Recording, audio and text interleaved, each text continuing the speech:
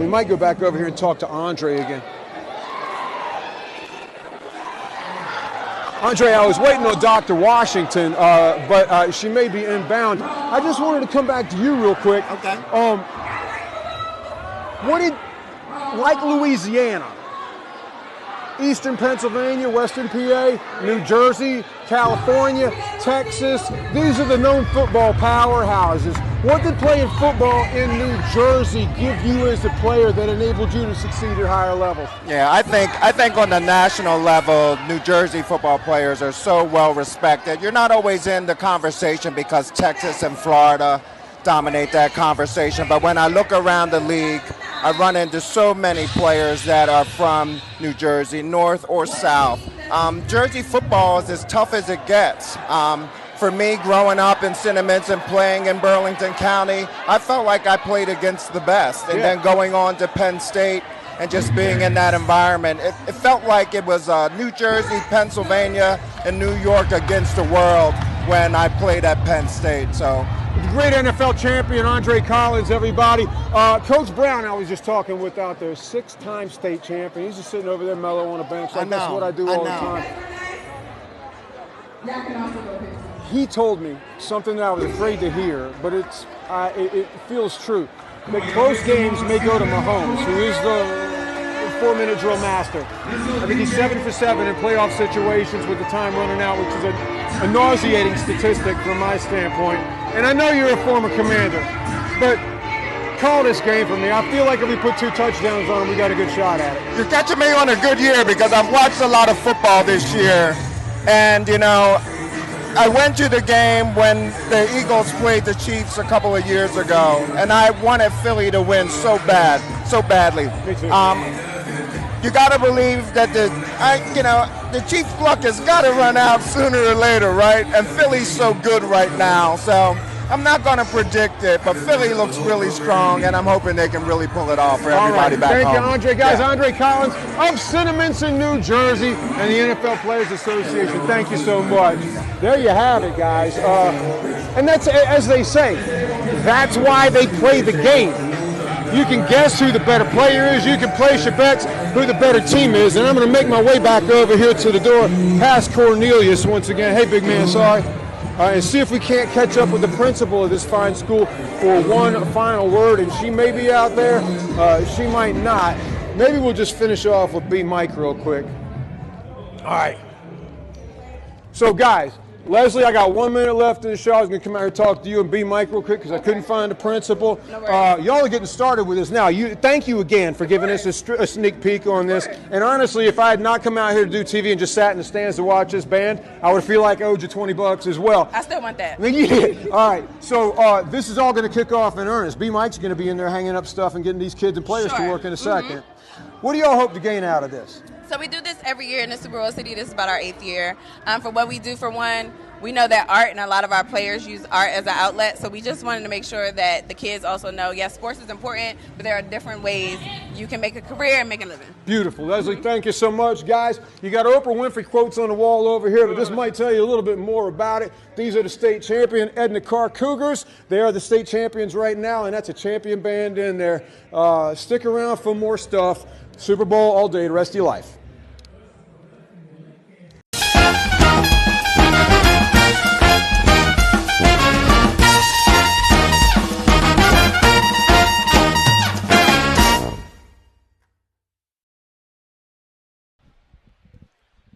Fox Local, Fox 29, Superstream 59. I've been telling you all week that things just keep getting better, more exciting. This is now day 4. I had a whole plan. I was going to stand up and walk around and show everybody everything that was going on. And then it was like, Brian Dawkins is in the building. Let's adjust plan and sit down and start the show with you. How are you, sir? I'm blessed, brother. I appreciate you taking a minute. No, it's my pleasure. Thank you for having me. It's like Philly.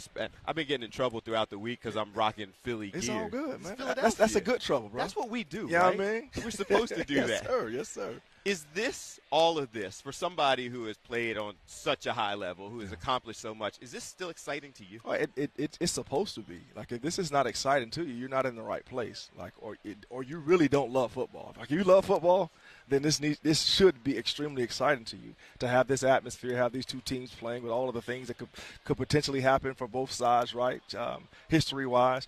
So, yeah, so it needs to be something that you're excited about if you're here. This is Philadelphia, obviously. Yes. So we know the history, the energy.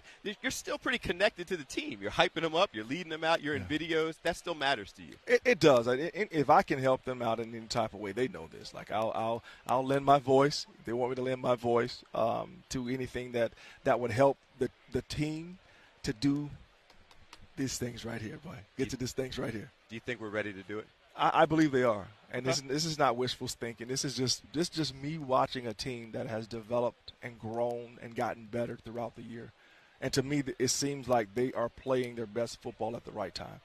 So that's what you want. You want to be playing your best football at the end of the season, and if those first two games are any indication, especially that second game against Washington, like, they are on the upswing as far as their attention to detail, their physicality, their passing and running, everything. When it comes to the game of football, it seems like they're on that upswing. How gratifying is it for you to watch this defense? Because obviously it's a lot about offense, but to see how this defense has turned around, and the young DBs in particular, and Jalen Carter, like, what's that for you watching that, knowing how great of defense you guys had? No, I love it. Because, again, you probably didn't hear me when I said it at the beginning of the year, but I told everybody it's going to be growing pains with this group. Why? Because you have two new coordinators. They have new talent coming in. And then it's going to be a learning process of the coordinators to who they have, what they can trust these guys with, right? All of those things are going to have to happen within a year. So I expected the up and downs that happen. The greatest thing for me to see for this defense and the offense, but especially the defense, is after the bye week, you saw a different team. Yeah. You saw, matter of fact, not only a different team, you saw different play calling by Vic. So to me, he felt more comfortable, and who he saw he had after those first 5 games, and then with Cooper being put into the slot position, now he began to do a little bit more, be a little bit more aggressive in his play calling from that perspective. So now when you then have that as a player, that my defensive coordinator, he's having more confidence in us, that pumps you up as a defender. Like I'm excited about the fact that we get to do more. Like, I won't use the term because of what happened here, but so you have more options to attack with. I'll just say it like that, right? So if I can potentially be one of those options, let me make sure that I'm putting it down so that Vic calls I almost said Jim Johnston. Yeah, great, that's all right. But I'm thinking in those terms. I'm thinking like that. Like, it could be my number to be called here fast if I handle my business on some of these other things. You see what I'm saying? Yeah. If I'm consistent in what I do. So a couple of passions, obviously, for people who have followed your career. Football is clearly a passion, but helping people, inspiring people, health and wellness has also been a passion, even while you were playing. What's the It Takes Two Health Initiative? Yeah, so I'm blessed to have a platform, obviously, to be able to speak about things. And a couple of things in my retirement that I've been blessed to do, try to strengthen people mentally, some of the things that I do, also physically, also spiritually in the things that I do. But this one has happened to be from a mental but also a physical place.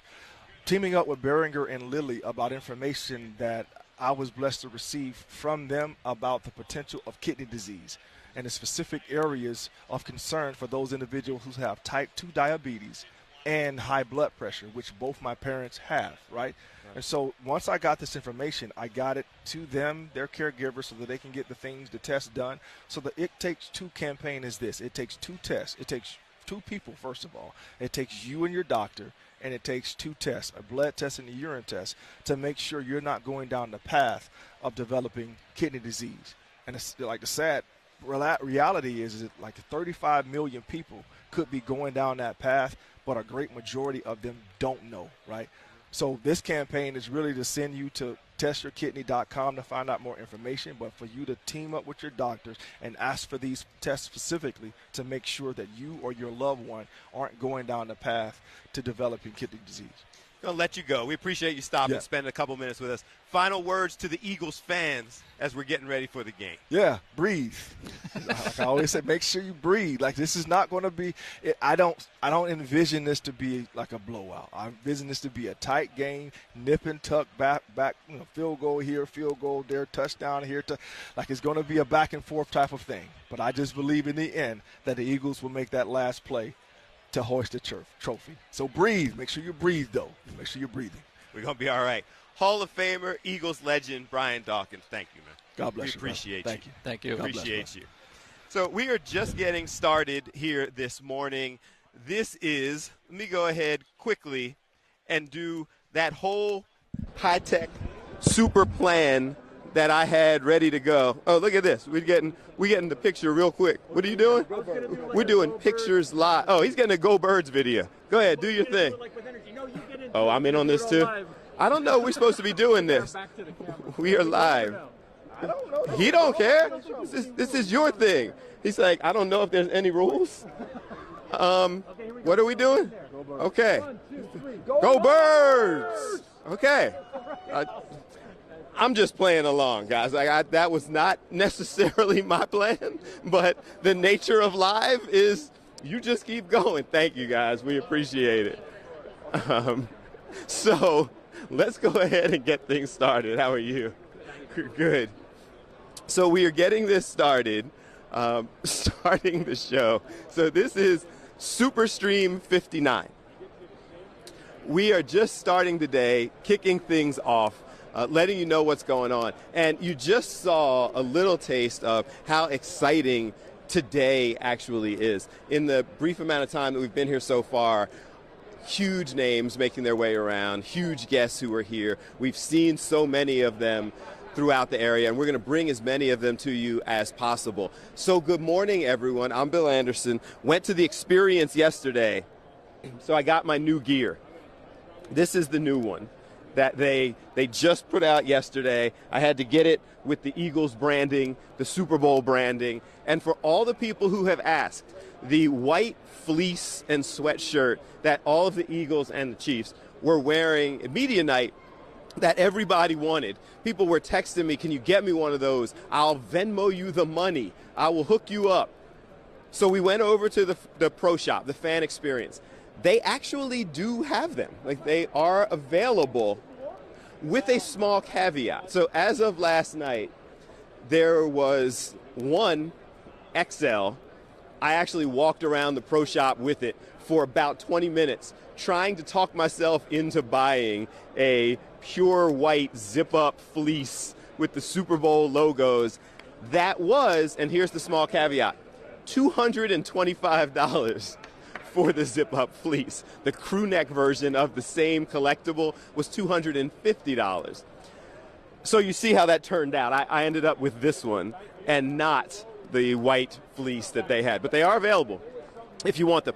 All right, as we get things started this morning, we've got a lot of amazing guests who are going to be joining us throughout the day. We'll keep sharing it with you. Superstream 59, Fox Local, Fox 29. I understand that also Fox Soul is joining us, some of the Fox stations across the country as well. So continue to share information with you. You can go to our Facebook page if you have any questions, comments, or things that you would like me to pursue while we're here. We'll be back, Superstream 59 on Fox Local, Fox 29, Fox Soul.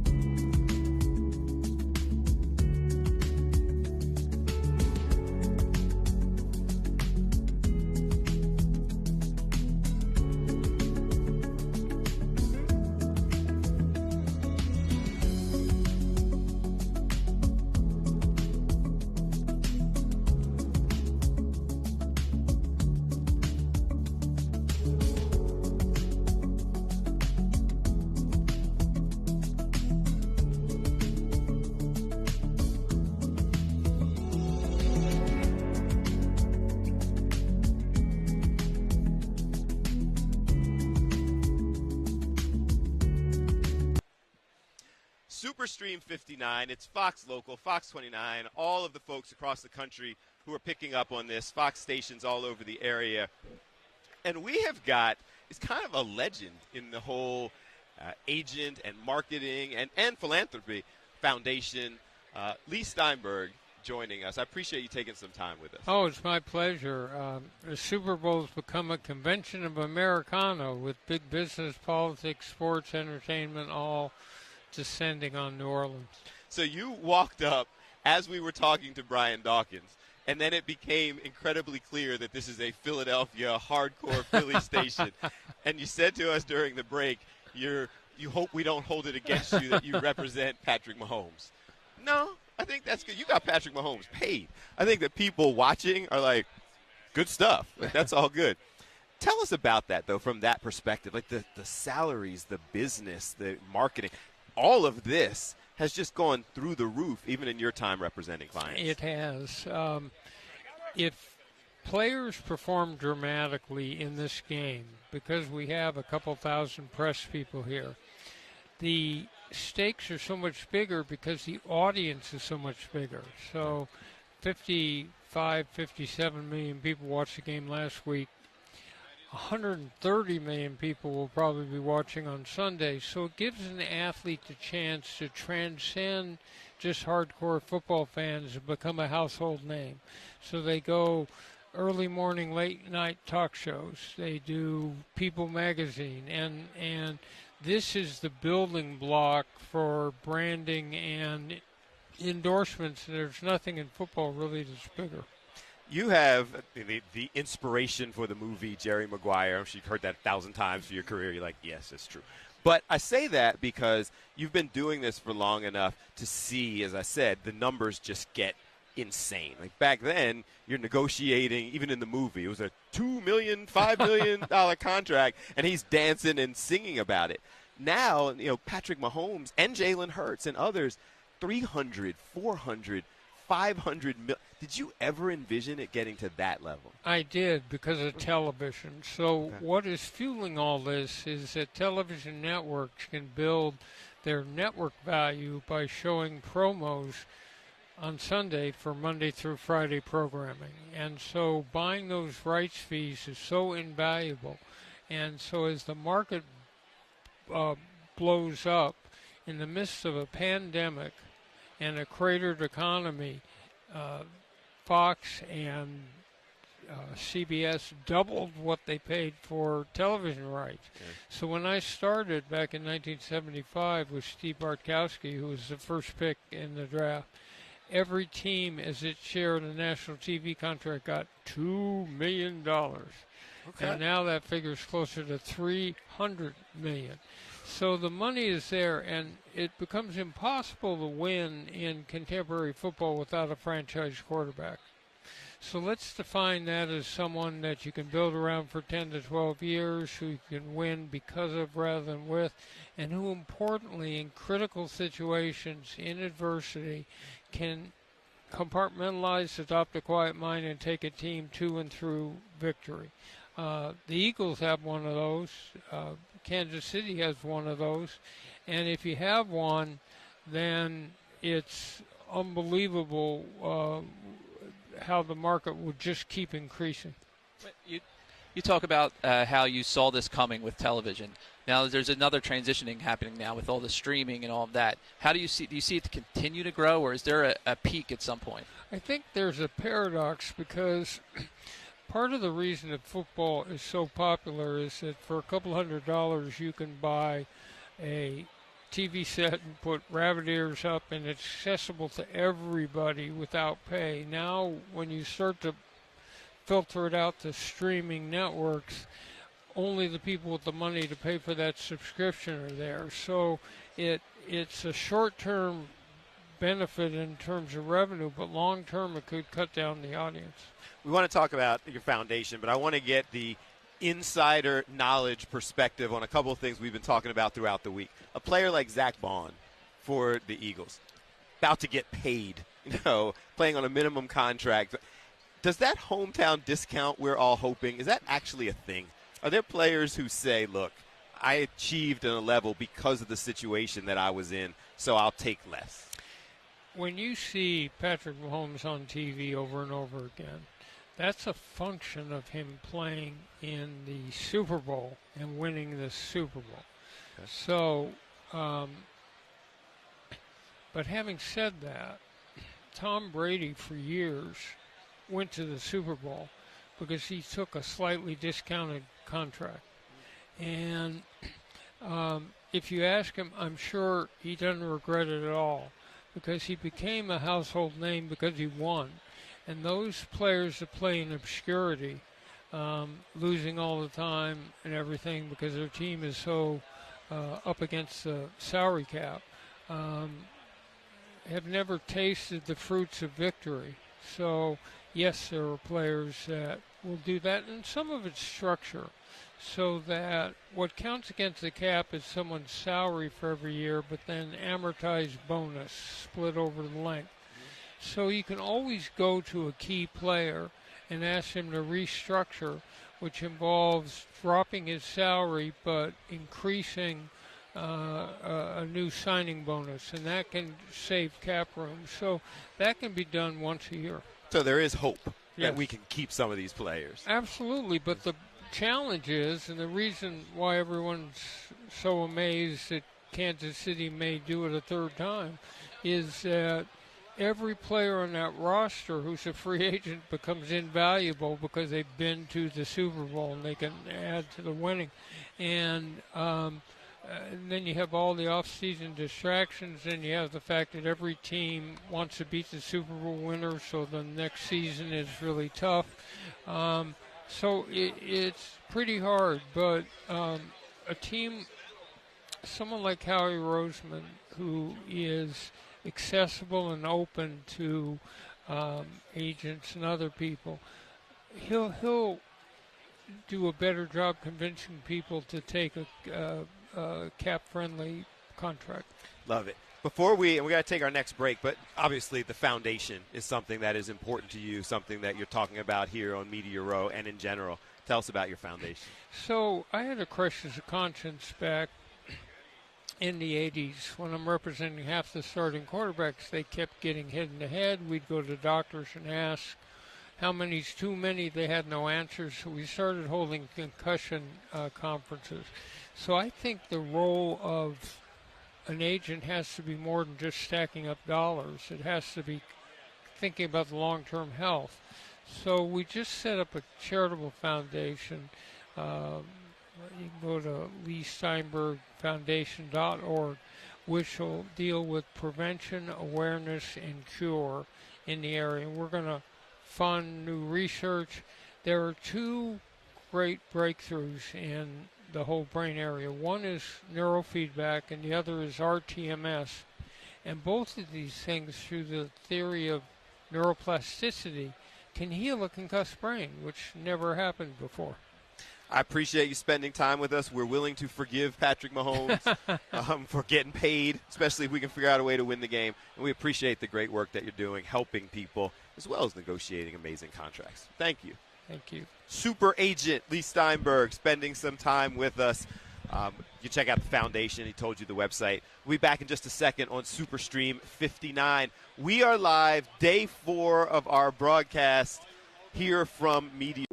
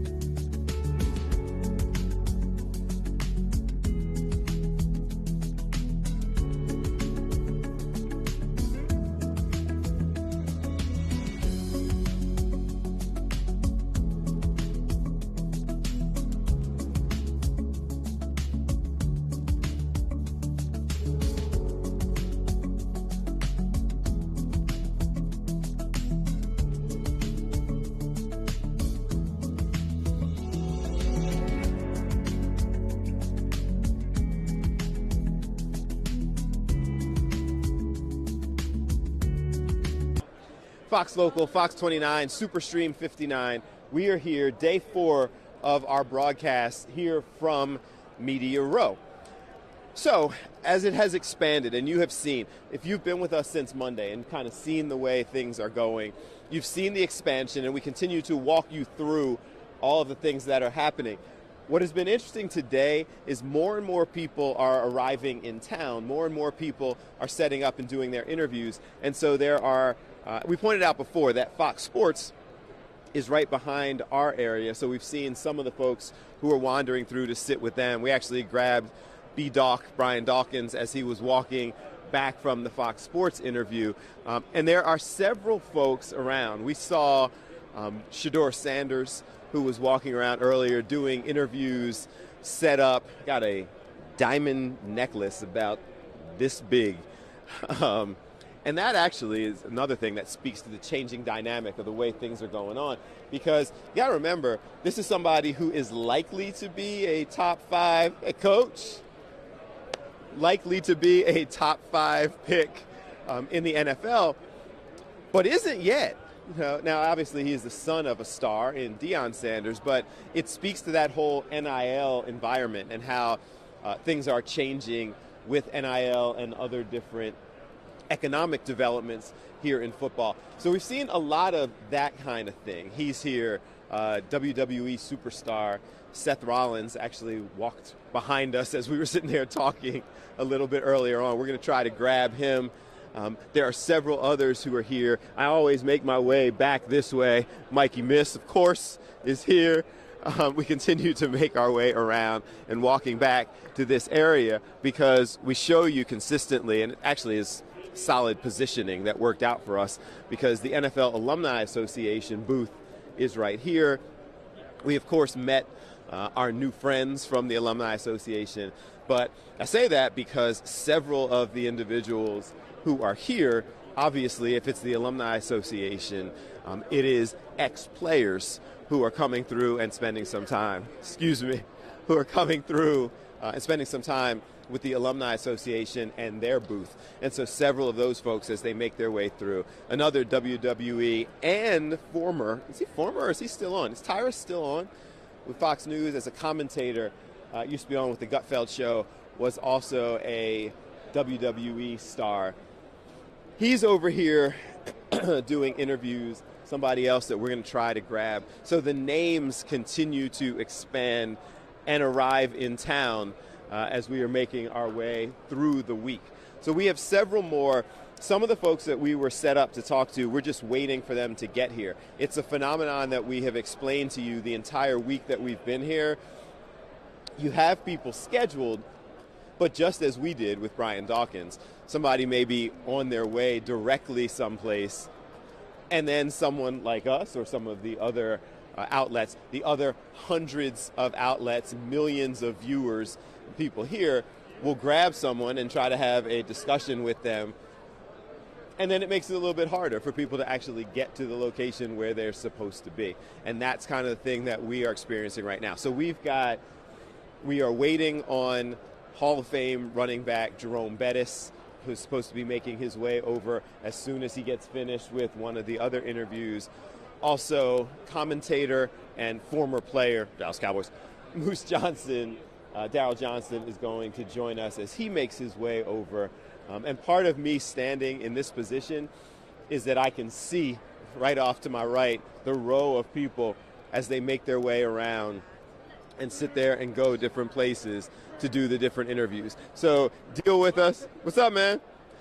So deal with all of us as we are sitting here trying to kind of figure this all out, trying to figure out who that was scooting through, like somebody obviously who is just finishing up their season, walking around, leg surgery or something along those lines. What's that? I'm going to tell you how beautiful a situation this is. Tell me. You got to face this way because we're on camera. Okay, well, listen. Right. The situation is beautiful because you have so many different athletes coming to an area with tons of media. Yes. To get NIL deals, you need media.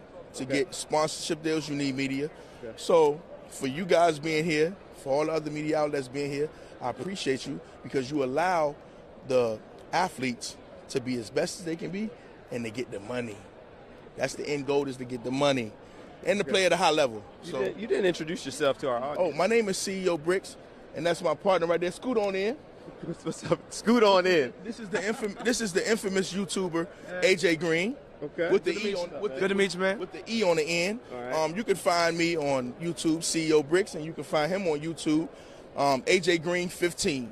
Okay. Yes. And y'all are doing what? What's the role? You're talking about NIL. You're talking about helping people do things. You got a name, CEO. Yeah. What's all that So mean? we do a lot with the youth community.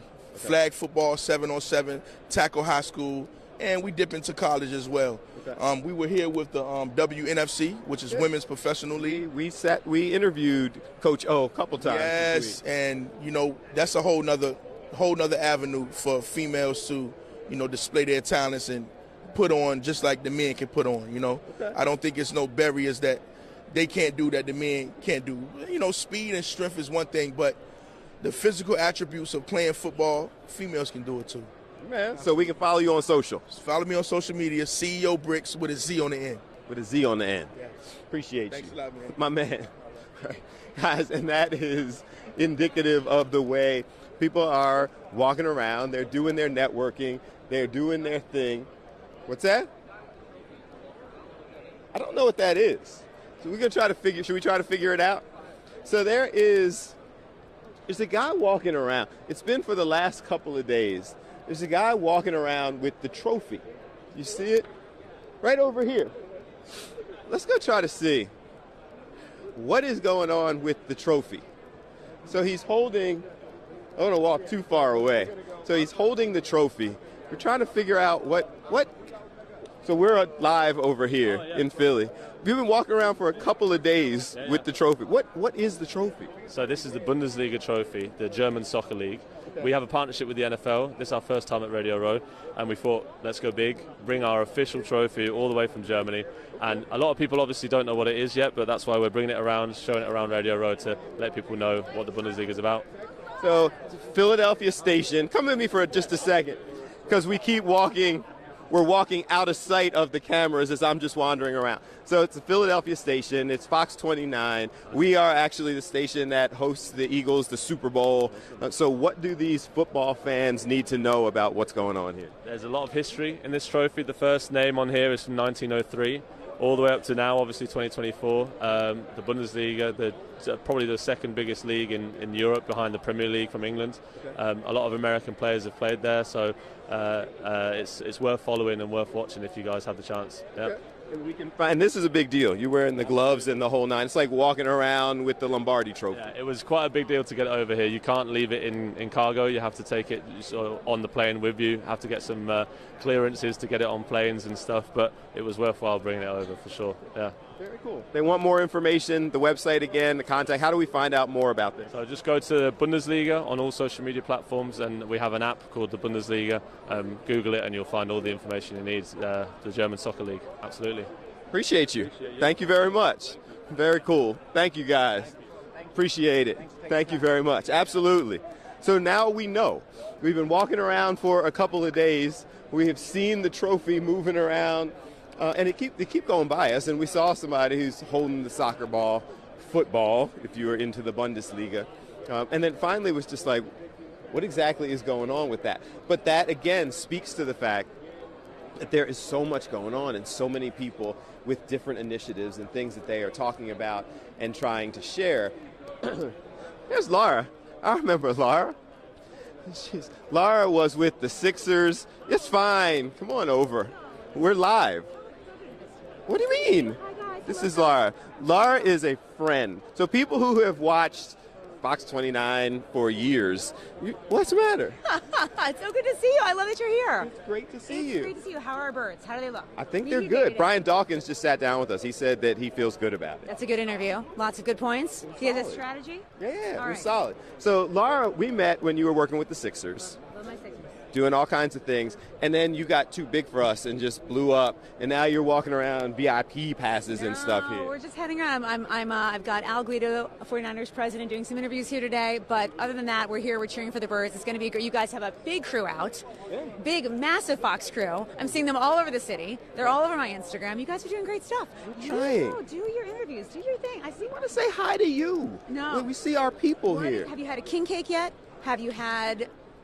Did you find I have. Did you do the whole thing? I've been such the do this because we're here for 5.5 hours every day. Setup. This is a good Radio Row. Have you taken them on the tour of the lovely Radio Row? We have walked around and shown everything. You've been doing this for a minute. Is this big for you? This is a nice setup. Miami was huge. We did Vegas last year. This is a great one, though. This is a really nice setup. The temperature is nice. It's busy. The celebs are walking through. I heard Stephen A. had like a 40-person entourage. I was here yesterday. He walked right by us, and he came in thick. Biggest entourage. Yeah, it was a lot. And the fact that people are still talking about that shows that it was, in fact. I mean, your entourage is back there. I appreciate that they're taking some time off camera just to give you some space.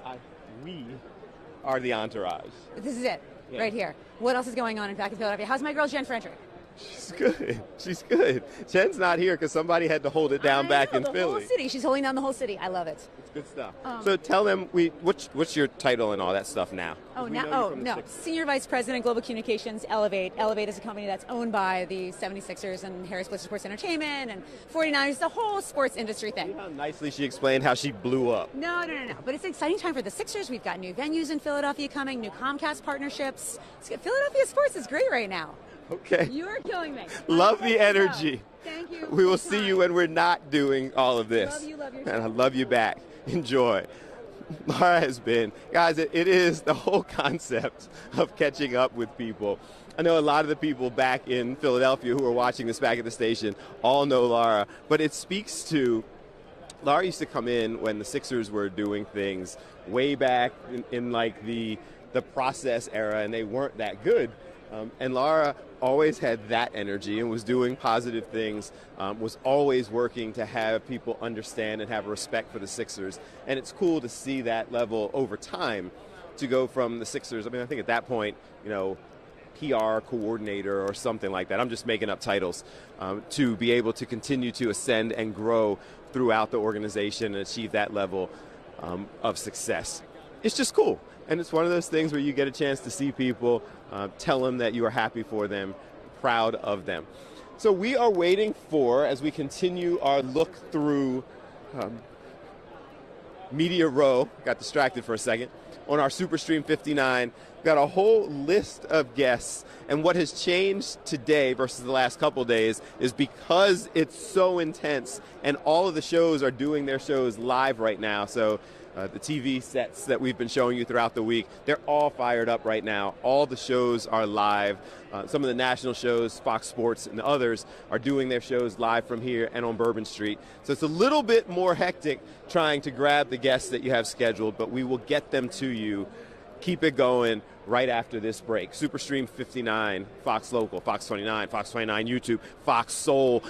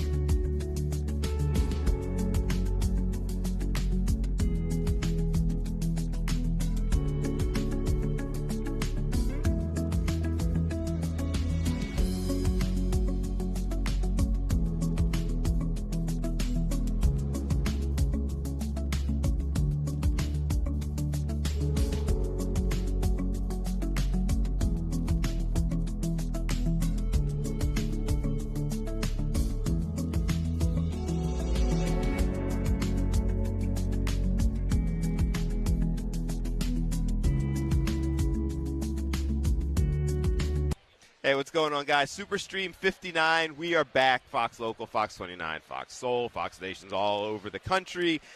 And during the break, we were just talking to Mr. Daryl Johnston. Appreciate you. Broadcaster, player, cowboy, all of those different things.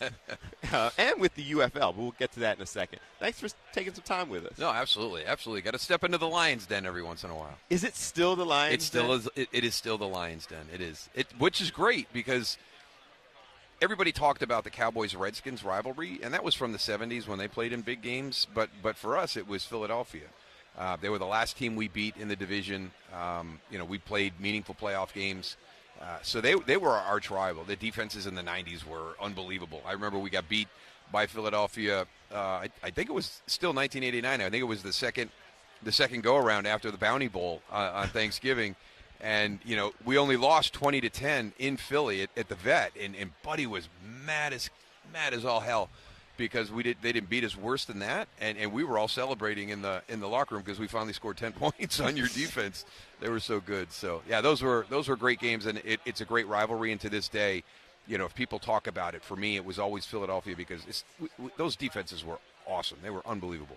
Was it respect? Or did you guys legitimately just not like each other? No, there was respect. And I will share a story based on respect for two guys that battled more than anybody in those rivalries. So if it really was generated by anger and hatred and no respect, this would have never happened. But when Eric Williams got into his car accident, when we woke up that next morning and we started to hear about it, it got worse progressively as the day went on. It started off as not a big deal, everything's going to be fine, to, hey, this thing is pretty serious.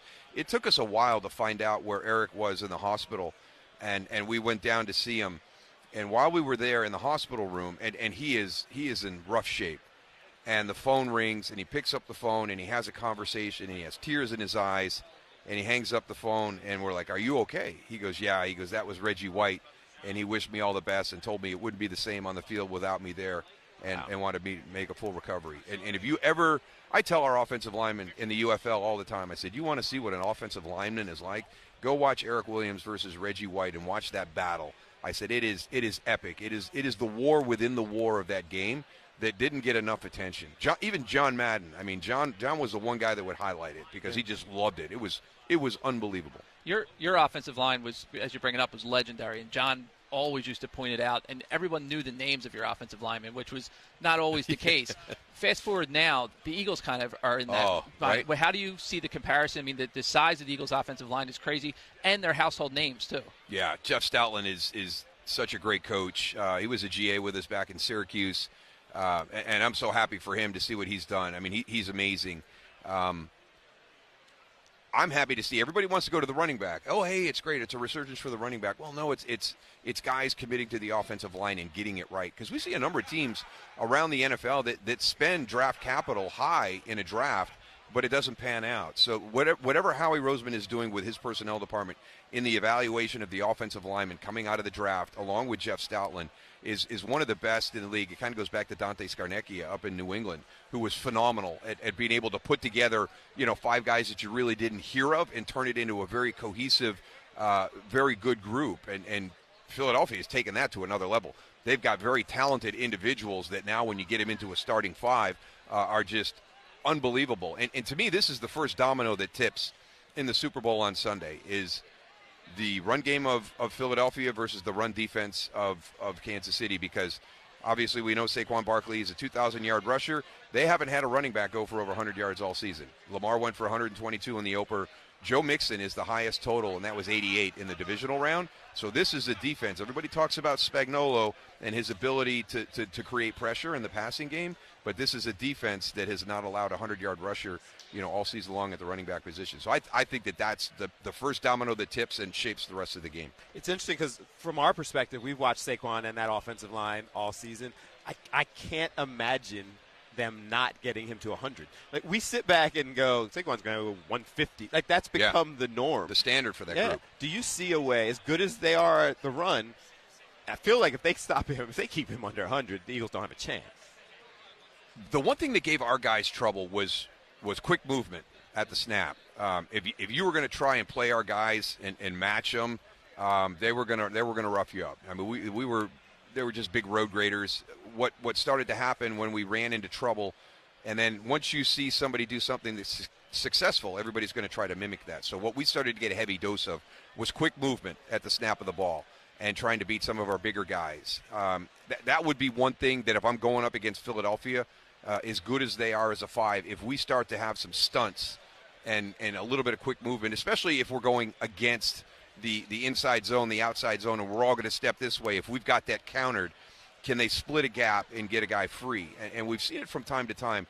But I would not want to stand and try to go toe-to-toe with the Philadelphia offensive line. So I expect Steve Spagnuolo to do something a little bit different, and could a little bit of that be some subtle quick movements in the line of scrimmage by the defensive line. How long did it take? I'm just curious, and we want to talk about the United Football League as well. But it's interesting because as diehard Eagles fans, like I'm on Media Row wearing my Eagles gear, it was a cool transition to see Eagles fans respect people like yourself, Troy Aikman, some of the hated rivals when you were playing, as you started doing the media, and they respected your analysis, the things you would. Did you notice that as well too? That people now are like, oh hey, like there he is, that's our guy, rather than there's that cowboy.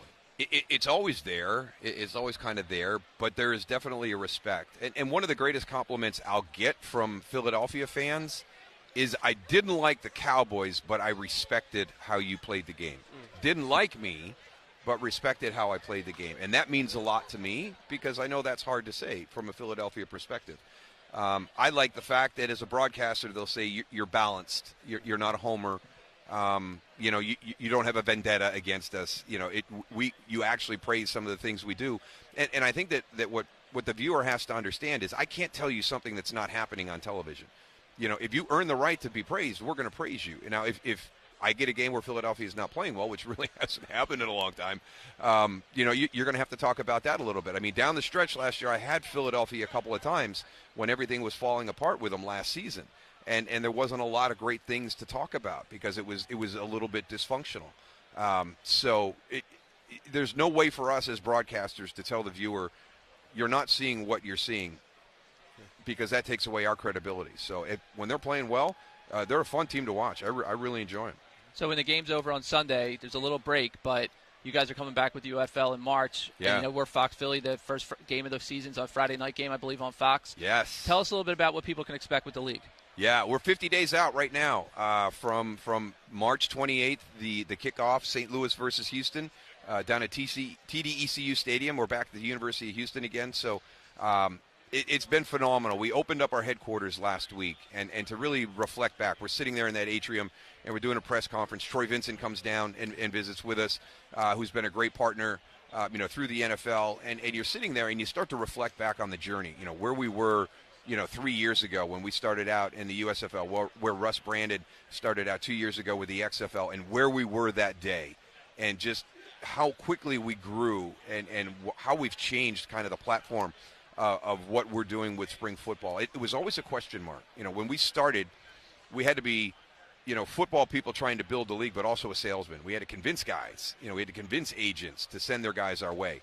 Now, we're getting inbound calls. Hey, I've got 4 guys. I think it'd be a perfect fit for the UFL. We get individual guys reaching out to me and Russ Brandon and Jim Pop and Doug Whaley and Russ Giglio, guys that are in the front office with the personnel, everybody through our network. So we're fielding these calls because I think the doubt that was there 3 years ago has now been replaced by belief and trust. And the best example we had this year is we had some openings in the USFL a couple of years ago, and I called Ken Wisenhunt and asked what he was doing now. Would you be interested in being a coaching candidate? And he said, I'm consulting for the University of Alabama, but I'm watching what you're doing. I think it's a great job. It's going to be necessary for the NFL moving forward to have something like what you guys are building, but I'm good right now. And then this year when we had to make a coaching change, Ken called us and said, hey, if that Memphis spot hasn't been filled yet, I'd really love the opportunity to interview for that because I'd like to get back into really just coaching football. So we're bringing Ken Wisenhunt back into the league this year. We replaced 2 offensive line coaches this year, and we got Tom Cable and Mark Colombo. So it's such a different place to be in. this season as opposed to where we were 3 years ago, and it's a ton of hard work by a bunch of great people that's gotten us to that point. And how important is that relationship with the NFL in terms of, I remember back in the day when they had the World League and they were trying to build it up, because the NFL is the one big league who doesn't have like a counter to help, bring in talent and that sort of thing. So how is that relationship, and where do you see that going? It's a strong relationship, and we continue to respect it and nurture it. There's a lot of work with rules. There's a lot of work with technology. The next step for us is kind of what you're talking about. Back in NFL Europe, if you sent 10 guys over to NFL Europe to play, you got 10 extra spots on your training camp roster. And that was something that was very valuable for the teams, and that encouraged teams to send guys over. And, we just visited with Jake Delhomme, and he's one of those guys that maybe we don't know about because he didn't have that opportunity. So what we would love to do, and this is a conversation, this is great that we're talking to the Philadelphia fan base on this one, because in 2019, we're in the Alliance of American Football, and my 4 NFL teams are Dallas, Kansas City, Houston, and Philadelphia. And so I come up to see Jeff Stoutland, and, obviously offensive linemen are coveted in every football league, but especially for ours. And I'm talking to him about Jordan Mailata. And it's basically Jordan needs to play the game. He's athletic. We all know what he can do from that standpoint, but he needs to play the game. And we're having that conversation, and Jeff's like, listen, we've got a lot of time and we got a lot of money invested in Jordan. He goes, if I send him down to you, I've got to break that contract, and then I've opened the door for the other 31 teams to come get Jordan Mailata. And he goes, I know who he's going to be, and I don't want anybody else to have him. So until we can figure out how do we get that free flow up and down, and do we do a relegation of our teams, we've got 8, into the 32 up above, it'd be 4 across the board, or do we just leave it wide open and let our teams, be able to have an opportunity to get NFL players to come down and play in the UFL, and then they go right back to that team. They break that contract to sign with us, but there's reciprocal rights that go right back to them. Because when they're with us and they go up to the NFL to play, we have to break that contract. But we let that team retain rights. So once that player is released to come back to the UFL, that team has right of first refusal to bring him back. So we always afford league. It's almost like a not training kind of understates it, yeah, but you can and that's that slippery slope that we don't want to walk down, right? Because we do want to consider ourselves a standalone professional football league that plays their games in the spring. Okay. And we understand the developmental component. We understand the opportunity that we provide for our players, but we always want to be, no, we're a standalone league. Okay. We do have a relationship with the NFL, and there's just a lot of, subtle things that you want to work through where you maintain your independence and things like that. But we've got a great working relationship with the NFL. I mean, Russ Brandon has been involved with the NFL for multiple decades. He's got great relationships with, he can pick up the phone and call Roger Goodell and bend his ear a little bit. We've all got great relationships with Troy and a number of the people up at Park Avenue. So there's so much synergy for us, to continue to build this. And just a lot of the things that we can talk about, the relationships that have grown through the past with our rules, with the health and safety, with technology, just the things that we've already done in a collaborative way with the NFL.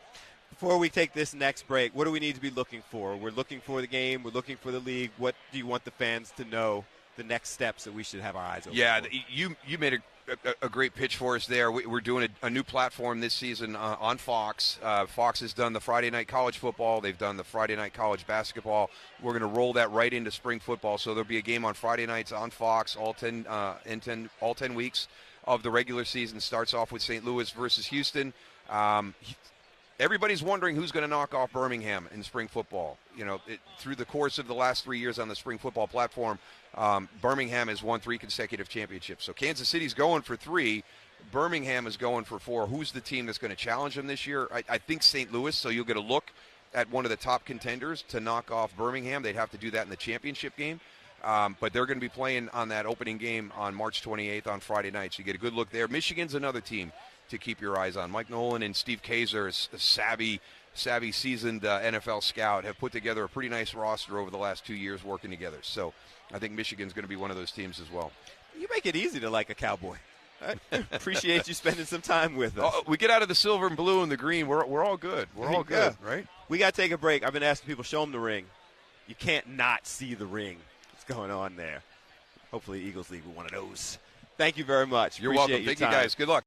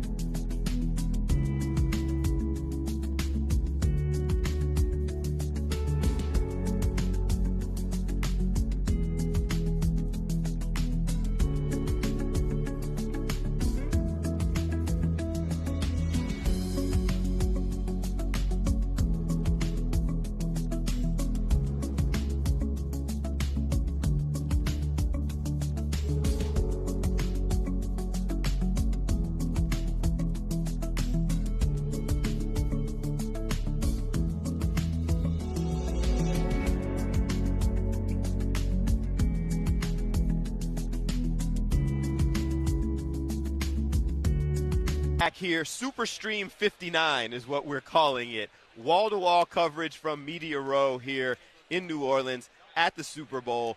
4 days in, and I'm still sitting here going, yo, we're at the Super Bowl. It's crazy, isn't it? Yeah, it's nice. Great place to be. Jeffri Chadiha from the NFL Network. Appreciate you spending some time with us. No problem, man. Glad to be here. NFL Network, you guys are everywhere. You know, is this are we? Yeah, everywhere. We've talked to some of your colleagues, fun discussions. Colleen Wolfe was here. A couple others came through. Do you love that? Like, you got wall-to-wall analysis, 8-hour shows. Like, yeah, it's great. Look, it's like you have to love football to be a part of this operation, and I think the people you mentioned, like Colleen, a Philly native, I'm sure she was hyping up her Eagles. We got great people. Like when I first came over here, Stacey Dales told me this like 10 years ago. We work with great people. That's what the best thing about this place is. So to me, it's the coverage is great, but also seeing everybody over the course of the year. You're bouncing around different games, different spots, so to be all in one place and trying to put this thing together, it's definitely exciting. Yeah. How long have you been doing this? Oh, I've been at NFL Network for 10 years, but I was at ESPN for 7 years before that, and Sports Illustrated for 7 years. I'm like, covering the NFL, this is like my 25th, 26th year, yeah. So, but does it feel like old hat? Because I'm new to this. Oh, okay. This whole process being here. Yeah. This seems big, and people keep saying this feels like a step up, what we're doing. Oh, today. yeah. I mean, that's part of the whole week, right? When you come down here, when the teams come here and everybody, it's like you really are in the center of the universe.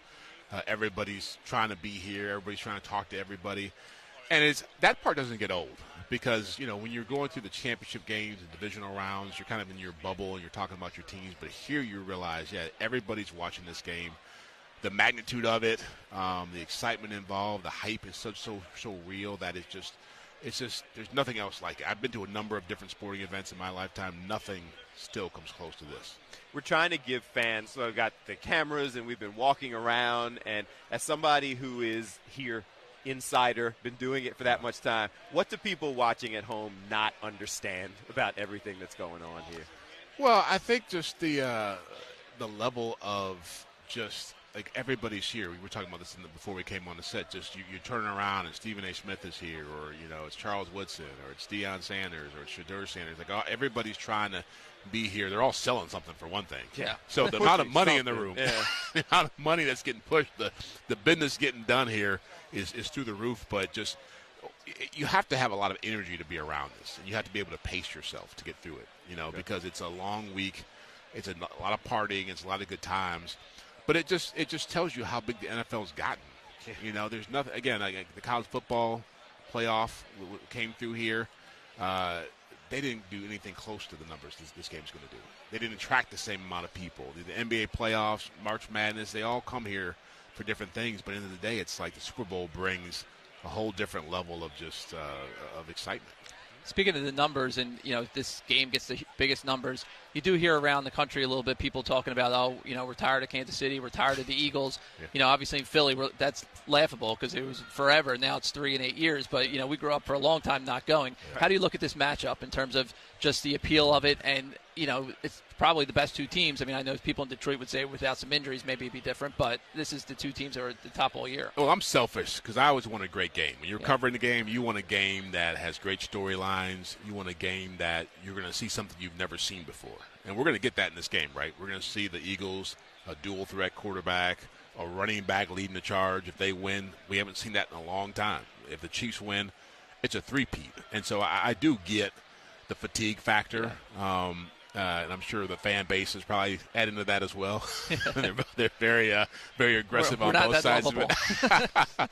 But no, I love the matchup because you want to see big games. When the Patriots were winning, it just felt like you'd come here and there'd be a lot of like, oh, they're just going to win because they're the Patriots. And I feel like this game, the Eagles are the better team.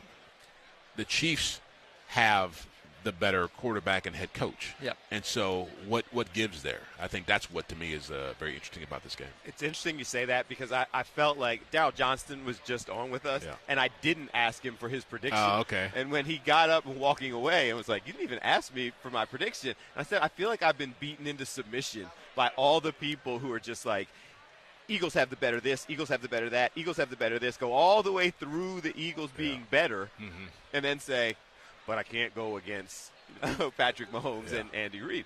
So it's interesting that you say that because it feels that way. Like they're the better team, but now you got to overcome the legend. Yeah. And that's a big part of this. Legend is the right word. I mean, I think if this was the first time these teams were playing, we wouldn't talk about it in that way, right? We'd say that the Chiefs got to prove it. Because we've seen Mahomes do it for so long, we give them that pass, that benefit of the doubt that says, oh, you're going to keep doing it because you've always done it. Well, I saw Nick Foles play the Patriots, and nobody was giving him a shot, and they wound up winning that game. You know, I saw Eli Manning play the Patriots twice, and people weren't giving them a shot, and they wound up winning that game. And so when I look back at it, in both those games, you say, well, those teams were way more talented than we gave them credit for. They had way more things go on for them.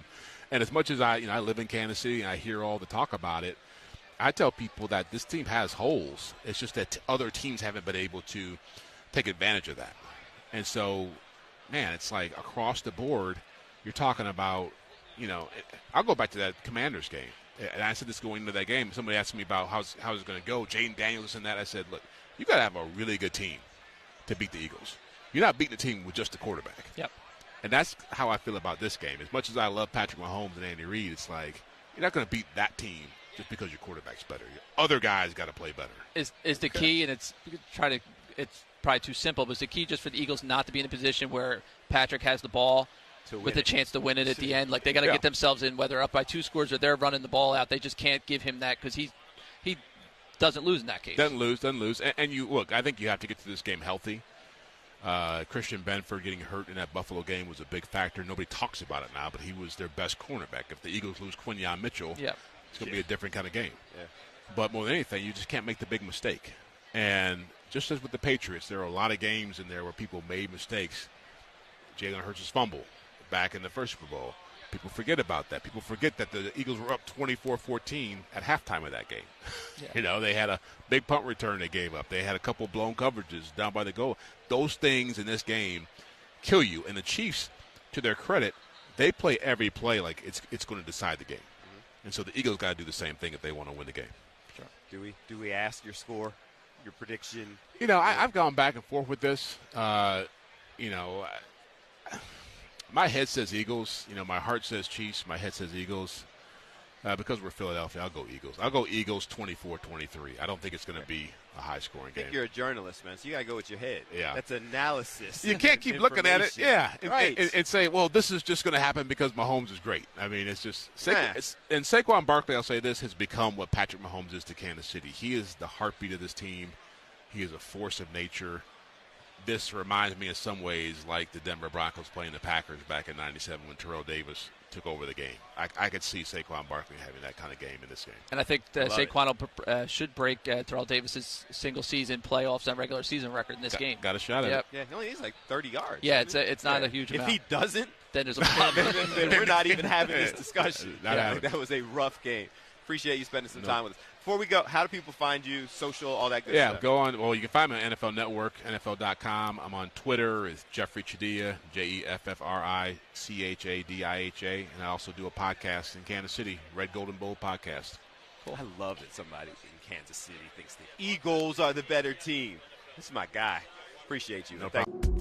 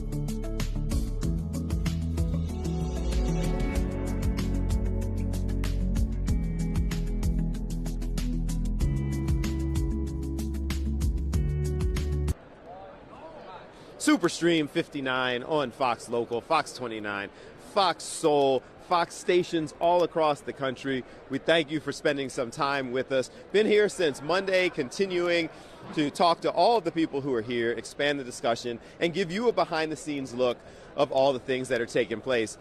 I told Daryl Johnston that I would update you and let you know, because even he was surprised that I didn't ask him about his predictions. He said, as a former Cowboy and as an NFL analyst who's extremely well respected, he said he believes the Eagles win this game by 2 scores. He said he thinks that the Eagles will be up by 10 points or so. It will not be an issue of Patrick Mahomes having the ball to win the game, and he feels pretty confident that the Eagles have the better team. So told him that I would share that with you. Didn't ask him because I never expected that would be the thing that he was going to say as we got his analysis. So I've seen a couple more people walk by, trying to see how many of them I could show you or grab for you. We just saw Donovan McNabb just walk by, so we're going to see at some point if we can grab him, get his take on this, a little discussion. We have a few more people who are lined up and supposed to be guests here with us. But again, the recurring theme today that has not been the case over the last couple of days, just because it has not been, has not been this overwhelmingly crowded and active. The ongoing theme has been that challenge of people having a really hard time getting from one place to the next, making it from one table to the next, one interview to the next, with the exception of the handful of folks who are, traveling with huge entourages, the Stephen A. Smiths of the world, and those types of folks. With the exception of those types of folks, the challenge is, I'm sorry guys, I was communicating, since we're doing all of this live and you see people walking around. How are you, sir? How are you? I think you with us. How are you? We're here. How are you? We're good. You want to sit? You want to stand? This is us. This is us. We're good. So, all right. So Brandon T. Jackson is here. Do you want to sit, stand? You get comfortable? I feel like we could sit, but first you got to see the outfit. Dude, it's a family business. New Orleans ready? I guess. It's what we do. I'm not from New Orleans. Listen, the TV shows New Orleans. I'm from Detroit, which we're a little salty right now with how we got out the whole situation. But we don't want to talk about that. Nah. We want to talk about these Eagles and these Chiefs. Both teams. I wish them well. But next year, Detroit will be coming back strong. I said it. Love y'all with that. All right. So we want you to see the outfit. We can sit down. Let's sit down and talk. We can talk a little bit about the career, the family business, all the things going on. My little transition. I love the transition. Man, I gotta tell you. So you're doing the whole acting thing, the on-camera thing. Yes. What's been interesting to me, when we first started doing all these interviews, I'm walking around with the wireless mic. And I'm talking to all the various people. And then I come over here and try to transition into sitting down. Yeah. And I'm trying to be real smooth with it, real casual and just like, nobody sees that transition. And then they reminded me during one of the breaks, you're on camera. So all of the smooth that I was trying to do, it just wasn't. It was gone. You forgot. You know what it is? You gotta know how to like with acting. The funny thing about acting, most of us are nerds. You know that, right? Most of us are not smooth in real life. Some of us are. Okay. But most of us are real artists where we gotta find the smooth. You know what I'm saying? Let's try it real quick. Come on. This is transition. Okay. Boom. So we sit down. Sit down. Boom. Like, and you gotta just look. You gotta slide in. Boom. Look to the side. Okay. Boom. Sit. Sit. Bow, boom, Super Bowl, baby. Just slide and then you do lean in like this. It's a whole thing. It's a whole thing. That's how you do it. We got to practice that. It was pretty good. I don't have to practice that because I don't ever have to do it. That's your career. You've already got that down. But you're great, man. I Good to see you. Good to see you. So the family business is a new thing. Yeah. But tell us a little bit about the journey, some of the other things, the successes that kind of got you here. Yeah, it's a Tribe of Thunder, and of course, shout out to Ben Stiller, who pretty much, and Malcolm Lee, I would say, the people who shaped my career, and this has been my first, I would say, network TV show that I helped produce with Carl Weber and also my Leela Rashawn. And, you know, it's different because I'm starting to, you know, look at how Tyler Perry, how Ben Stiller, these guys, they step in the producer situation, and even look at like with Brad Pitt with Plan B. It's like you get to a point in your career where you know where you fit. You know where your lane is. You know what you want to do. You know what it is. And Michael B. Jordan and all these guys, we're all at this kind of, I would say, producing now, because you just can't. You get casted as great. You know what I mean? Okay. But it's like you know the lane you want to go. I want to play something more serious because I've never done that before. Everything I played was comedy, even though I got a comedy coming out after this. But I want to do something totally against what people are used to me doing and switch up the look. Those locks are real, by the way. Everybody keeps saying no, it's not a wig. It took me 8 years to grow that. I just cut it. So it's so annoying. People calling you out for a wig? They think I got a lace front on. It's not a lace front. So, but to do something different was really it was very engaging. And, I mean, just I would say being on that set of Tropic Thunder and watching Ben Stiller direct and star, and then you got all these personalities. That was my grad school for film. Okay. You know what I'm saying? I was 23 when I did that. When I was 22 when I was shooting that movie. Okay. And I was 23 when it came out. So that was like a very pivotal point in my life, seeing Tom Cruise jump out of plane over here, then Matthew McConaughey. I was just like soaking all this up. You know what I mean? Were you saying I want to do that too? Yes. But then you were just then I was bright-eyed, bushy-tailed. I could never thought that I'd be able to produce things for networks and stuff like, you know, things like that. And it's still, of course, shout out to Ben with Severance. Even though we beat you out this week with top 10 picks. But I love you, Ben. Thank you for teaching us. But no, I would say mentor-wise, I would say that, like you said, what have kind of shaped my career, I would say Malcolm Lee, who gave me my first break in Road Bounce. And I would say my guy Ben, I mean, as far as film, you know what I mean? Yeah. Just being a producer. So the family business. Yeah. Tell us about it, because this is your thing. Like, you wanted to go ahead and do it. Yeah. You got well, your it's Carl chance Weber's to do thing. It. Okay. Carl Weber's the writer. He's the originator. It's based off books. My team and we went in, shout out to Michael McConnell, and we met with Carl Weber, and we was like, listen, let's do Family Business New Orleans. Let's get this, because Family Business is already a hit. Mm-hmm. It's a hit show, man. And it's so cool how this is like a sleeper. It has a really cult following. Okay.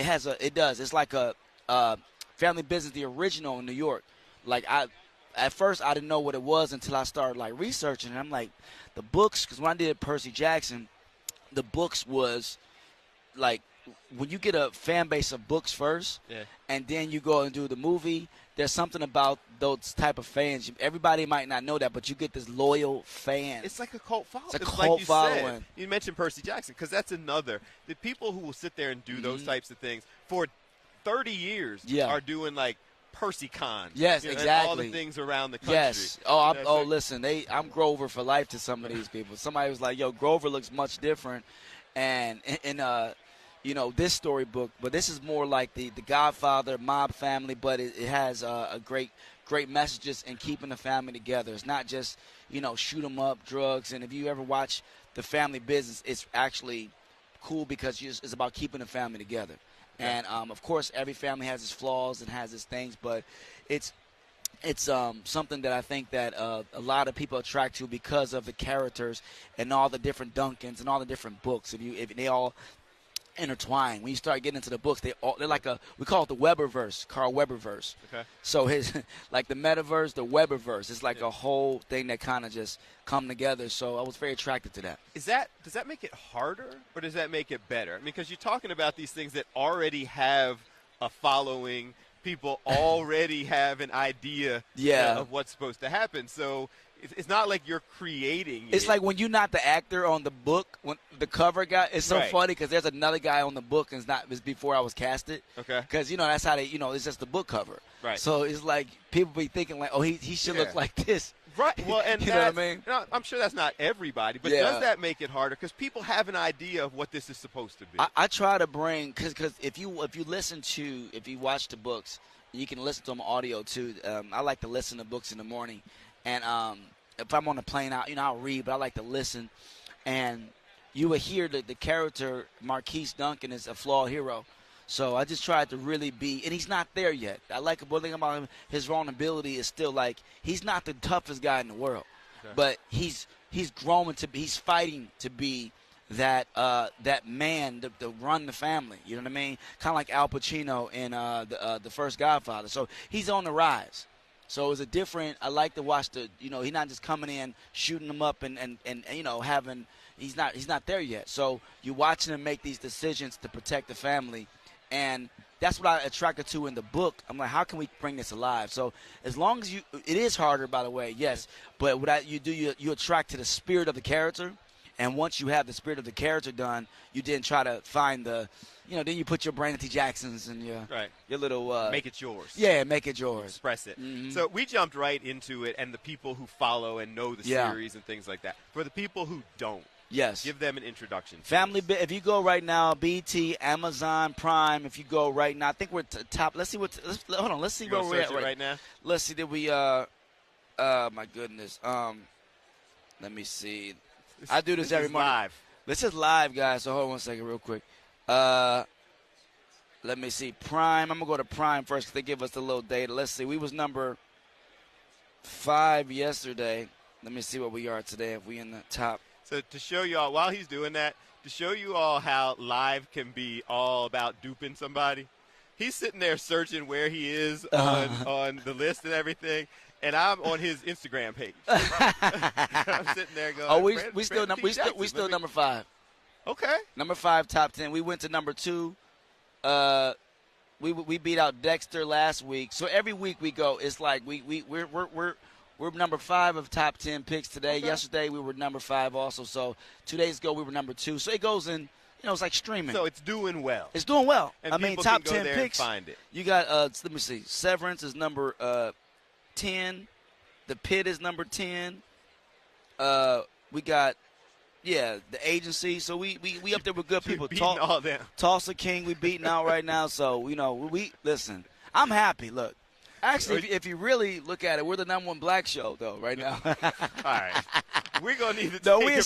We're a show for everybody, guys. A top 5 show. Yes, show in general. We're going to do that.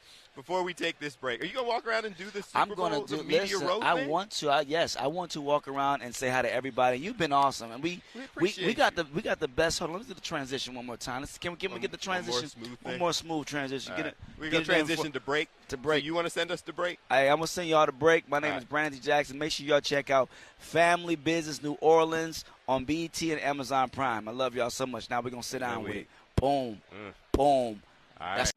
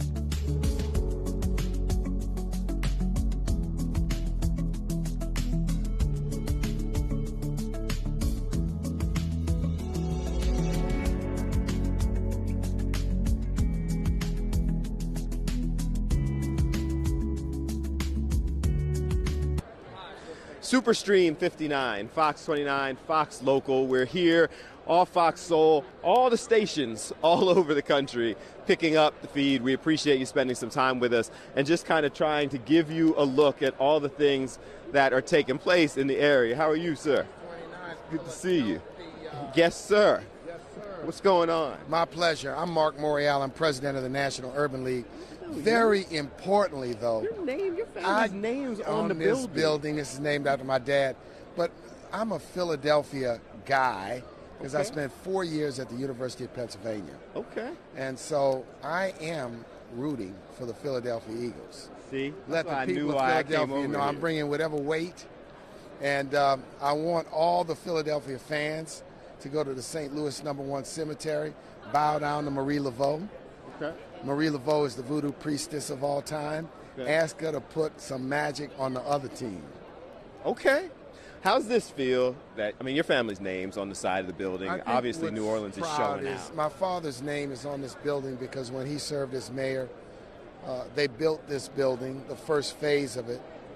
When I served as mayor, we expanded it by adding a third phase. It's one of the largest convention centers in the world, and maybe the only convention center named after a black person, but it's here because of his work and later my work to build this building and make it what it is.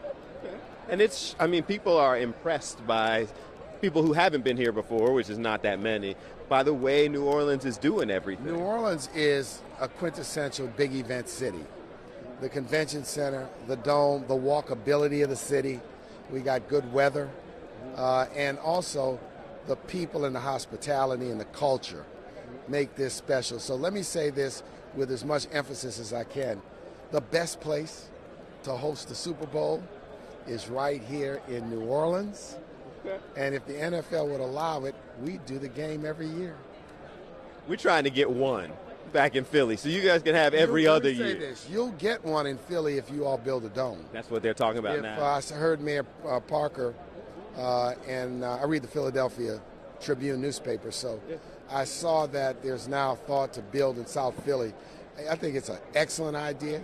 I think it's a powerful idea, and I think if you build a dome, you'll not only get Super Bowls, you'll get Final Fours, you'll get incredibly large concerts. I mean, there's nothing. When this city built the dome 50 years ago and then built this convention center 40 years ago, it was transformative in our ability to host special events. So we're just excited.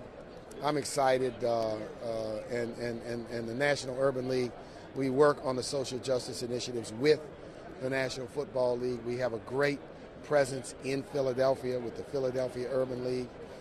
Darren Anderson leads our efforts there. So I'm just so excited to see all of Philadelphia here in New Orleans. We need to take a break. My brother actually does consulting stuff for the Urban League. Yeah, right. So we're good. I appreciate you. God bless you. What's your name? Bill Anderson. Bill, come over here. Thank you very much. I'm live right now, so I got to sit down and do this real quick. Moving over to continue the conversation.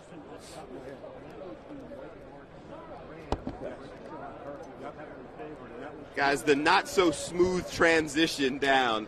While we were sitting here, I was off speaking to the former mayor about all the things going on.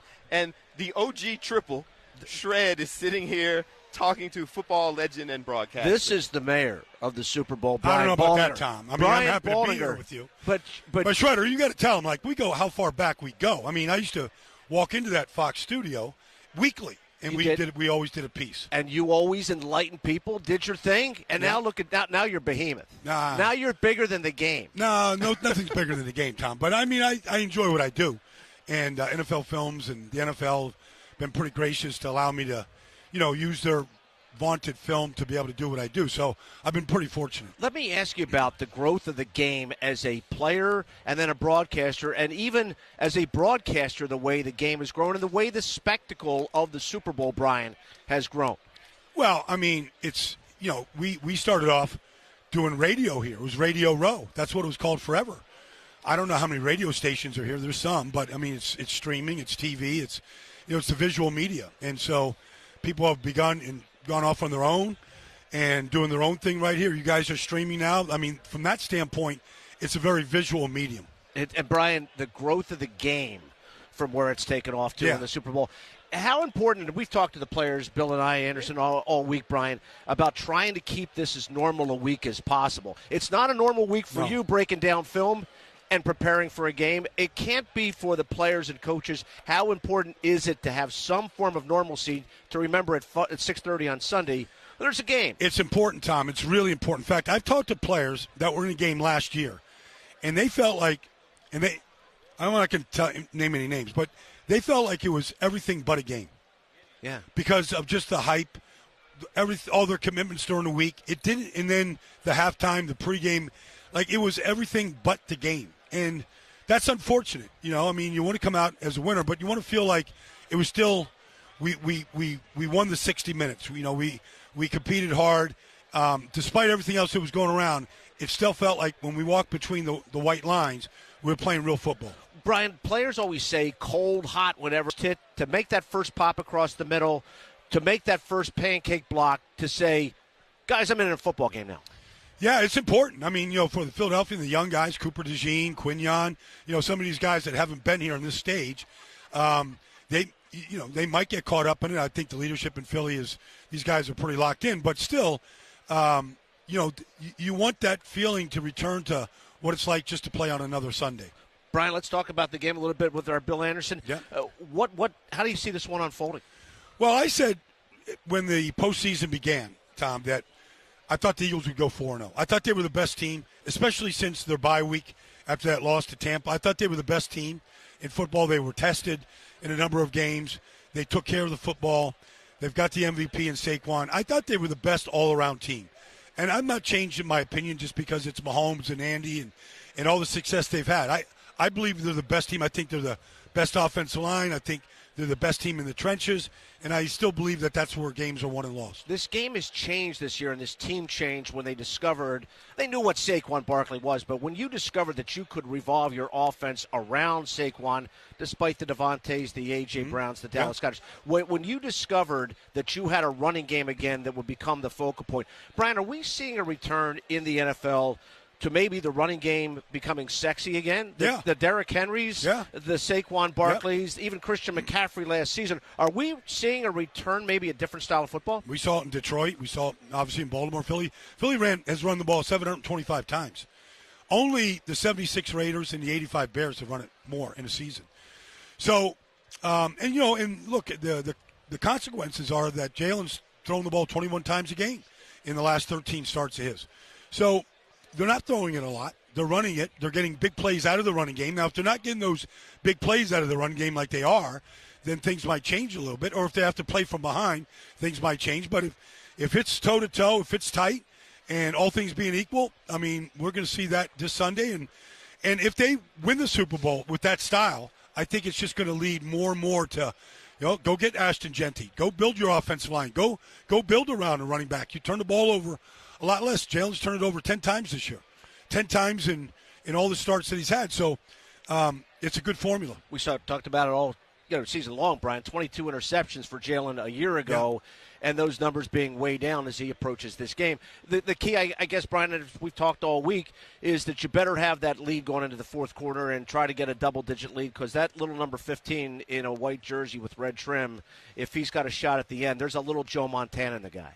Well, there's a lot of Joe Montana. I mean, he might be the new Joe Montana here. So, yes, I mean, he knows how to finish games. No matter what the situation is. I mean, even getting to overtime like he did in the playoffs against Buffalo with 13 seconds 3 years ago.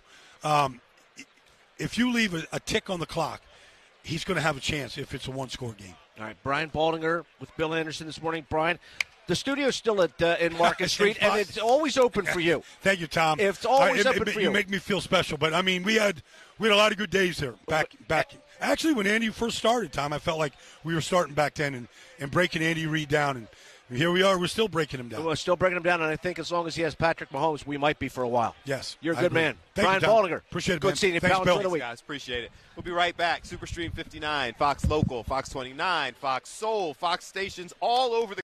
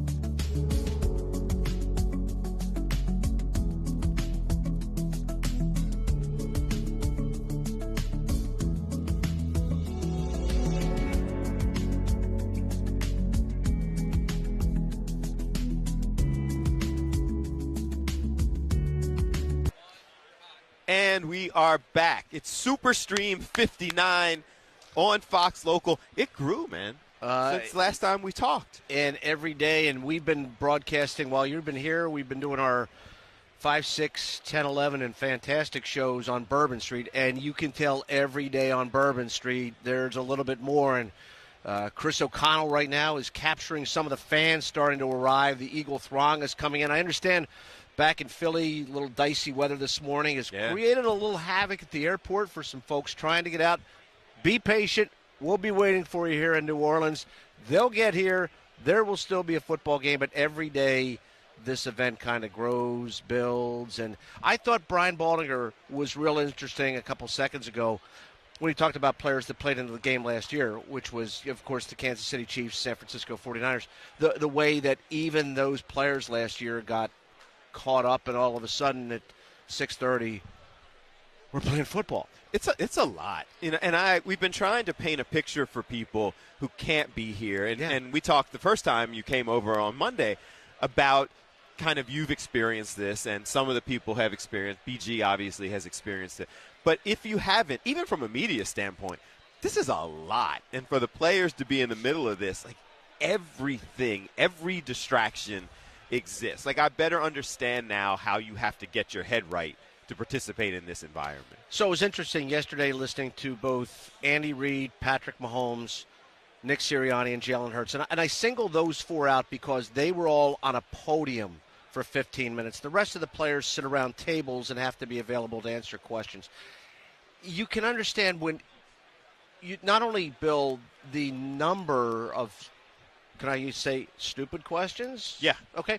That are asked, but even the football stuff day in, day out, that they are asked and repeated over, and you can't be distracted. You can't be bored. You can't be upset with those questions. They're going to keep coming. You have to painfully sit and answer the question to the best of your ability because they are under microscopes, and that's part of it. It takes away. You are under a microscope here if you are Andy, Patrick, Nick, and Jalen. Travis Kelce spoke today. Teams will coach these guys how to do it, but you have to have a certain tolerance with your obligations that come with this game. I saw there's one that's going viral now from Media Night. And I don't remember the specific question, but somebody asked Travis Kelce something Taylor Swift related.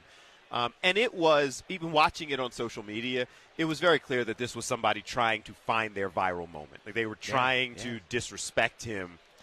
And he didn't change his face, didn't change his expression, didn't get angry. He just went, that's a really good question. Who's next?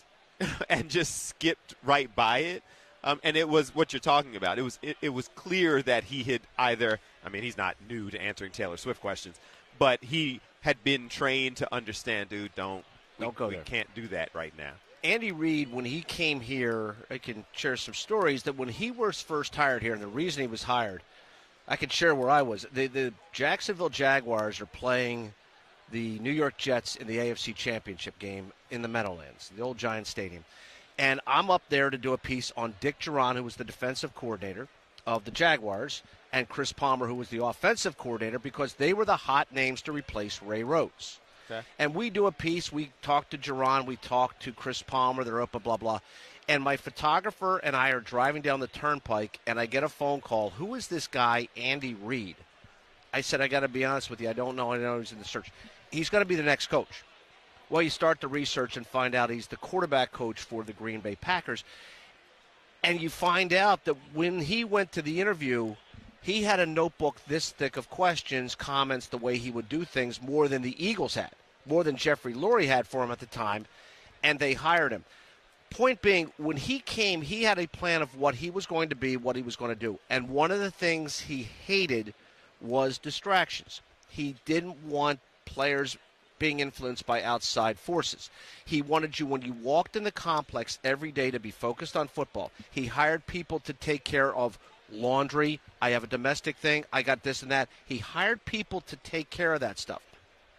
When the Terrell Owens story blew up in 2005, that bothered him more because every media member that came in the locker room wanted to ask about T.O. and is it bothering you and this and that. And suddenly it wasn't just T.O., but the Trotters, the Hugh Douglases, the McNabbs, everybody, the Westbrooks, they're all being asked about whether or not this is a distraction, how are you dealing with it. And the more you sit and answer questions like that, the more you're not focused on the Dallas Cowboys, on the Minnesota Vikings, on the Atlanta Falcons, on the team you're playing.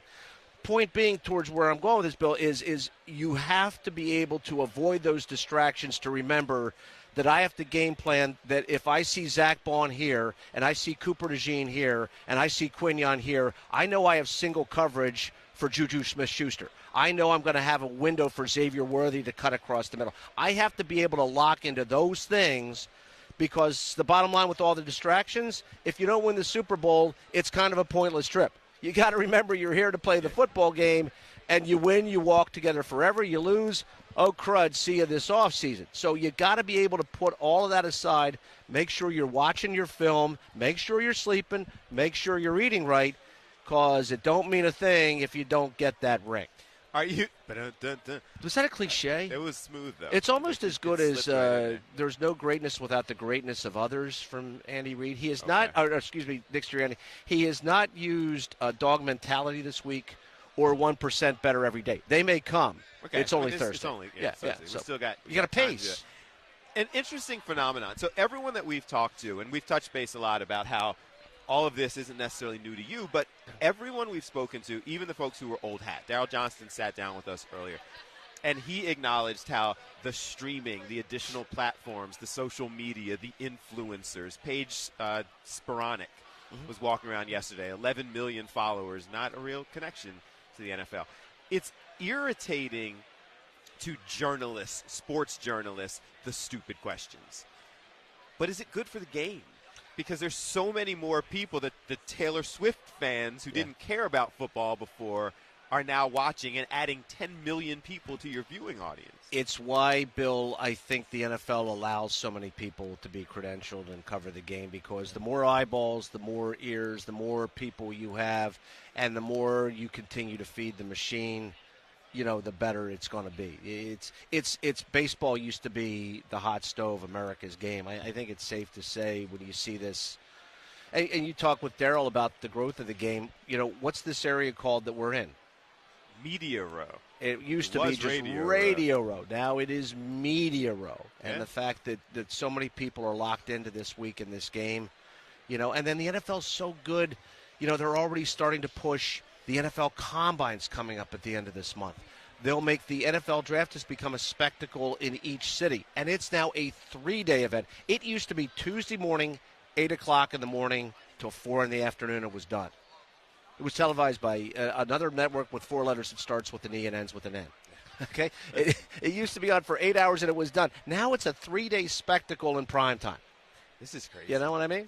We need to take a break. And speaking to what you were talking about, earlier today, Shedeur Sanders, Travis Hunter set up their podcast things over there. And these are extensive sets with lighting and video monitors and everything else. Not a radio, you know, there's few, but it's few and far between the just radio shows who aren't streaming in some capacity. And Shedeur and Travis are a product of Deion Sanders, who understood the game of marketing. We'll be back. Superstream 59. We're here at the Convention Center in New Orleans at the Super Bowl.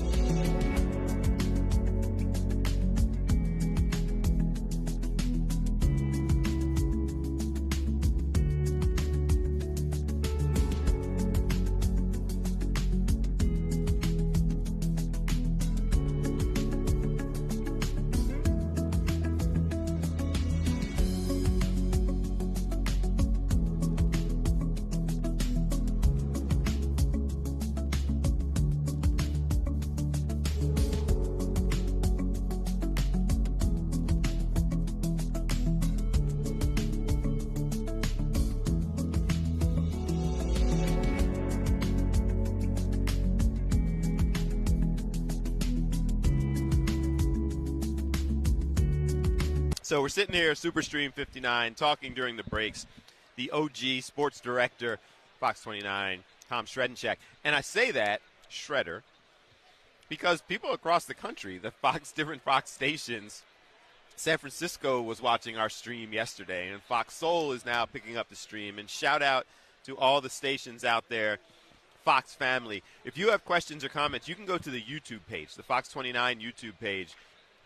There's a comment, what's it, a chat room that is there, and ask the questions. We'll try to get answers for you as much as possible. Somebody was asking what that helmet is behind us that's in the stream. And I was trying to explain to them, I think that's just a sponsor for one of the radio shows. So as we get closer, you guys, I've been doing the stuff, the spectacle, and the people who are all around. You've been focusing largely on the X's and O's, player availability, that kind of stuff. How does this feel to you with the Eagles getting ready for the game? Yeah, Bill, watching the players, it's subtle, and you try to take your mind back to 2 years ago when they went through this. There is a little more calm. There is a little more, it's not our favorite thing to do, but I now understand what I have to do. I understand more of my obligations of my time.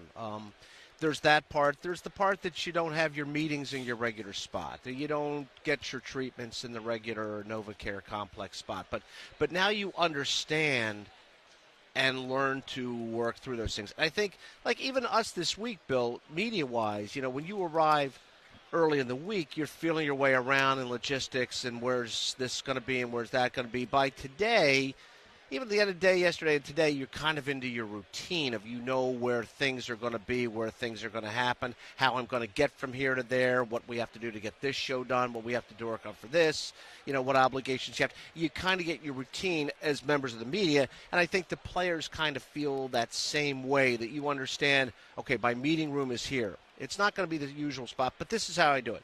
This is the way practice looked yesterday. And the coaches will tailor practices. They'll go hard today, hard tomorrow.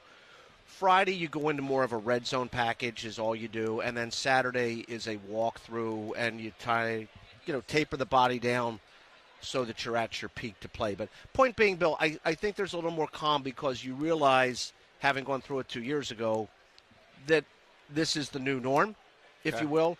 And the Chiefs obviously have that advantage when you've been here 5 times in 6 years.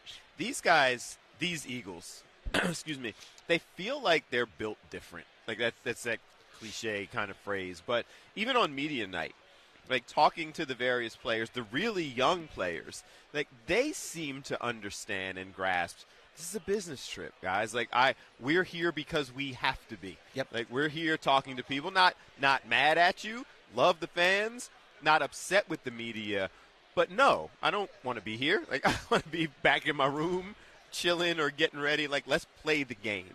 Do you feel like there's a different energy with this team? I absolutely do. I think you're spot on with it, and I think the veterans kind of show the way to the young guys. The Slays that tell a Quinyon Mitchell and a Cooper DeJean what this atmosphere is like, the guys that haven't been there before.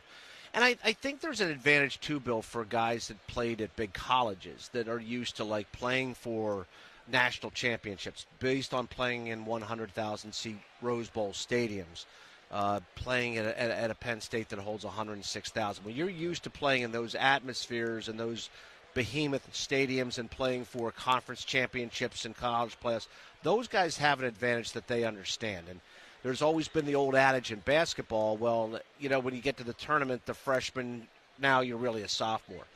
You get here, you're no longer a rookie. You are an established veteran. This game is different. Playing in the Super Bowl is different. But you get here, and having gone through big experiences in college, going through big games during the regular season, you understand, and that helps in the transition to play Sunday. Anything that has jumped out at you in talking to them or hearing their comments or any kind of inside information you've been able to glean from these discussions? Just, an observation, Bill, and I was talking with our news director, Jim Driscoll, this morning, that I think Nick Sirianni is better, and Andy Reid, the story I told you in the last section, is good because they're not as hands-on game planning XO as much as their CEOs. They are the guys that lay out the template that you're going to do this, you're going to do this, you're going to do this, you're going to do this. And I think Nick was very hands-on last year. And I think listening to him now, I think the Eagles made it very clear they wanted him to be more administrative and delegate more. And I think he took that lesson, and I think he's a better coach from having gone through it. Not just his presence, the way you kind of read between the lines some of his answers the last couple of days. I think Nick understands he's a CEO, and he works very well with Howie, not only in personnel, who's going to play. Now, if it's 4th and 1, 4th and 3, are we going or not? That's his decision. Right. Are we running a fake punt? That's his decision. Are we kicking a field goal? That's his decision. Is Saquon not being used enough? Yeah, that's his decision. Kellen, get him more involved. Kellen, I see some things here you can take advantage of. But as far as the day-to-day ins and outs, I think the good coaches are good CEOs, are good guys that know how to factor and lead. The other thing I know, and watching Nick this week, there is a genuine respect on this team for Nick Sirianni. We have listened to, he can go off, we were joking about greatness without the greatness of others and 1% better and climb the mountain, plant the seed, fertilize, do all those kind of things. The players buy it. The players have bought into what Nick Sirianni is selling. Mm-hmm. You can really sense talking to the players, there's a bond. And this team goes out and does things more off the field than maybe some other Eagles teams I've covered. They hang together more than I think some other teams do. And if you don't think, down 4 points in the fourth quarter of a game and having a bond with the players doesn't mean something, you're crazy. Because you can still, with that bond, say, hey, we're going to find a way to pull this one out of our backside. And I not think just for me. I'm doing it for the person standing next to me also. Exactly. It sounds very cliched, but it's, what? Hey, cliches are great, and if it sounds sugary, there's 30 other teams that would like to be here right now. A point that you made that I thought was interesting, and I don't know if it speaks to Jeffrey Lurie and his ownership of the team, but Howie Roseman is somebody who was banished, beaten up, pushed off to the side, embarrassed. Chip Kelly, excuse me. I'm right. sorry. Yeah, I'm sorry. And then came back, and was better for it. Yeah. Nick Sirianni started off this year, and for a couple years, people who he's got to go. He's corny. He has all of these different issues. We're bringing in seasoned coordinators, and you're going to be the CEO. You're not going to be that guy who is making the day-to-day decisions. In both of those circumstances, you could have had people who folded or who put their head down, tail between their legs. I can go someplace else. And it sounds like both of them emerged from this better. It's almost like they took their punishment. Now let's go out here and win. And those two have to work together, Bill, which they have. But you're right. This thing could have really gone in opposite directions. And a lot of people, you're right, last January, losing 6 out of 7, collapsing in the playoff game to Tampa Bay, there were a lot of people that wanted Nick Sirianni's tail. Good owners understand, good general managers understand what somebody has. I'll give you a case in point of what I'll be curious to watch in the league this year towards that end is Brian Dable at the Giants and Billy Shane were well publicized for the implosion of that football team last year and won, 3 or 4 games this year. The Mariners brought them both back because they saw something. There's some foundation there that they saw. Now, it could implode on them, but it kind of tells me the Giants may be going in a positive direction because good ownership says, I still, despite the public, see something there. And Jeffrey Lurie and Howie Roseman saw something in Nick Sirianni that said, you know what, despite this collapse, this guy's principles, this guy's foundation, this guy's ability to change with the game is really good. And now we have a coach, the third coach in Super Bowl history, to make it to the Super Bowl twice in 4 years. In his first 4 years, I believe the others being 2 pretty good coaches in Joe Gibbs and Bill Wall. Or Mike Tomlin, excuse me. Mike Tomlin and Joe Gibbs. You go twice in 4 years, you're doing something right. And the point you make out, like as corny as we in the public may have thought some of the things that Coach Sirianni did, the players believe in him. Yeah, and they did, and that there's so many people that have outside influence, and so many people have their sources, and blah blah blah blah blah. Within the walls of the NovaCare complex, there was somebody that saw something, and that's why we're here. Do you see that our executive producer, Tom Loudon, just turned down the salads that they were walking around passing out to people? I'm not a salad guy. This may come. Tommy, do me a favor. Mixing a salad. Would you tell your lovely wife at home that you want to mix in a salad? You're not here. Telling me that for years. I just haven't listened. Yeah, and make it a low-cal dressing when you do, okay? What was I that? do French. Sitting there watching them over his shoulder. These French people dressing walking in the around French with Quarter. the nice little salad bowl. Where are those trying to wings? make things. Where are those right wings? There. Yeah, that's he found those. Figured out. All right, quick break. We'll be right back. Superstream 59, Fox Local, Fox 29, Fox Soul.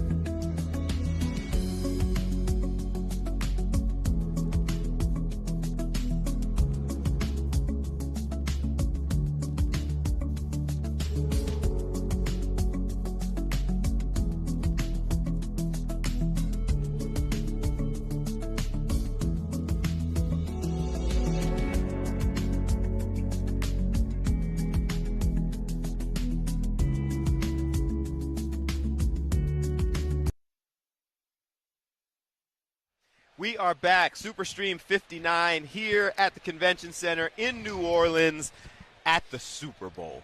Coach, I keep saying it. Like, I'm excited to say that we're at the Super Bowl. It's cool stuff. Michael Loxley, University of Maryland, here with us. Coach, and you were a coach with Jalen. Yeah, actually was the offensive coordinator at Alabama his sophomore year there and his junior year. Appreciate you spending a little time with him and Smitty, for sure. No doubt. Yeah? Yeah. All right, so give us the inside scoop. Is any of this, his success, his demeanor, his ability to handle these things, this person you've always seen? 100%. I mean, you're talking about a guy that came into a place like Alabama as a true freshman and led us to a national championship game. And when he left the field as a true freshman, we were winning the game. So we didn't lose it because of him. And you know, he's been through a lot, obviously, to get to where he is in his career. But from the day he stepped foot on campus, he showed maturity. He's mature beyond his years. I think it comes from being a coach's kid, you know, being in that locker room with his dad. And this is exactly who he's always been. Okay. We see in the media, Coach, such a calm demeanor. We call it the ice in the veins. You know, you're in one of those games against LSU down 4, 2 minutes to go. Did anything ever seem to faze him, rattle him? No, I mean, I'll go back even to a true game, the SEC championship game where Tua gets hurt and we're down and we bring Jalen in and he drives us down, and it was almost a reversal of roles from the national championship game where Tua replaced him. And this is who he's been, man, and it's fun to watch. he's one of those guys, because he's been in these types of games, that experience, whether it's at Bama, and again, the NFL people will kill me, but when you're at LSU and Bama at a night game at 7:30, it's a pretty big environment, very much like a Super Bowl.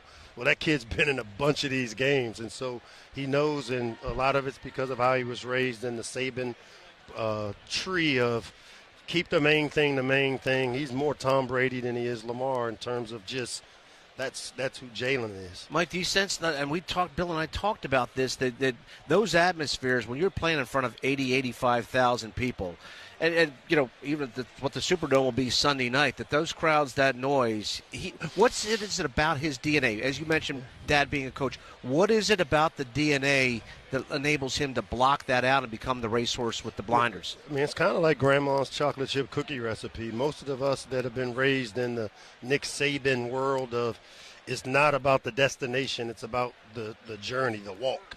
And if you just stay focused on the right now in front of you, the here and now, be where your feet is and all that stuff, that's how he was raised. So he doesn't know any other way. He was raised the right way in this game. And, the way he prepares, I know we talk a lot.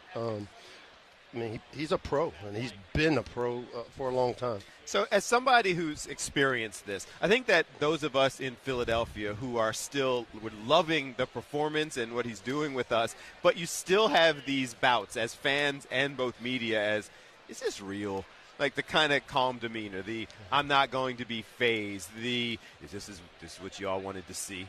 Like you sit back and wonder if that's really his persona, and you're saying that that's what he's always been. I just did another show over there, and I can tell you it's real because we rode the bus together at Bama for games, and he sat next to me for 2-3 years because I was on bus 1, and he would sit next to me, and I'm listening to Lil Wayne, and he's listening to Anita Baker.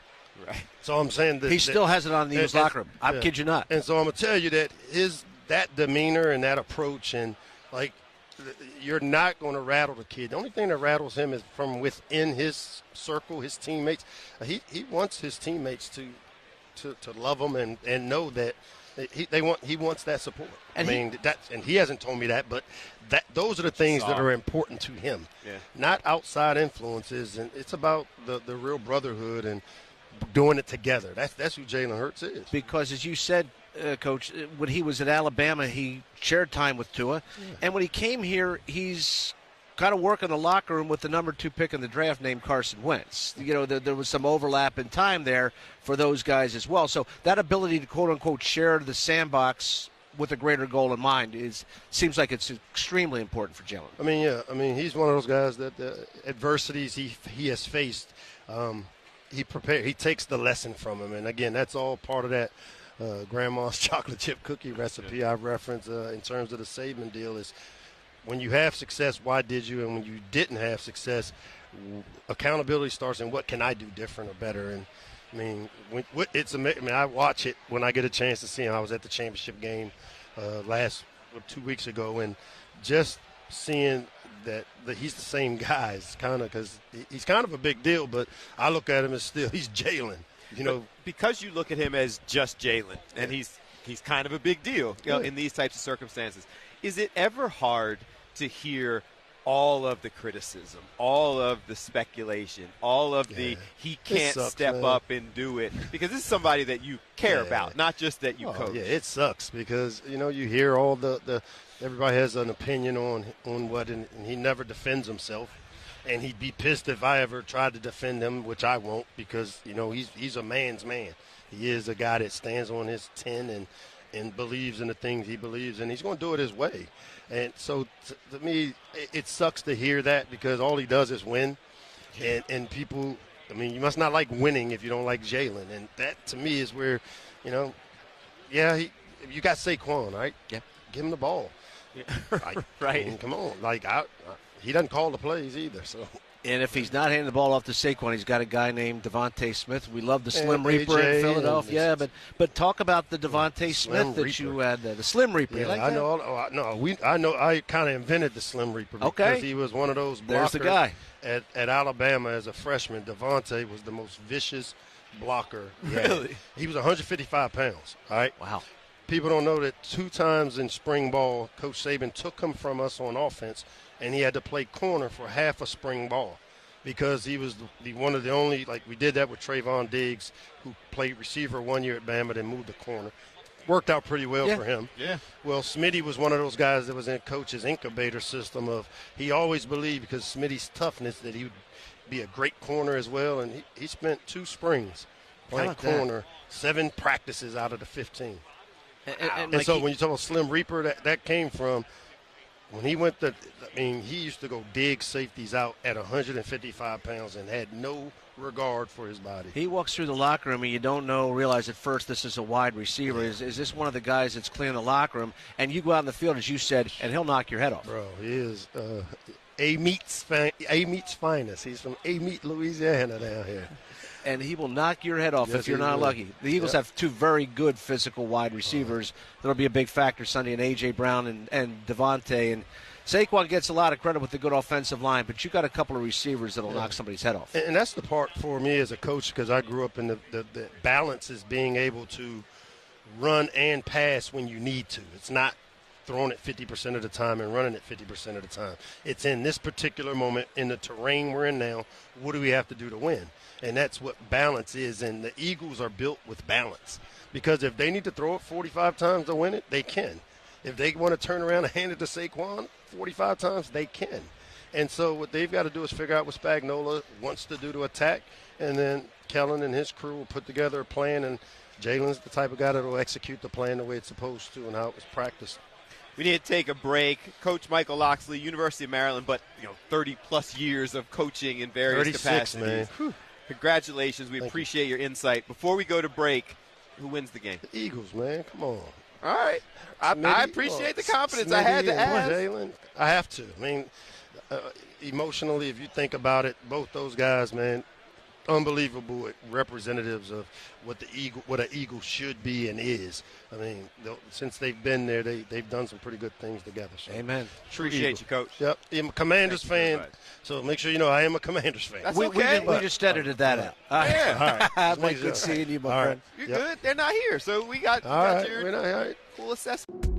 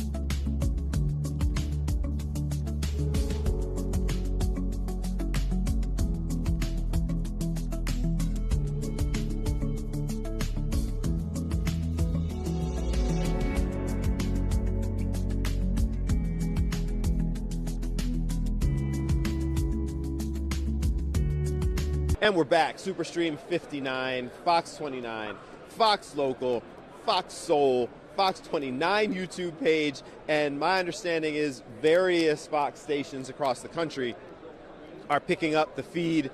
Shout out to San Francisco, KTVU, who was on with us yesterday. Not sure everybody who's watching right now, but we're here for you. We're sharing the information about all the things that are going on. You're in my shot. I'm just playing. You're good. Sharing with you all the things that are going on behind the scenes here at Superstream 59 at the Convention Center here in New Orleans as the countdown to the Super Bowl begins. So this is day 4 of you seeing all of these things going on. So we've been here seeing the ongoing expansion of all the things that are taking place. You see all of the different networks, the shows, the podcasts, the streams, the radio shows, all throughout the area, all the things that are taking place. There are folks who are here. We're grabbing as many of the interviews as we possibly can. I'm trying to make my way through, but as I do it, I get lost with the crowd. I was trying to catch up with wide receiver Andre Reed, who is a bit of a football legend who actually played in our area around the Allentown area. Couldn't catch up with him, so we will grab him. Hey, you guys are that viral morning show right here. We're just getting up. I'm just getting up, wandering around, talking to people. Daniel, we tried to get him. He didn't want to deal with Philly, though. Where's he? Oh, he went walking that way. But we went up to him. Guys, this has been, so everybody watching knows, this is the crew. Do you know that I have been stopped multiple times by people talking about you guys going viral on Bourbon Street? Is that right? Multiple times. From Australia to all across the country to some of the professional players were like, I saw that. Hugh Douglas was like, those guys are wild. It has been remarkable. Yes. After my long career, I end up on TikTok. For partying too hard on Bourbon Street. Exactly. You know? I think it's cool. Have you guys gotten a chance to soak any of this in? We've only made it, 25 feet? Yeah, because we saw Donovan McNabb, so we got to talk with him a little bit. Okay. And I mentioned we saw Jaden Daniels, we saw Manny Fresh. Like, it's been cool. Van Lathan. So we talked to Van yesterday. Is that Acho right there? Yeah, we talked to him a little bit. Okay. Yeah, so, we're making our way through. See, Shador Sanders was here because his podcast, he and Travis Hunter have a podcast set up over there. And dude came in with a diamond necklace that was like this big across the front of his chest and was just walking through with like 20 security guards. It's crazy. We just saw Jaden Daniels with Stephen A. Smith, same scrum of security. And that's the interesting thing. I told Mike, I have a couple things about when I'll know I've made it, right? Okay. Someone to do my hair and makeup. That'd be great. Not have to do that myself. All right. Someone to style me, so clothes. And then people to circle me as I walk around to tend to my every need and tell people, no, she's busy. No. Because that's what happens. We could get people to circle you. I feel like we could do that. You can tell the difference when people have that group around them that are like, no, hold on. No, sorry, no. She has an appointment. So it allows them to be the nice person while their people are being jerked. I don't know why you need 6 people. It seemed like 1 or 2 could do that, but hey, I'm not on that level yet. So one day I will know. Really like to do a quick interview, but we got to go. That kind of stuff. So here's why. When I walked up on you guys, you're trying to figure out where our booth was and where the camera was. That's part of the reason that photojournalist Dave Eitzen came up with the just take the wireless mic. Yeah, that's great. And so then, you gotta get them as they're going by. Like, there's no time to set it up. You gotta grab. I like the way you're doing this instead of just sitting there. Yeah. Oh, you're wandering constantly. It's perfect. Well, and this is going to sound bad and perhaps manipulative, but it's a lot harder for people the aggressive, like, security PR people to shove you out of the way and say no when they know they're live on camera. Yeah. Yeah. So you say, excuse me, you're live right now. Can we right. talk? Yeah. It's like, hey, you got a minute? We're live in Philly. So don't be a jerk. Yeah. Right. Yeah. And it's working. So early mornings for you guys. You having fun soaking this all in? What's the plan today? do we have a plan? We chilling? Well, let's just go through what we've done since we've been here. Okay. The whole week, or you mean today? Just today? Today. Well, we figured. Today, Okay. she did an in-depth interview with Kendrick Lamar. You were in the same room for So an in hour depth, and a I half. didn't even have to ask a single question. Yeah, but an hour and a half with Kendrick, and who else was there? Lettucey was there. Trombone Shorty. Yes. Yesterday we actually zip-lined and flew like eagles through the air. Because if you're going to say fly, Eagles, fly, you got to actually do it. Yeah, you got to live it. What else did we do? We also went to a famous po' boy place, That was Parkway yesterday. Po' Boys. And you mean, that was yesterday, but so was the Eagles thing. We had to exert effort on. We've been exerting effort You guys have been this going whole time. since like 3 o'clock in local time. You guys have been going since like 3 o'clock in the morning until like. I didn't get bedtime home plus. to my hotel room until I could actually unwind until 6 p.m. So that's from 3 a.m. until 6 p.m. straight, just going. So yeah, my body's breaking down. I don't know how much longer I'm going to be here. We only have to do one more day. Okay. You good with that? Oh, you're damn right. We're going to blow it out, though. Tomorrow will be the day. We're going to ask if you know anybody who's in New Orleans, Philly folks, text them and tell them they better be at the Cat's Meow tomorrow morning, Central Time, 5 to 9 a.m. So it's a little earlier, but we're going to have a party. This is going to be the culmination. Like, you've seen how crazy this week is. We got to cap it off with something big. That's right. And the Cat's Meow is in the French Quarter. It sounds like a strip club. Hey, meet me not. at the Cat's Meow. It's a karaoke bar. Okay. Yeah. All right. So, yes. Other point for you guys. So we started off, and they're telling me we need to take a break. We started off Fox Local, Fox 29, because in no small part because of the energy surrounding you guys and the viral nature of what's happening. It's now Fox Local, Fox 29 YouTube, Fox Soul, the various stations across the country. KTVU was covering it yesterday. Multiple, like the stream, they were picking up us. So you guys have us now spread into all of the different companies. The Fox O&Os who aren't here are now covering our stream because y'all went viral again. Also, Too Short is from Oakland, and they're following his resurgence. And also, you've been doing a marathon of like hours of constant streaming. Fun stuff. Shout out to you for being able to do that all that long. You guys should come over tomorrow and we'll do the whole performance. Gilly and Wallow are coming through tomorrow. Michael Blackson's coming through tomorrow. Brandon Jackson, who's he might still be here. He was just here talking about his new show and came on. And all of these folks had seen y'all go viral. We were walking by and Victor Cruz was like, oh, I saw the video. It is kind of wild. And it's a variety of people. Like yesterday I was walking back to Bourbon Street and there was a guy who was security at one of the clubs. He was like, yo, I'm an Eagles fan now because of y'all. So we're at least we're helping with the Philly fan base. Spreading joy. Appreciate you. All right, we're going to take a break. We will continue on. These folks are around. Did you guys get over to do some shopping? I got this one yesterday. I'm going to go over there. It's good stuff. I'm going to go over there now. All right. Yeah. It's right up the way. People are going to start texting me saying, tell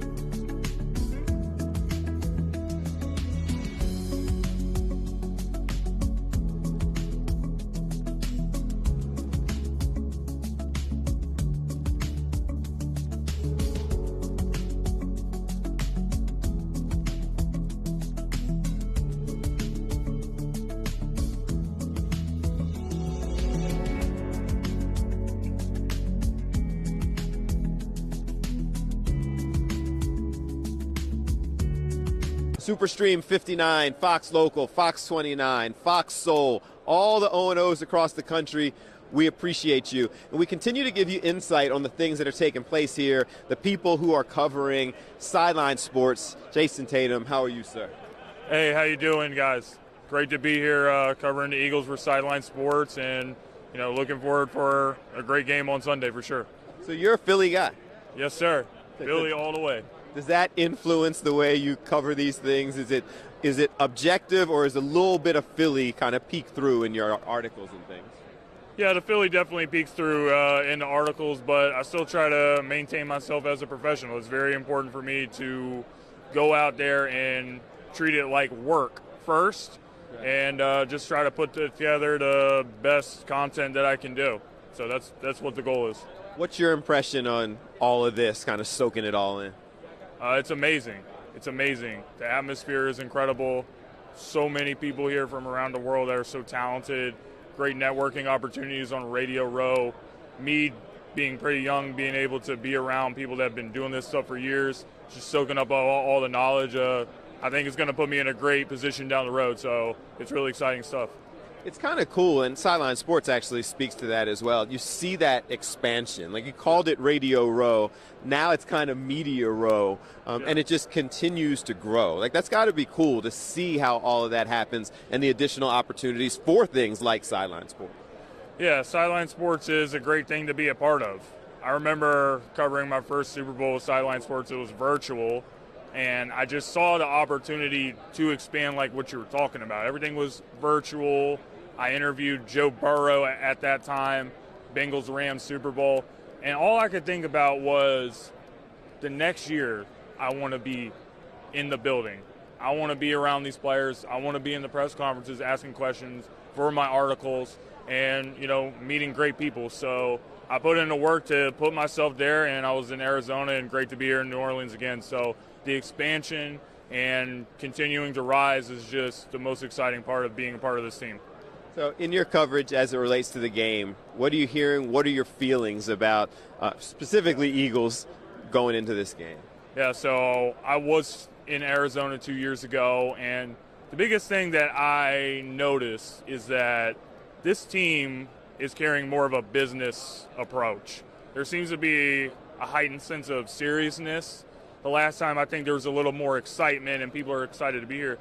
But the goal was not just to get to the Super Bowl. The goal was to win the Super Bowl. Right. So I think that's the approach that this team is carrying. And, not that they're not excited to be here or having any fun. I'm sure that's the case. But they know what's on their mind, and that's what we're going to see come Sunday. So do your analysis and all those things in Sideline Sports, do you pick a winner? Absolutely. I think the Eagles are going to come out and control the game, punch Kansas City Chiefs in the mouth early. That's what you got to do. You can't let these guys hang around in a close game, because we know how that has ended most of the time, and it ended that way 2 years ago. I think they got to come out, send a message. You saw against Washington, the NFC Championship, Saquon Barkley just takes it to the house, 60 yards. That sent a message immediately, and I think that's what you're going to have to do in this game if you're the Philadelphia Eagles. Love it. People want to find you. How do they find you, your articles, and Sideline Sports?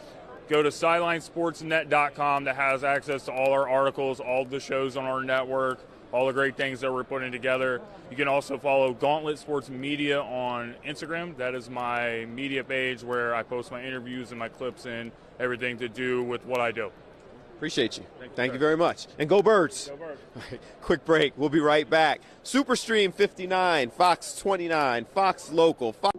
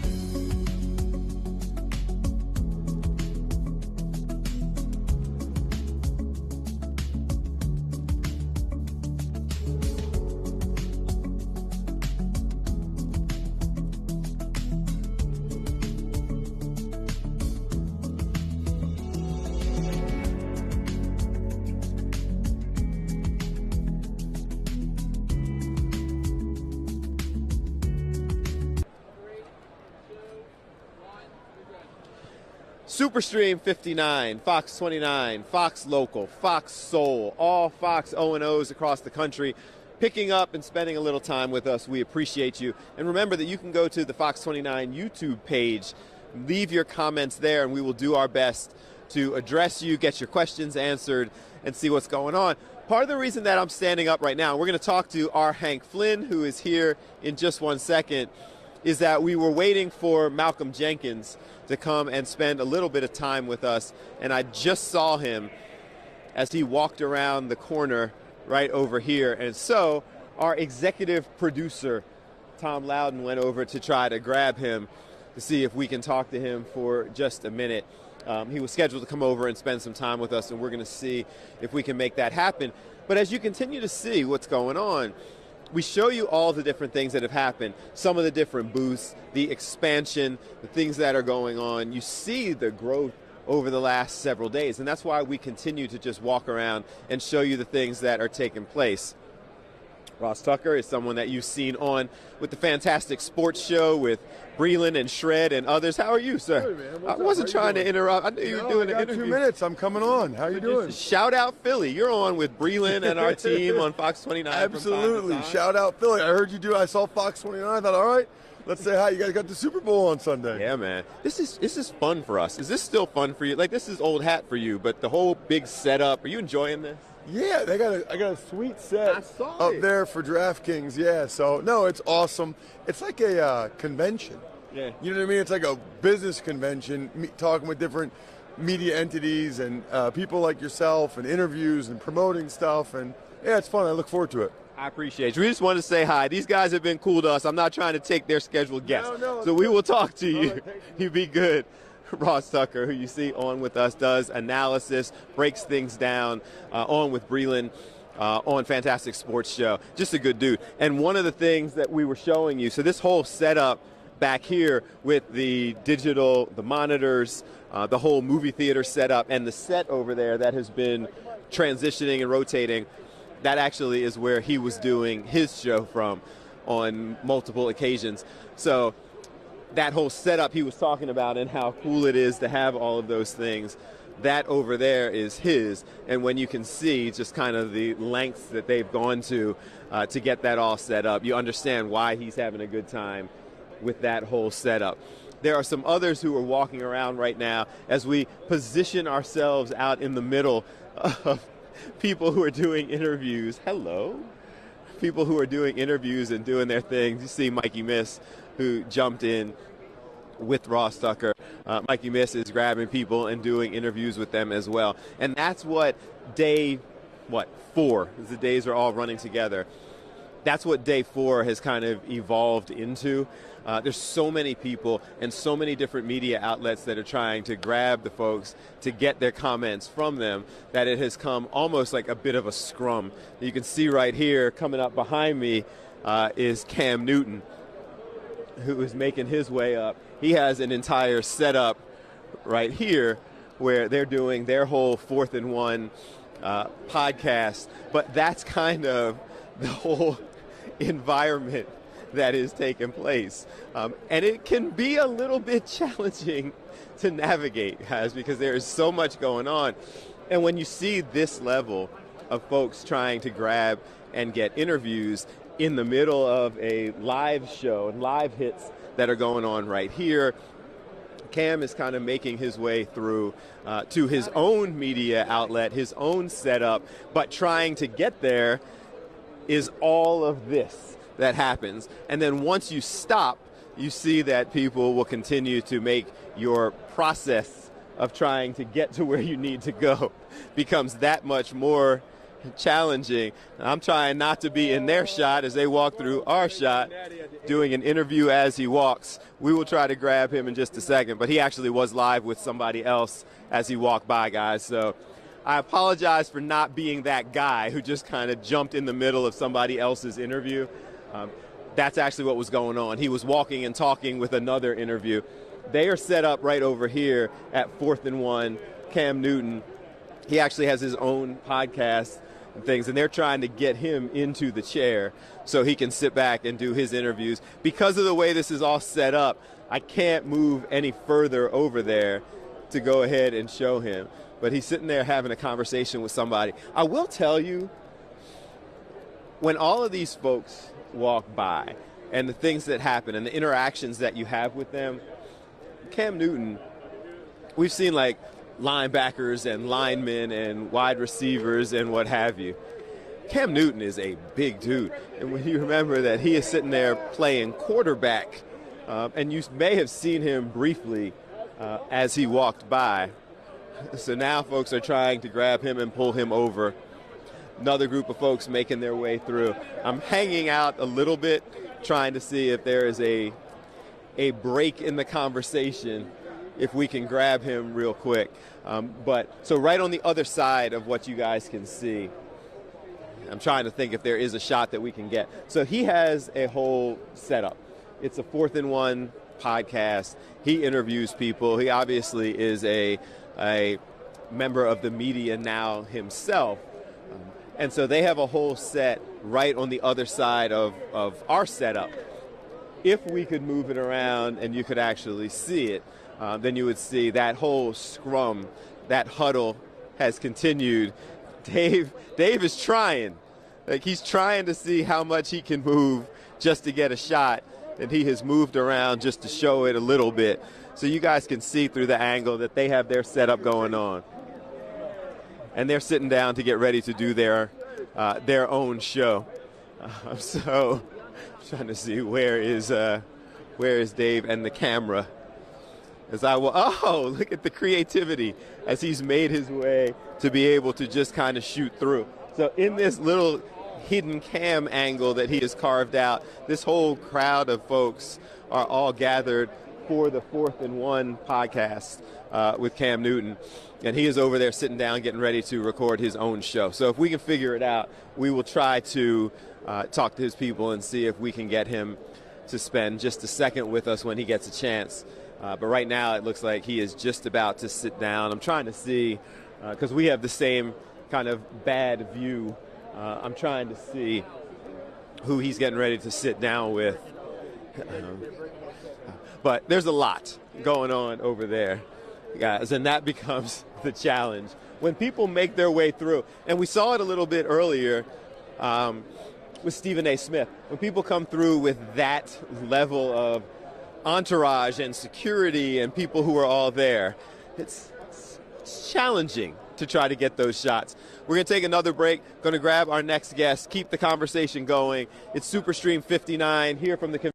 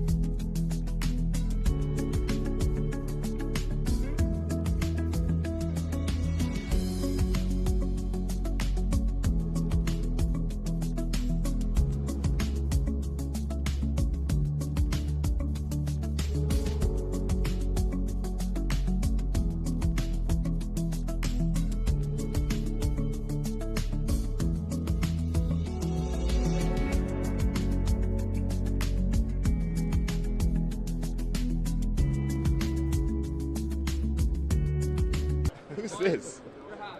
Superstream 59, guys.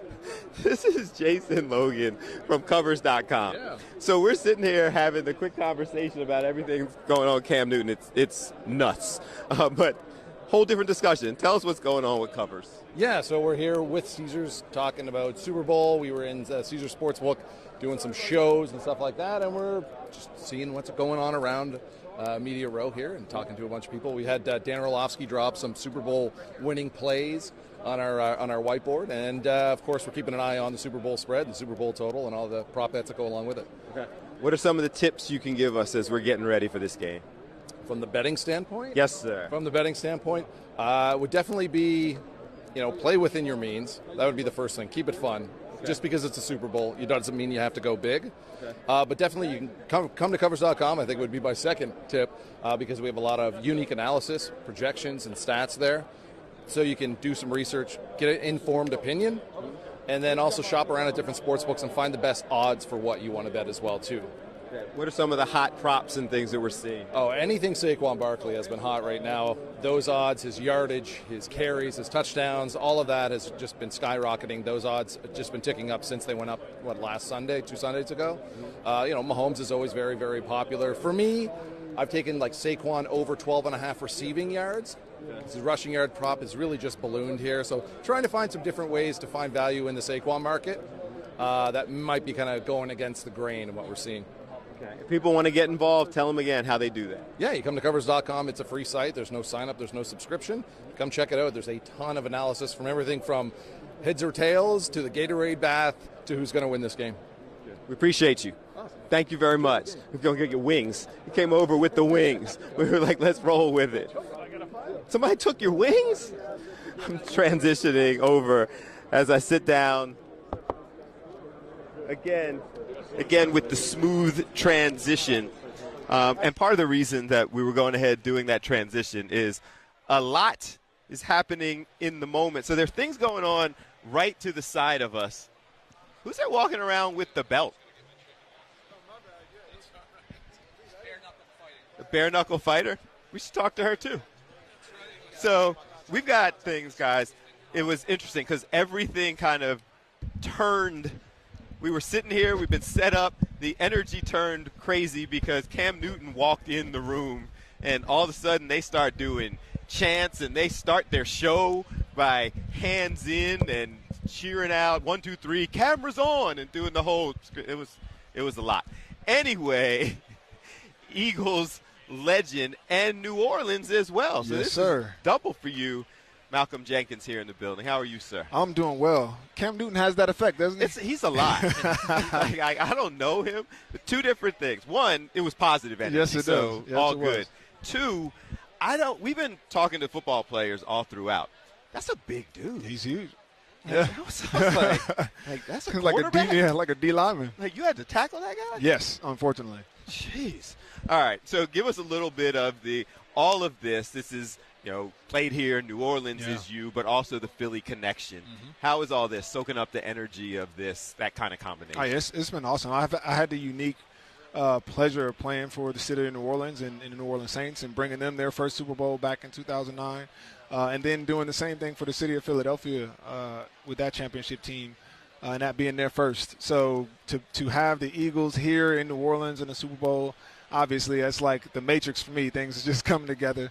It's been awesome to watch this team, but also I'm really proud to see how the city is handling hosting this Super Bowl. The fact that everything's going on, even with all of the challenges we faced as a community earlier this year or last year. So it's definitely a great weekend, celebratory event. Get to relive a bunch of those memories from the Super Bowl. And obviously see a bunch of good faces.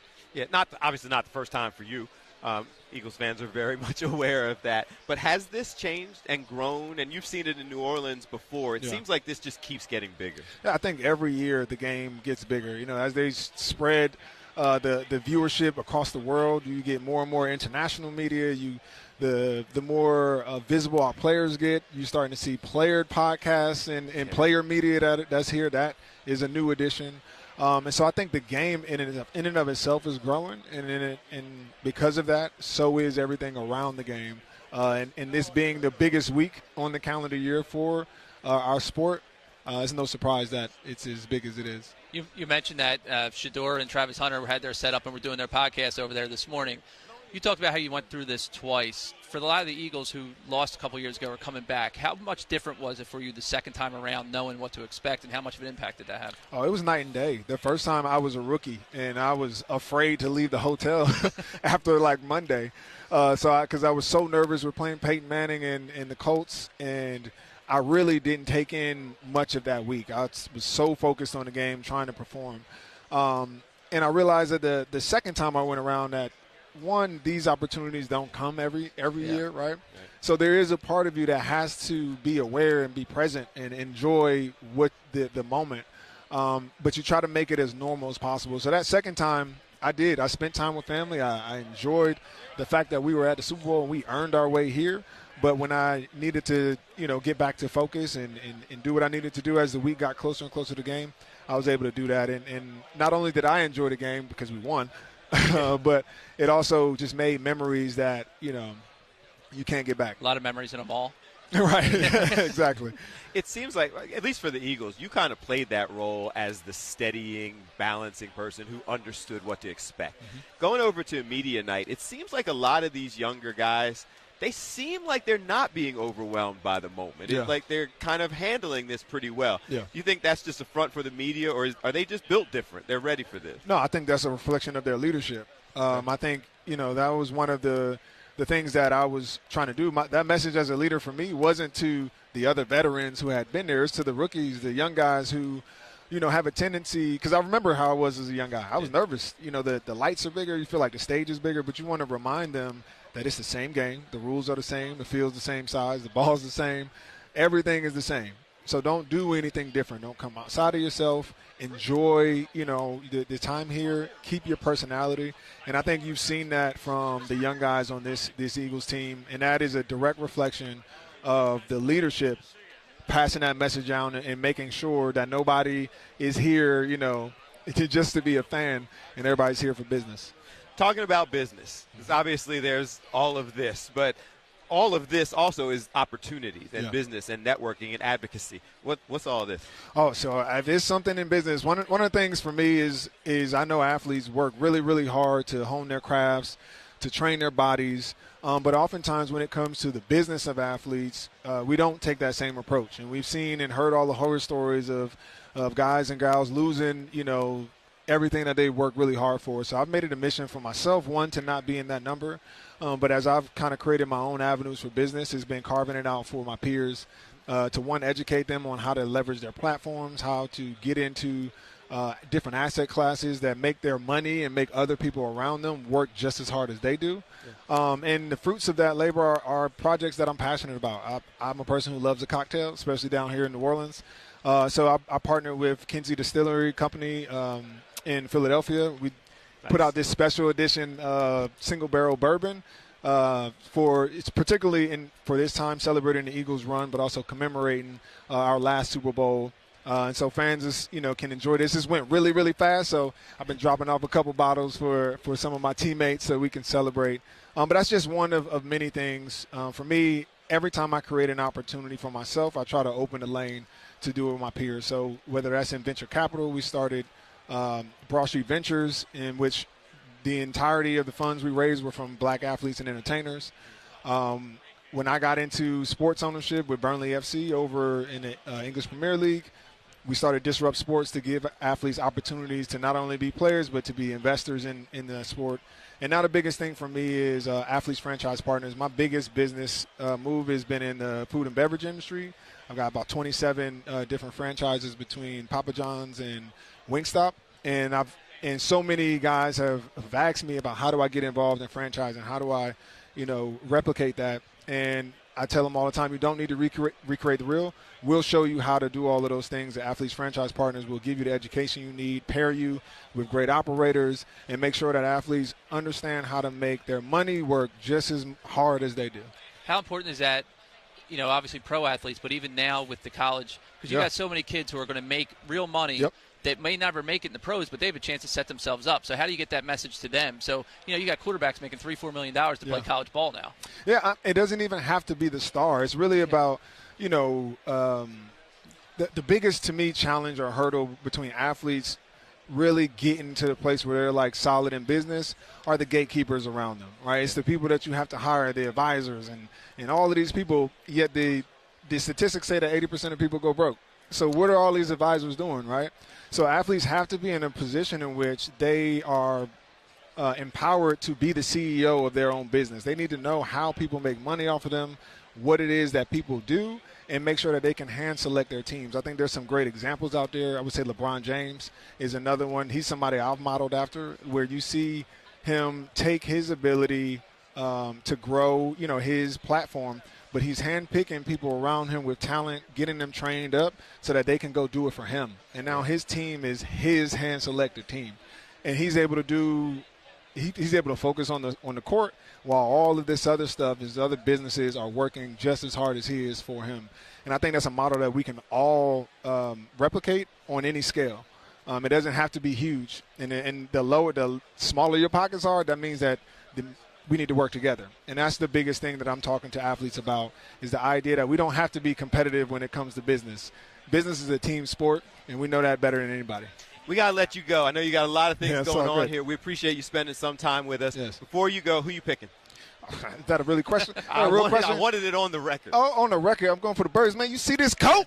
You see this green, man? There's not Go a lot Birds. of people who can wear a green suit. I know, but I can, baby. Go Birds. I'm going to get me one of those. Thank you, man. We appreciate it, brother. We're going to take a break. It is Super Stream 59. So I'm going to get a green suit and a bottle of this.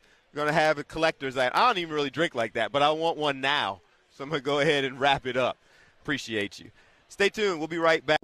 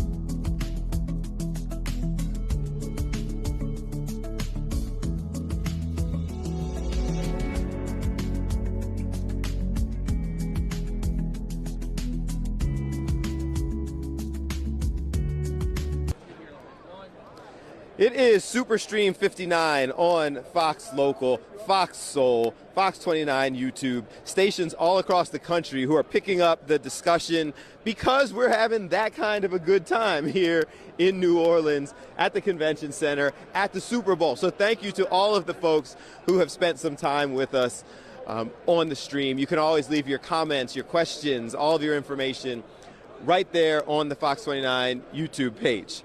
So we are going to, this is fun. So we're going to transition into the discussion. We've been talking to a lot of people. Here's my smooth transition again. I keep explaining to people, I started off trying to act like it was a really smooth transition because my background was in radio. So when we do all this kind of stuff, I was like, all right, I can slide down here, transition into the headset mic, and we'd be all good. We don't do smooth in Philly. No. Dave, do you don't mind if I touch this, dude? No, it's fine. Right. Yeah. 100%. Well, listen, man, Now this is that very you've special asked. football. I'm not even kidding. Hank's jumping right into it. We go ahead. Sorry. No. It's all good.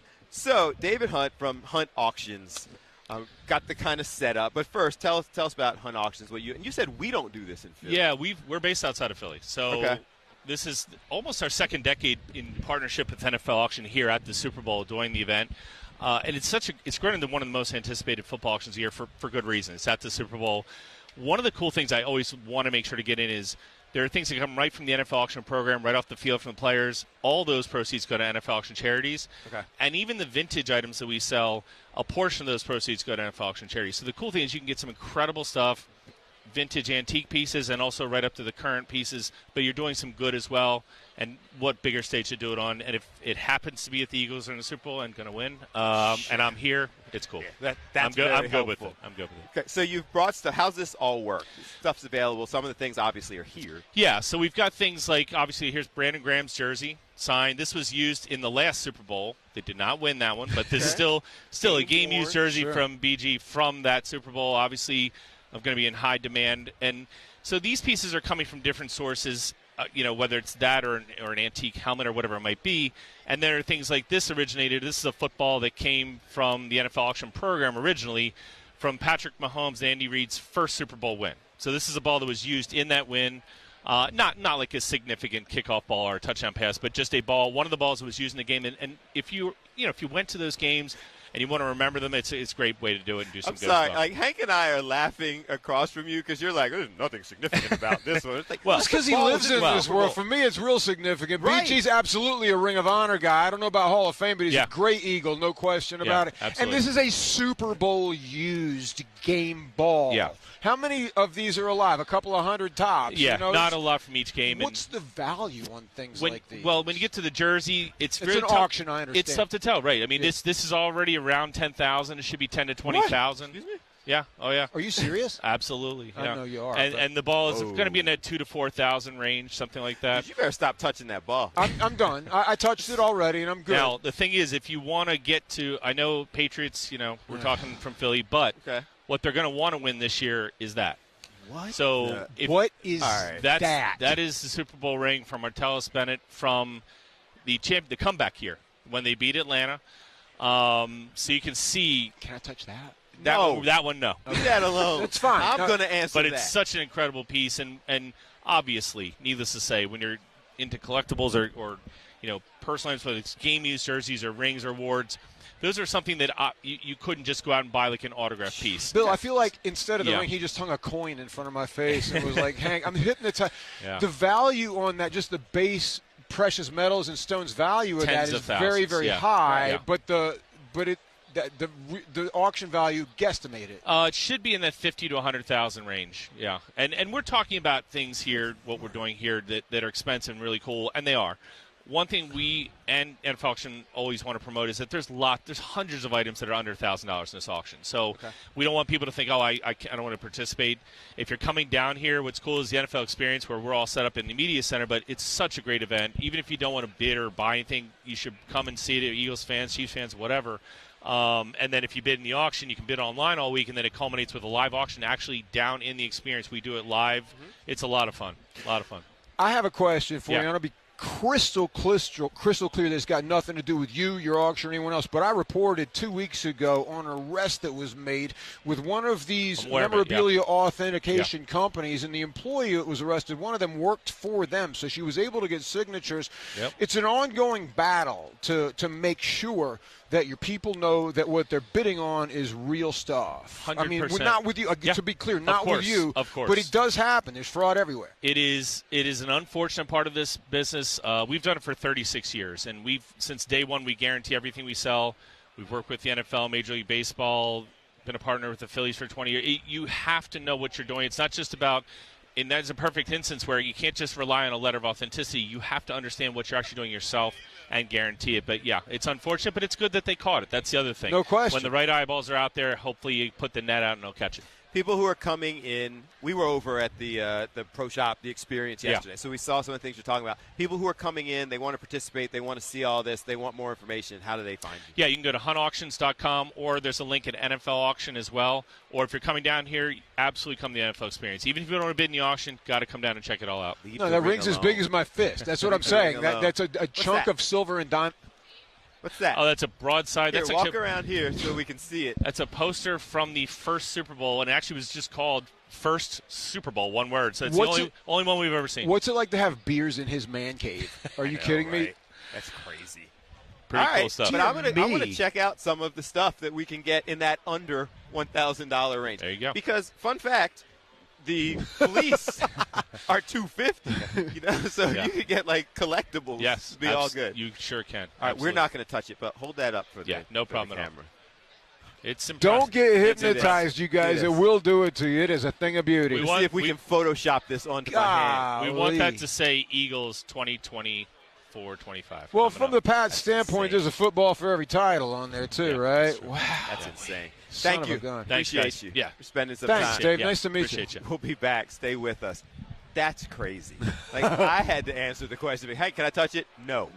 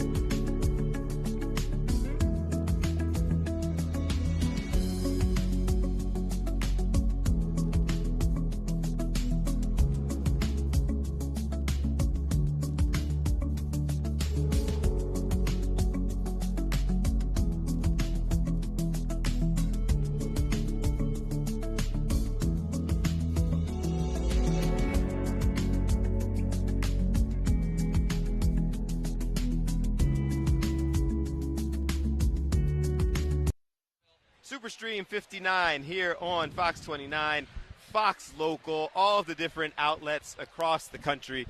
And we have been talking to former players, people doing their thing, have a bunch of different issues, enjoying all of this.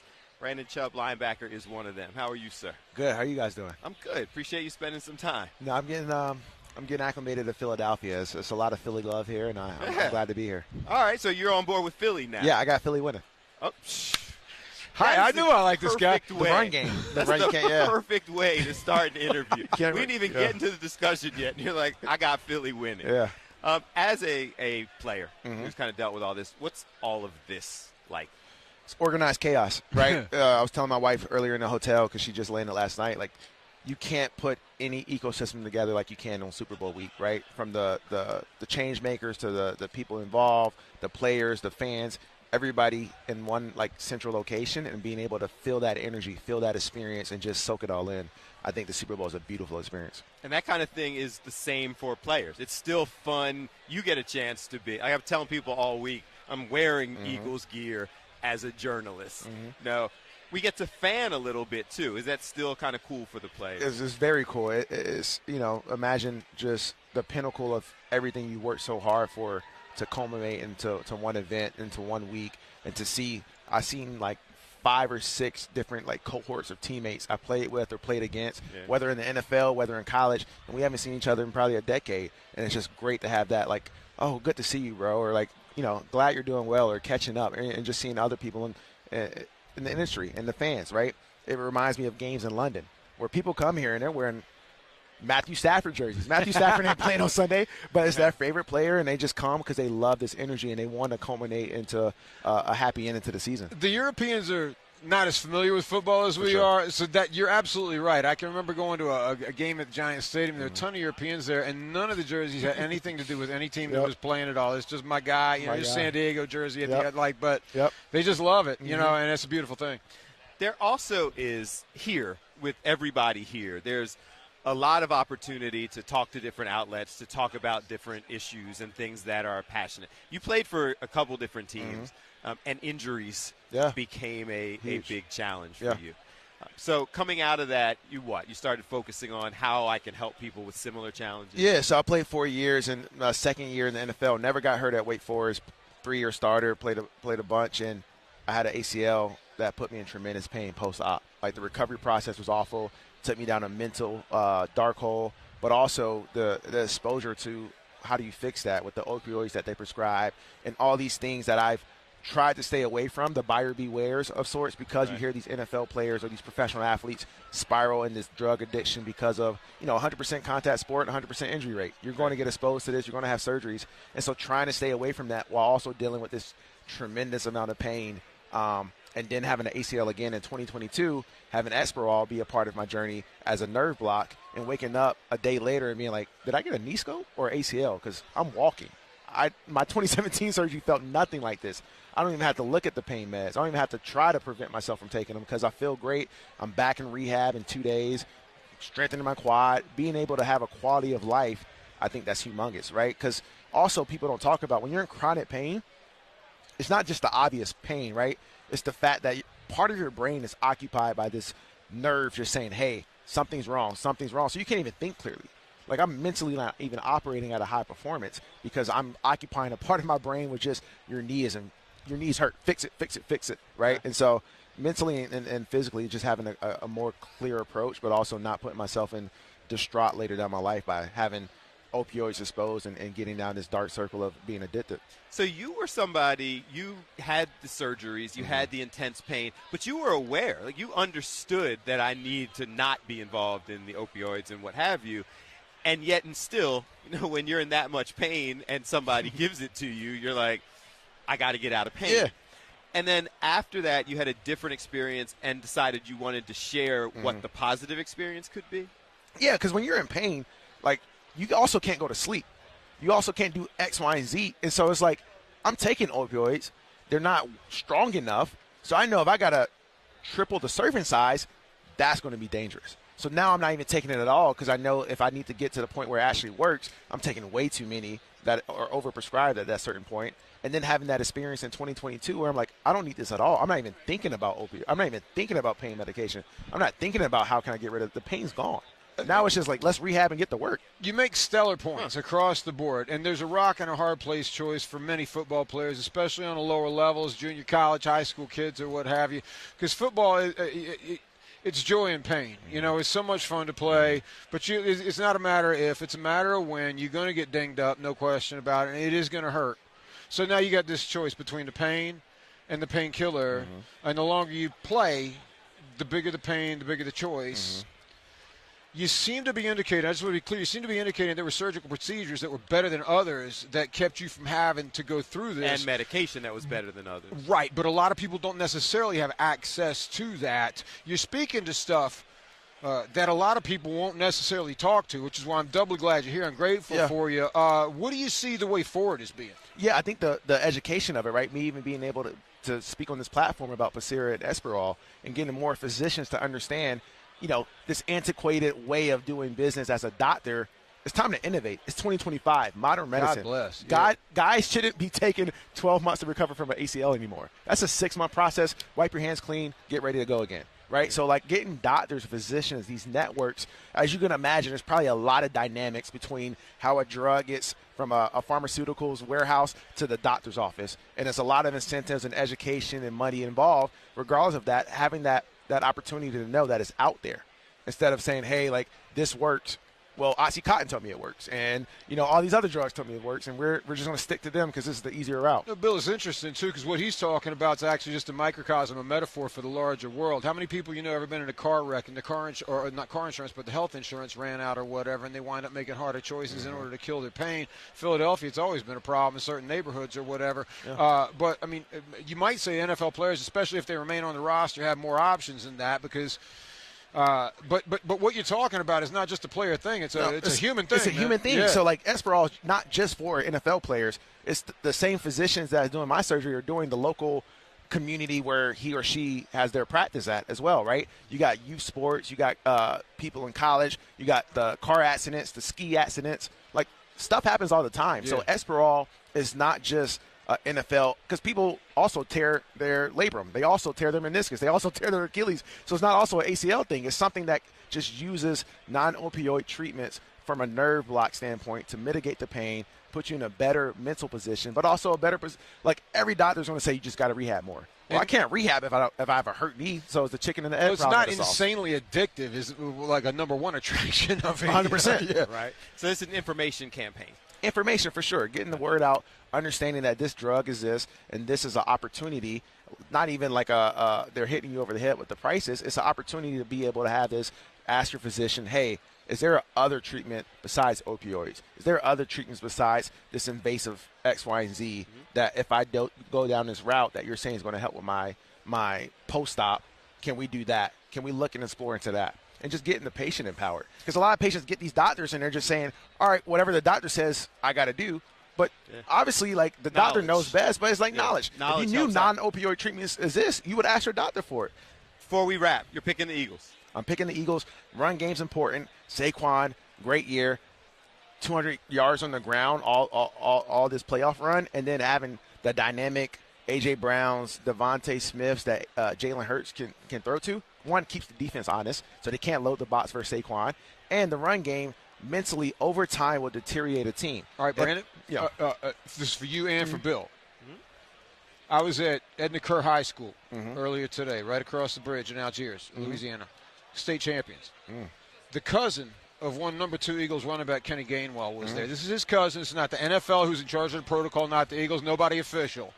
But he told me Kenny Gainwell, number 2 running back, would not be on protocol and would be in the match this weekend. And I value that because I love that guy. And great as Saquon is, you need your number 2. You need number 2. Yeah, you do. I don't know if that'll happen or not, but his cousin says he'll be in. But he boss. Yeah, expect it. I mean, it's been 2+ weeks since you never know with the head, though. I'm a Georgia guy, right? You got 8 Georgia dogs on that defense, 2-time national championships in college, and now you got them running your defense. Defense wins championships. So now on top of that, run game and Jalen Hurts having the defense be honest because he could throw and got great receivers. You got a defense that's stout. You got that D-line that's probably the best in the league.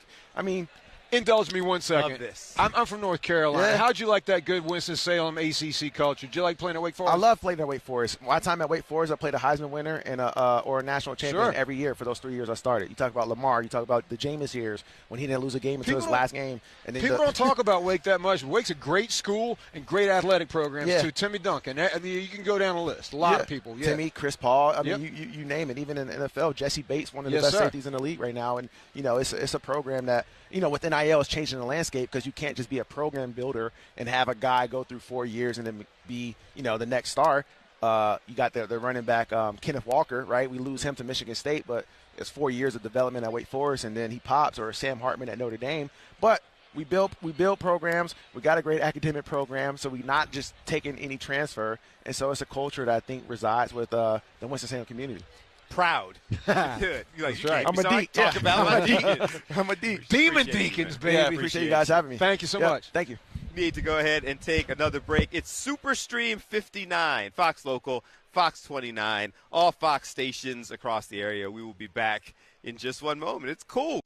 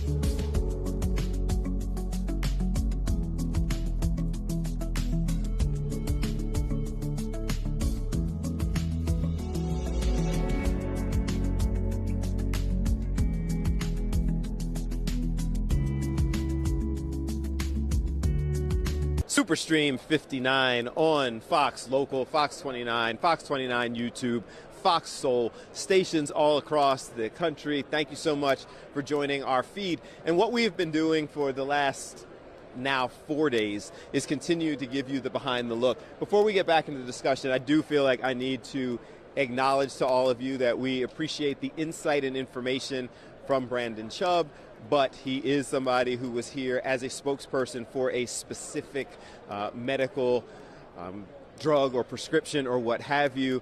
He certainly was talking about the concept of getting information, but as is always the case, if you're talking about medication or prescriptions or things like that, you need to speak to your doctor and make sure that they are on board with all of the questions that you have. He is, in fact, the spokesperson for the product that he was talking about. So let's take a look around as we continue to get caught up on all the things that are happening. I wish that I could show you, because around the corner we were trying to grab Cam Newton. There is a whole huddle of things going on right off to our side that we can't see, and right behind us is a Cam Newton and Stephen A. Smith discussion that is taking place over there. So we're going to try to see what happens. There's a couple of people that we have tried to grab today, and it becomes a bit of a challenge because, as I'm sure you can imagine, folks like that, every table that they walk by, excuse me, somebody is trying to stop them. So we are seeing what we can do in terms of grabbing them. But we do have several guests that are set up to spend some time with us in just a little bit. What's up, man? They are set up to spend some time with us a little bit later on, walking over to my area, which is a place that we have been to before on multiple occasions, because our friend Coach O is sitting there doing interviews. We can see that some of the folks that we were talking to earlier still making their way around. Much of the NFL alumni is over here doing several things as I continue to move back. Sounds like an Eagles chant just broke out off to the side. But they continue to have folks throughout who are sharing their stories, talking about various things going on, NFL alumni, some of the different folks who are PR and marketing reps and advocates and activists and speaking out on various different things are all spread throughout. And I kind of move my way back here to try to talk to folks who are making their way through so we can see all the things that are taking place, all while trying to move one way or the other so Dave can keep up with us on the camera. It's right over in this direction. The reason I keep coming over here, as I've pointed out, is because the NFL Alumni Association is set up over here. They have several different players who keep coming back and forth to share their stories, and I'm trying to see who I can potentially grab next. I also was trying to see, there was a champion from professional wrestling and bare knuckle fighting who was making her way around through the area, and we were trying to see if we could potentially grab her as well. So I'm trying, y'all. Let me step aside and move back over here to get back in view so we can see what we will work on next. But so yesterday we described the same scenario. You have in the mornings a situation where you're just overwhelmed with people and the morning shows and all of the folks who are doing things here because the morning shows from various stations all set up and doing their thing. And that goes from, depending on the time zone, about 7 o'clock in the morning till about now. It kind of goes through that process, and there's heavy activity, and there's all sorts of things going on. And then you get to a period of time where the morning shows are done, the afternoon shows hit a little bit of a lull, and then the evening drive, what's up, man? The evening drive stuff has not necessarily gotten started yet. And so every day that we have been here on Media Row, there's been that period of time where this type of thing is happening. And so you can see where it was elbow to elbow, shoulder to shoulder for a while here earlier. Now a little bit of a pause. You can see Hank is making his way around, trying to see if there are additional people that he can grab or we can grab. I'm looking around, seeing some of the folks who are set up. Different podcasts are going on in various areas to see who that we can grab. But we do have several who are scheduled for the next, I don't even know what time it is, scheduled for the next couple of hours that we will be here and continuing on with the conversation and the things that are taking place. So we're just going to keep giving you an inside view of behind the scenes of all the things that are happening, keeping you informed, and continuing to grab people who kind of make their way around. So I'm looking at the list that we have. We have another NFL analyst who's supposed to be joining us. We have a gospel artist, singer who's supposed to be spending some time with us a little bit later on. Front Office Sports has a rep. We've got some more podcasters. We've got a couple of the professional athletes who are set to join us. And off to the side, we see folks who are making their way through. All right, so it looks like Stephen A. went that way. If Dave wants to spin around and see if he can grab him. But he went that way. We've got more folks who are flipping in, trying to get set up. So I think that there's Stephen A. going the opposite direction. We're going to try to see if we can grab him at some point. But you see some folks are traveling with thick entourage, and so moving through quickly with security and a little bit tougher to grab and spend some time with. So you've got the folks that you have scheduled, and then you've got the folks that you just try to grab and see if you can talk to as they make their way through. And some get harder than others to go ahead and grab. So we're working on it, and Dave's doing a tremendous job of kind of showing you some of the behind the scenes and the way things are working out and all of the movement that is taking place here. Because the goal of all of this was to let you see how all of this works. And I'm not sure that there has been, I certainly have not been here before for this type of setting.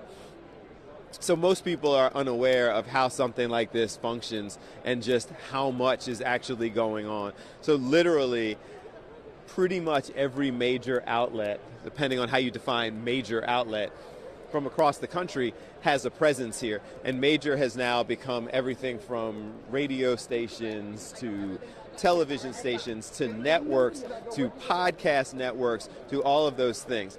Mix in all that with security, as you see the dogs over here that have continued to make their way through to maintain the security of the building. We've got facial recognition when you try to come in here. You've got the dogs and the security that are making their way throughout the entire process, sniffing tables and making sure everything is safe and secure. And then you mix in with that all of the top level entertainers and athletes and elected officials. And that speaks to the reason why it is such a secure environment here, but also such a cool thing to experience. So we hope that being able to give you all of this kind of background look behind the scenes to actually see what's going on is as fun and informative to you as it has been to us. I'm wandering around looking at folks. I see Hank off in the distance grabbed somebody that he is trying to walk over to our table. Not exactly sure who that is, but Hank is making his way over. Who's that? Here comes Hank is making his way over to come and talk to us. I am hot right now. Oh, okay. Let's do it. Oh, so we got, but Hank went and got us some little guys like Bobby Lashley, swole. Dude, are you kidding? Some of the biggest dudes I've ever seen, and not even well, they probably played football at some point. But those are straight up pro wrestlers. So that's Bobby Lashley. I'm not Lashley sure. was bigger than that somehow, and I didn't know he's AEW. Maybe they didn't re-sign him. You thought he was bigger than that? Yes. That dude can barely put his arms down. Well, no, I'm talking about like taller 6'6" or something. Yeah, but Dude, when people walk like this, they're walking like that because they can't put their legs together. Dude, I was just taking a lap around the room to see who looked interesting. These huge, colossal guys rolling around in sunglasses, looking like half businessmen and like half bouncers. And the dude in front of them, I'm like, who are you all? And you got a minute? You know? So they may swing back around again. I'm always up for talking to pro wrestlers, man. Yeah. I wonder if they'll talk and instead of doing promos because So I think it's changed. Like the industry has changed enough the realism. that they're over there actually getting set up over at Odyssey. For another hour if they're sitting with that crowd because they took up Schilling for like 4 days over there the other day. Yeah, well, they also have, so WIP is over there. So Ike Reese and Hugh and all of them are part of the whole Odyssey sports booth. And then there's another booth right in front. So I think they'll make it over. His person is actually coming over right now. Hey, Tom. No, I dropped the name on him. They work with the guy that we He's know sitting very there well. coordinating. And we'll let you guys talk because we're live. We're trying to figure this all out to see what's going on with some of the folks that we can grab and pull on to get scheduled in. So they're moving around. It was, in fact, Bobby Lashley, professional wrestler. Big dude. So we're going to see if we can grab them shortly as they make their way around. Just all that's going on with the behind the scenes here on Media Row. So it looks like off again behind here where they have another set of interviews going on. It looks like wide receiver Andre Reed is now sitting down over here with the Cam Newton podcast. Another kind of huge set that they have structured that I wish I could show you, but it pretty much is like all of the things that you're seeing spread around throughout the area. So you've got a couple of places that have set up entire built structures, and Cam Newton is one of them right next to us, and so we're kind of taking some of their guests. We're all working together. Let's take a break. It is Superstream 59, Fox Local, Fox 29, Fox Soul, Fox YouTube, Fox O&O's, all.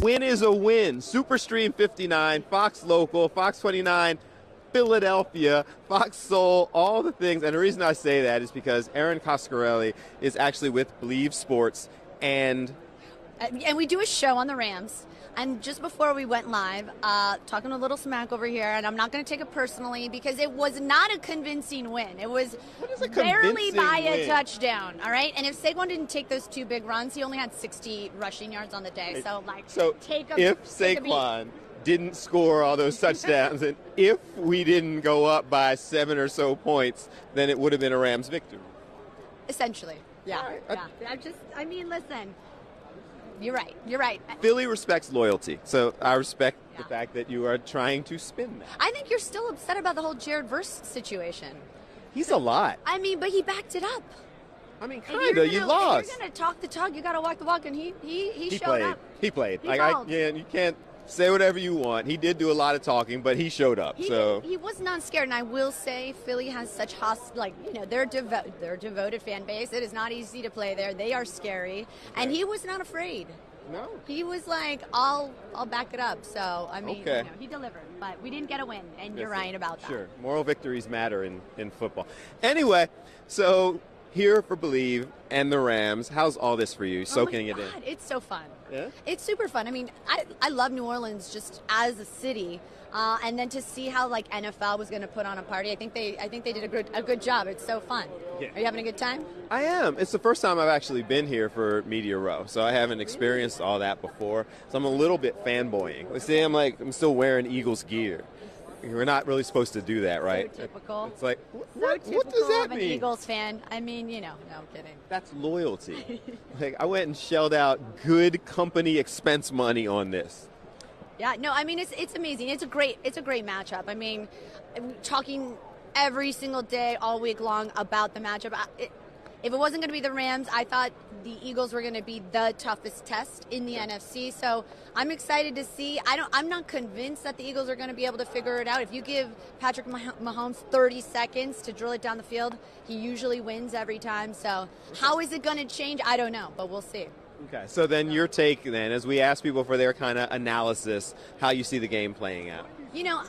I love Vic Fangio. I covered him in 2013 when I was with the Niners, and he's amazing. The pass rush is scary. Mahomes getting sacked, I think a career high 36 times. That might be the decider, but, I don't know. I just think it's hard to bet against Andy Reid and Patrick Mahomes. They're used to this. They deliver every time. They've done it before. So I can't go against them, even though I want to. Even though I want to see some fresh talent in there, it's hard. Prove me wrong, right? We're going to prove you wrong. Yeah. If people want to continue to follow your analysis, all the things that you're doing, follow you on social, see how much you love the Eagles, how do they do that? See how much I love the Eagles? Yeah, Yep, okay, part. fair. Yeah, exactly, that part. Follow me on social media, Aaron Coscarelli. I'm on Instagram, Twitter, and TikTok. And then Believe in Rams, Believe Sports, which is here covering all the sights and sounds here in NOLA. It's a podcast show. It's really fun.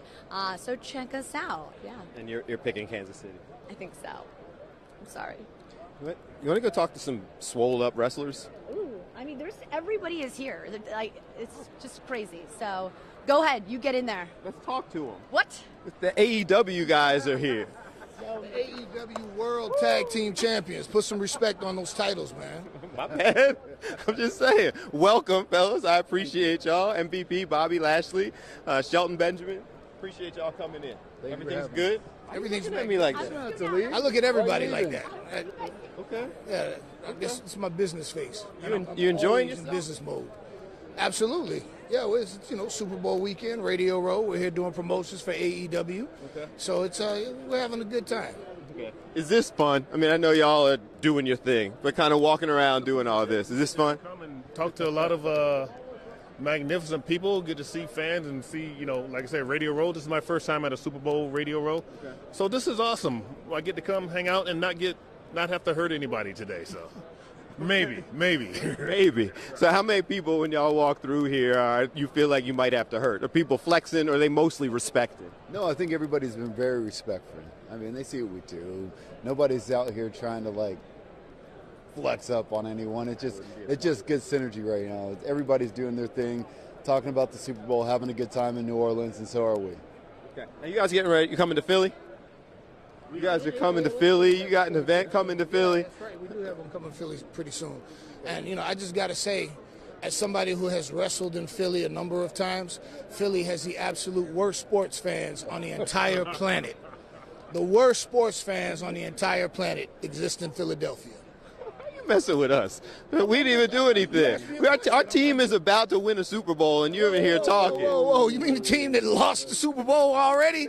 Years ago. Our team is about to win the Super Bowl. Going up against the best, and I'm not even a Chiefs fan, but the best organization in football right now, you can't bet against Patrick Mahomes. That'd be foolish, man. I mean, I can bet against Patrick Mahomes. You picked the Eagles. But did you? Did you bet on? Not yet.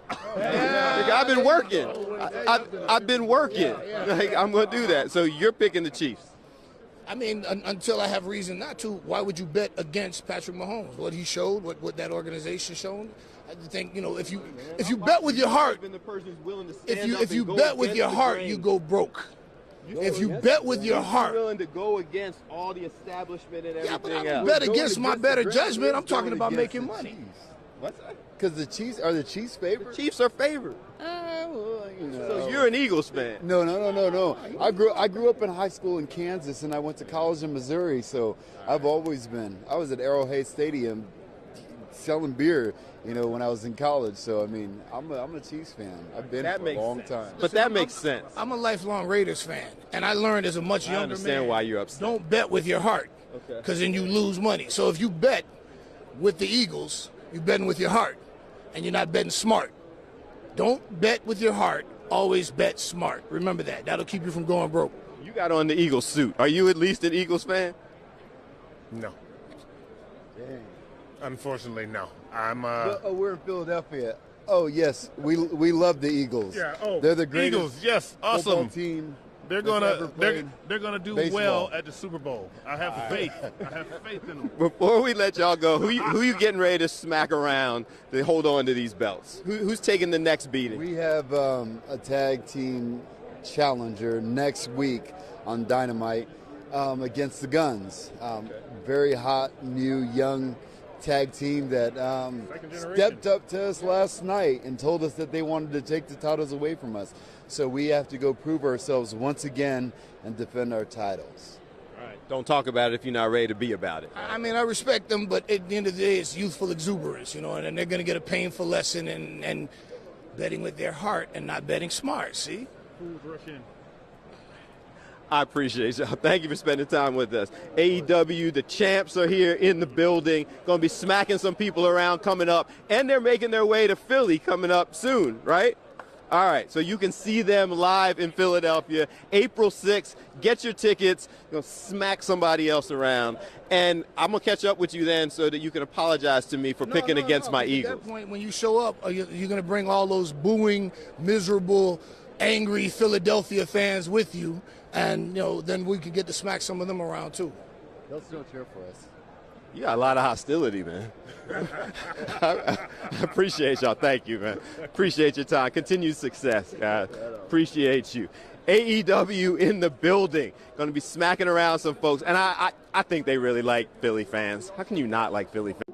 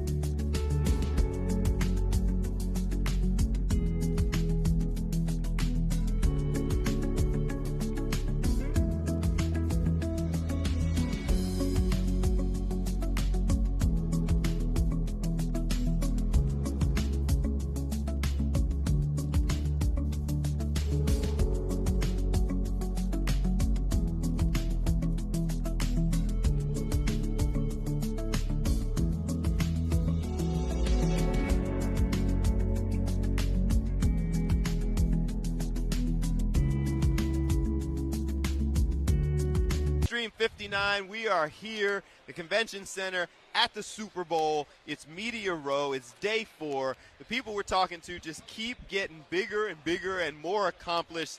And our next guest, gospel artist Titus Showers, is here. So Yes, I got to tell you. Talk to me. You can tell when people are really artists, like comfortable in their talent. Well, when you say to somebody during the break, now you know I might make you sing just off the top. And you said what?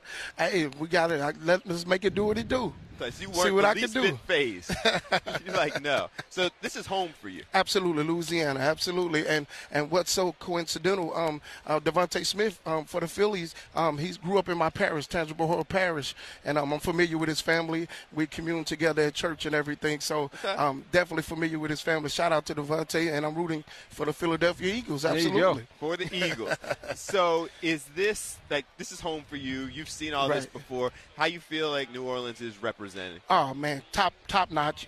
You have the best of food, the amazing hospitality, and definitely the culture is just so welcoming, and just an honor for everyone to be in this historical city to celebrate the Super Bowl. It's going to be a great event, and it's already have been one thus far. Tell us about the career. So you got new songs. Right. You got Feed Me. Right. But you've also done stuff in the past with Jermaine Dolly, who's a Philly guy. Philly guy. So tell us about the career path we're on and what's coming up. Definitely. Great record out entitled Feed Me, featuring the great Fred Hammond. And shout out to Dolly again, man. We had a #1 record together entitled It's Gonna Be All Right, and I was so honored to work with him. He's a great brother, and we continue our great friendship to this day, and have new music on the way, album entitled We Made It.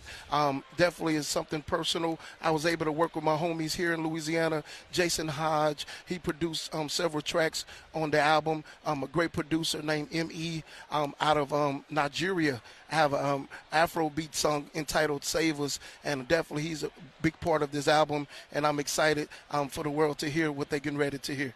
Is it helpful and fun, I guess, in terms of local artists, national, but from here, right. Artists, to get this type of exposure, the crowds, the parties, the performances, the fellowship, all here in New Orleans? It's definitely important, and you never know who don't know you, but you're always excited about who do know you. So any invitation you're allowed to share your gift and be on national syndicated shows such as this, it's a grand opportunity because you're branding yourself continuously. You never stop doing that in this day and age. Can I ask you a musical question? Yes, sir. I've been all week long completely enraptured with this culture here in New Orleans. If I stayed here 1,000 years, I may never understand it, but I'd be joyously lost in it. I really have. We've done a ton of music. So my question to you is, when we consider things like first and second line funerals, the great traditions here in New Orleans, how does all that embroider itself and weave itself into the gospel music in this town? I got to figure, in a way, maybe a subtle way or not, the gospel music in New Orleans may be a little bit different than it is in other places, but you tell me. It's definitely a soulful feel, and it all collaborates together because each genre comes from somewhere. Sure. And it stems from that background of church, of gospel music, and then everybody branch out and use their different gifts that God has given them to create different avenues of music, to express the culture, to share with them different ways to have their music to encourage the world. Are there opportunities during all of this for you to get to perform now? We have things that are coming up that we can look for. Like, we know we've got the new songs out, right. But we want to see it live, other than me making you sing here. Like, how do we catch up? Definitely. I minister here in New Orleans as well at a church called Household of Faith at 8 o'clock and 10 a.m. on Sunday mornings. Shout out to Pastor Barrier. And I also travel, definitely connect with my manager, and I'm able to share my gifts all over my social media platforms as well. I am Titus Showers, and my music is available on all streaming platforms. Just type in my name, and you'll be able to become familiar with me if you're not familiar with me. And I'm able to definitely just go to stages that that is welcoming, and just present my gift to people, and share with them what God has given me. So it's indeed a blessing and a dream come true. You think you're going to get a chance? Everybody is here. You're going to get a chance to go around, stick your head in on some of these shows, give them a little taste. A little taste, peep in something. Maybe there's someone would pass me the mic and I get on the stage. You work your evangelism through your music. Yes. Let me ask you this. Did you ever say, you know what, music aside, I'm going to step up. Maybe you had an opportunity to step up into the pulpit and Wow, preach a you sermon. do that, right? Have you done that? Or, I mean, maybe you are a minister. Maybe you're 1,000 miles ahead of me. I don't know. Well, I'm not a minister. I am a PK. My dad's a pastor, but I definitely see myself in that area. Okay. The Lord is calling me and pulling me. There were moments in church, literally, I started crying just by witnessing the word of God being brought forth, and those are signs of the Lord calling you to go to the next step. So we're waiting on him, and we want to make sure our calling is sure, because we don't want to jump out in something like such as that. You don't want to have the urge. You can have the urge to play baseball, basketball, and have the urge to Those are games. Yeah, those, but this is not a game, right? No, exactly. Yeah. So you've got the new song out. You've had the hits with Dolly. You've had the hits yourself. Billboard charting. What do we need to stay tuned for? Are we just running the course with this one, or is there more stuff in the works? More stuff in the works, and we're definitely running the course with this one. More collaborations with all of my favorite artists from different genres. I'm a big John P. Key fan. I grew up on Pastor Key, and I just love great music. Even Ty, Soul Ties is in Philly, Ty Tribbett, and I love his great music. And I'm just an artist who love great content and great music for the people of God, and I'm able to share it with them. So collaborations in the near future is definitely going to happen, and that's on my my bucket list, you know. I was sitting here when you mentioned John P. Key. I was sitting there, and I had to Google to reinforce that I used to host a radio show. Wow. And I would open the show with Stand. Come on. By John I P. Key. decided Yep. to take a stand. Yes, sir. All right. We need to go to break, but I want you, after you tell us again, social media contact, how we find you. You going to sing us the break? I'll sing you the break. All right. But first, we can find you on all platforms. All platforms at I Am Titus Showers, and all of my music and information is available in my bio on all of my social media platforms. All right. Now, neither of us, well, he can sing a little bit, but we He don't look have like he any can sing. instruments. You can sing or with Titus anything. Showers. I can sing drunk in the shower. Are you out of your with mind? Titus Showers. You say I that was around just him. Are saying, you crazy? We might have a little bit of background singing Yes, if indeed. you need it. We got no instruments. I will be quiet, You're going Mr. to sing us Showers. the break. Doing what? A real snippy like, for thine is the kingdom, power, and the glory.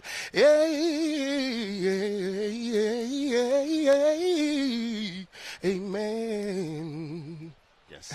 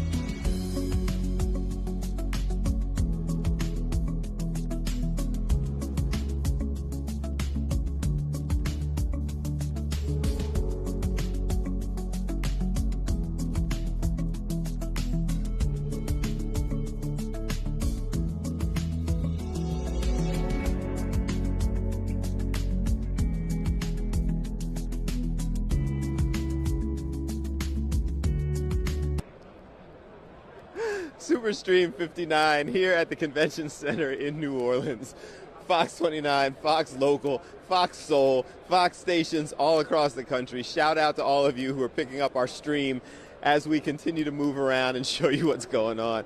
For those of you who don't know me, I'm Bill Anderson from the Fox O&O in Philadelphia. We appreciate all of you across the country who have followed us as we're trying to give you a little bit of a journey behind the scenes of all the things that are taking place. I'm laughing because we just went live and my photojournalist, Dave Eitzen. So behind the scenes, and you'll see this on social media, you can follow me at Bill A. Fox 29. Follow the station, Fox 29 Philly, Fox Soul, all of the others out there. Follow them as well. But what he's been doing behind the scenes is grabbing all of our guests and trying to get them to do some sort of an Eagles chant or song or Go Birds or something like that. What? How you know Jen Fred? Okay. Shout out Jen Frederick. Why do you know Jen? I gave her one of those big hat noggin bosses at the Orange Bowl, and then she fell in love with me. Yeah, she did. Gilly's wearing your hat. Yeah, Gilly's going to be up here tomorrow. Really? Yeah. He's crushing it. Yeah, I love Jen. Rocking your hat. Absolutely. How do we get the hats? So if you DM me on Instagram, Justin Lusner, maybe I can hook you up. Okay. Yeah, shout out Noggin Boss. That's what you do That's to right. get the hats. Thank you, sir. And you get a Jen Fred shout out in New Orleans. That's good Exactly. stuff. That's what we're talking about. Go Birds. That's good stuff. Appreciate you. So I was laughing because now look, move over a little bit here and you can see. This is the kind of stuff that's going on behind the scenes. Did he get you to sing? Yeah. You sing Fly Eagles Fly? Fly Eagles Fly. Did the church version. Oh, okay. Wait, there's a church version? He made me do a church version of it. Wait, you want to give us a little bit? I'll give it to you a little bit. I have to read the lyrics, okay? Okay. Fly, Eagles fly, on the road to victory. Fight, fight, fight. Fight, Eagles, fight for me. Score a touchdown. 1, 2, 3. Hey, hit 'em low, hit 'em high, and watch our Eagles fly. Fly, Eagles fly, on the road to victory.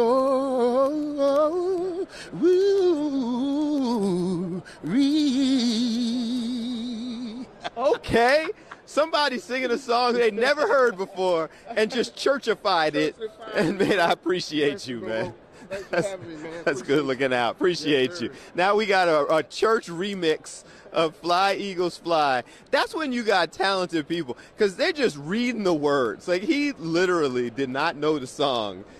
Photojournalist Dave Eitzen gave him the words, put on his cell phone, and he goes ahead and sings it out. By the way, the folks back there, I'm going to need you to clip the shout out to Jen Fred. That will make her very happy that she is being recognized here in New Orleans. People saying you got to shout out your girl Jen Fred. And so just got your shout out. Anyway, as I was saying, we've got all the things going on. You just got a little taste of what Dave Eitzen has been doing behind the scenes. So we've gotten various guests to do Eagles chants or sing the songs. Some of them were doing the dances or whatever it takes. You'll be able to see all of that on our Fox 29 Instagram page. So at Fox 29 Philly, after you follow me at Bill A. Fox 29. How you doing? So we have more guests. She didn't even say hi. You just mean. Like, it was live. You just mean for no reason. It was like you walk through the shot. I can't say hello. Hi. How you guys doing? Good. See, that's nice. We were just talking about the other person who walked through the shot, and I was like, hi, how are you? She went, I was like, how you going to be mean live? Oh, well, what am I interviewing you about? What am I interviewing you about? She said it thought you wanted to interview us about what? Mic and I thought you were just I do have a mic, but why? What am I interviewing you about? Just because? We're from BetterHelp Online Therapy, and so we're here to say hi to all of our amazing partners at Radio Row. We work with a bunch of radio show hosts and podcast hosts, and we're the top advertiser globally in podcasts, so we wanted to come say hi to all of our amazing people. You're the top advertiser globally in podcasts, so that means that in theory you guys could be sponsoring my show too. Are we not? I don't know. Are we not? Are you the person who's making these decisions? Now, see, this is why you don't stop somebody live with a mic. So you're sitting here saying we make these decisions. You're the decision maker? I am part of the decision making, yeah. Okay, so why aren't you sponsoring our show? What's your show? What's the name of it? You gotta pitch Fox us. 29 in Philly. We're Fox Local Streaming. I host a show called The Pulse that use your voice for good, and we interview celebrities. It's a perfect fit for what you guys do. The Pulse? Okay, wonderful. All right, we'll in talk. Philly, Fox 29 Philly, okay. Yes, and nationally. On Fox Soul and Fox Local. Yeah, we're global. Yeah, that's wonderful. Okay. All right, so enough about me. Tell us again what you guys do. Yeah, we're from BetterHelp Online Therapy, so we're making therapy more accessible for everybody all over the world. Okay. And how do we find out more about you if we want that information? You can go to betterhelp.com, and if we would love to talk about sponsoring your show, so you can just search for Brittany BetterHelp and find me any way that you find me. That's personal. I want everybody watching to get the help that you guys offer. So that the best way to do that is your website. Yeah, go to betterhelp.com and sign up. Mm-hmm. See, I wanted to interview you.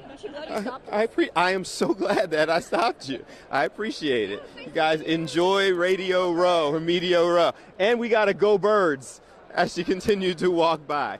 See, the difference between folks who are pleasant, you got cheerleaders walking by, but they're in red. So I don't know. They're behind Dave now. I don't know if they are Chiefs cheerleaders or just people who are wearing red uniforms. So we're expecting some more folks to come up, spend some time with us in the very near future. We will talk to them, excuse me, break it down, get a little bit more information, and continue to keep you informed about all the things that are taking place. Going to see who else I can grab. It is, what time is it? Wow, it's 3:30 back home. So we are rolling along as we keep the conversation going. I'm Bill Anderson. Hit me up at Bill A. Fox 29 on social media.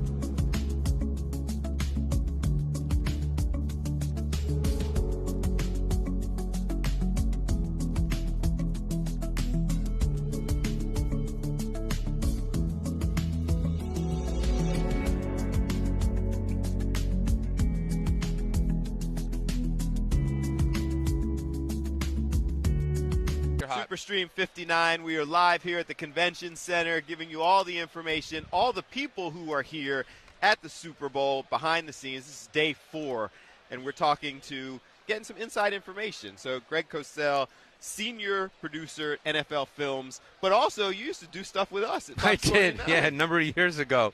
Yeah, the time goes by, so I can't remember when it was.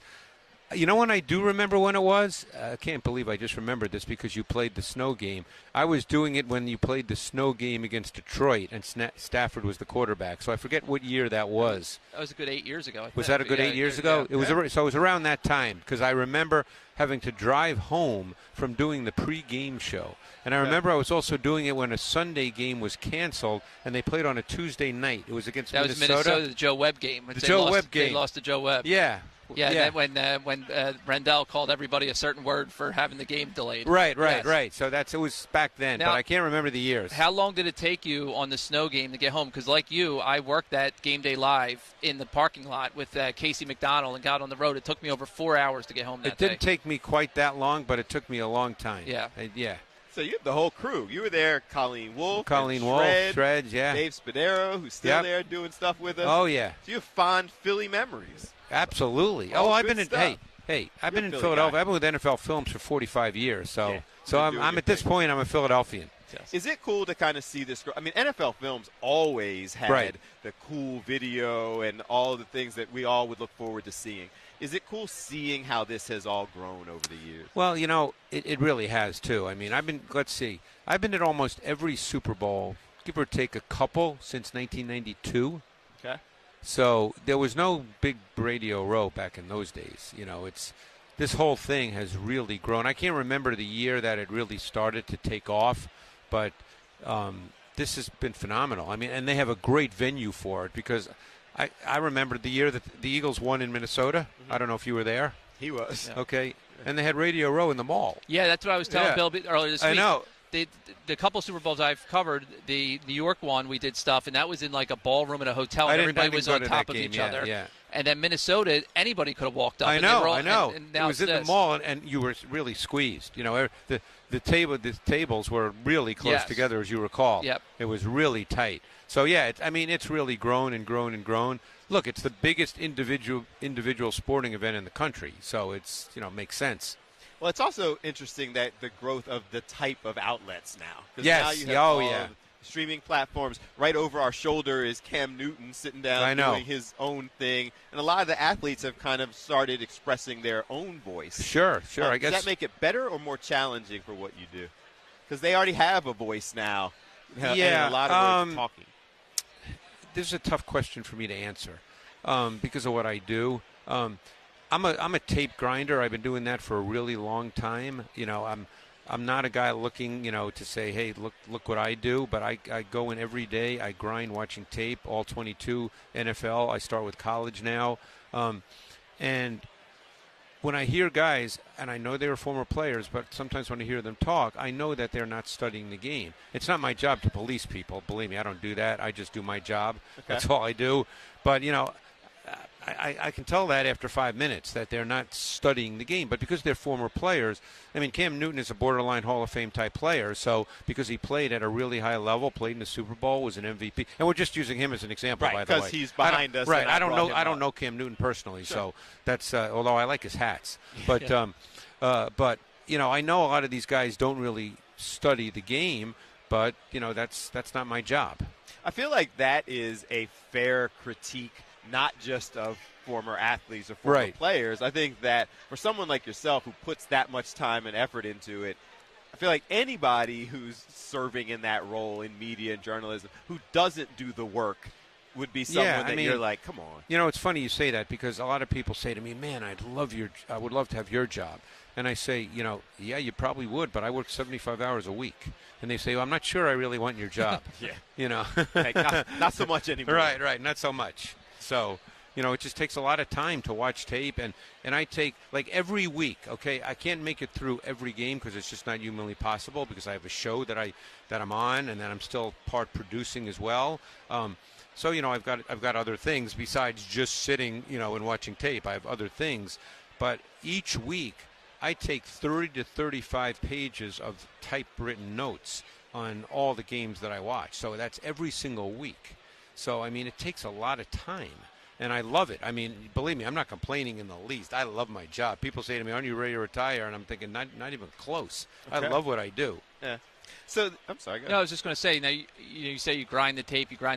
Looking at this game a little bit, is there like one aspect or one matchup that you really see on the tape that could swing this thing? I don't think any game, and again, I've been asked that a lot, so it's not just you, but I don't think in any game there's one thing. I think that fans would love to hear one thing. There's probably 10, 12 different things that can happen in this game, that are not cliched. I mean, obviously, people are going to say, well, if they can't stop Barkley, you know, I mean, that's obvious. Of course, yes. My daughters could tell you that, but I think there's so many little elements to this tape that involve personnel, that involve formations, that involve motion, that involve individual matchups. Just to give you one small example, Jalen Carter lines up almost exclusively as the left defensive tackle. Now, that's Trey Smith as the right guard for the Chiefs. He's arguably the best right guard in the NFL. We've seen throughout the season that teams slide their line to Jalen Carter, which has left Milton Williams one-on-one with the left guard a lot, and he's been phenomenal. And the left guard is Mike Caliendo, who's probably the weak link on their O-line. So the question is, will the Chiefs do that, or will they take the best right guard in the NFL and let him match up to Jalen Carter one-on-one? Yeah. Or will Jalen Carter move to the right, which he played 6 snaps at right defensive tackle against the Commanders? Little in-the-weeds stuff like that. That's the stuff that really interests me about any game. Yep. This just happens to be the Super Bowl, obviously, so it's all magnified. But, those are the things that when I'm studying tape that I notice. The obvious stuff, you got to stop Mahomes, you got to stop Barkley. I mean, that's, we all know that stuff. For people who don't understand, like you hear NFL films, and we've seen some of the stuff that you do and the shows that you work on. And I don't do that stuff anymore, but I used to. I used to be a documentary filmmaker. Now I'm purely an X&O guy. Well, and so that's what I'm asking. Explain to people who may not fully understand what goes into what you do. You mean as far as the X's and O's? Yeah. What I do? Oh, it's all based on tape study. So because I work at the NFL, I have access to what the coaching tape. So it's the all 22. So you see a sideline shot where you can see all 22 players, and you see 2 end zone shots, one from each end zone of each play. So for instance, the way it's set up is it's Eagles offense versus Commanders defense. And you can watch the whole game too. You can watch it in order of each play, both sides, but I tend to watch each side of a ball. So since there's 3 plays for each play, there's 3 angles, it'll take me 2.5 hours to get through just one side of a ball. So if I'm watching Eagles offense, Commanders defense, and I'm taking all my notes, which I do, it'll take me 2.5 hours just to get through one side of the ball. And all of this to analyze what's going on, the trends, identify things, just to get more information. The tape tells you. I mean, one thing I learned this when I started out watching tape, and I had to learn because I wasn't a football player. I grew up in Queens in New York. My high school didn't have a football team, so I played basketball and baseball, but I had to learn how to watch the game through the tape, and that took a lot of years to do that because it's a whole different deal, and you watch the tape and you have to, I learned that the tape tells you. You don't go in, once you see coaches and teams over a long period of time, you have a sense of what it is. But when you first start, like if it's a new coach, okay, you have to watch it and see what they're doing. So you let the tape talk to you. You don't go in with a sense of, okay, here's what they're going to do. You don't know that. You have to let the tape talk. There's been a lot of opinions this year on Jalen Hurts, and I'm sure large majority of them are people who are not breaking down the tape. As somebody who does every week, how would you analyze his season, pro or con? I think Jalen Hurts is a player that has clear strengths and defined limitations, which everybody who studies tape knows. So I think that within the context of what the Eagles team is this given season, that he's played well because they're not really a passing team. They're a run-first team with a really, really good defense. So they basically made a decision after the bye week of how they wanted to play.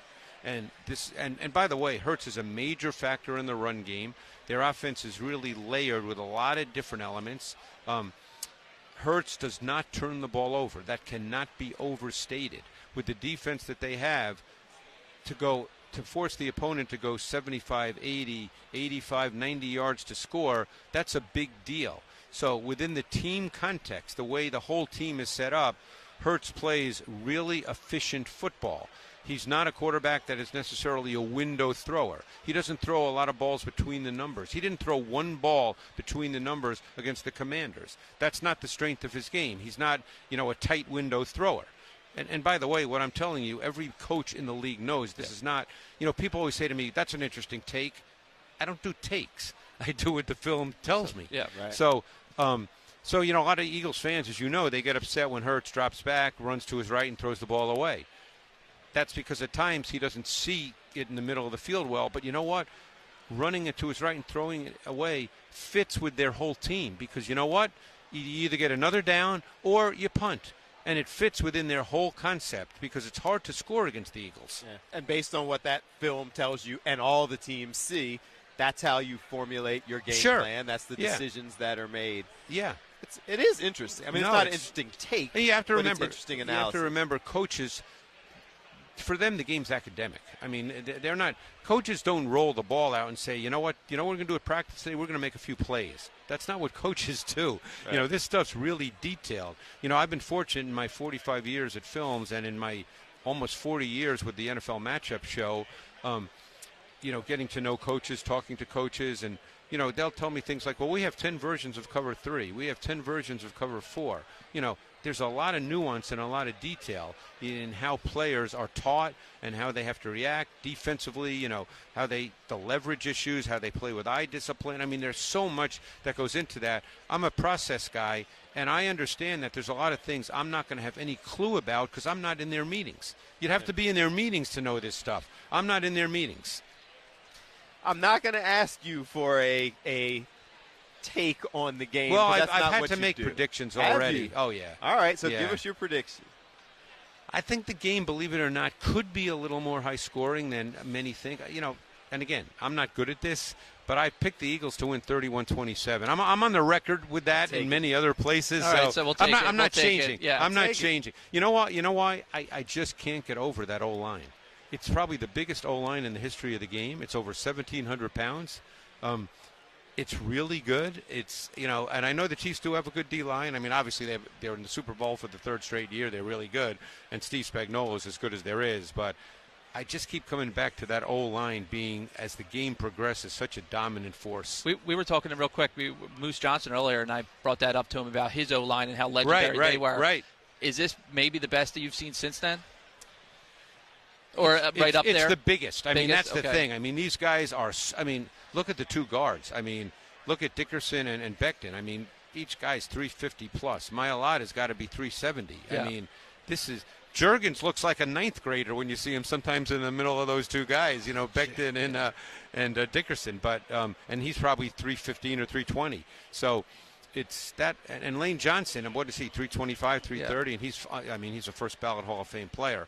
So it's that Huge. O-line. I just keep coming back to that O-line. It's interesting when you say that. We're going to take a break. We appreciate you spending time with us. It's been great. I was down at media night on Monday. And so I actually spoke to Landon Dickerson and standing next to Cam Jurgens and a couple of them. And you're absolutely right. Like, the little guy is huge. I know. When you're standing next to them. Yeah. You're like, whoa, that's the little one. These are big dudes now. Yeah. And doesn't it just seem inevitable in every Eagles game? I know you guys watch all the games like I do. Doesn't it just seem inevitable that Barkley's breaking a 50 or 60-yard touch? You're just waiting for it, whether it's the first play like the Commanders game or in the third quarter. It just seems like you're waiting for Barkley to break one. Yeah, and on a run where he doesn't get touched for 3 yards to start. Well, that's the amazing thing, taking nothing away from Barkley, but he's got the most yards before contact of any back in the league by a wide margin. Nice. Appreciate you. Thanks for spending some time with us. This was awesome. I loved it. Thank you. Guys, we'll be right back. Stay with us. We are live, the convention.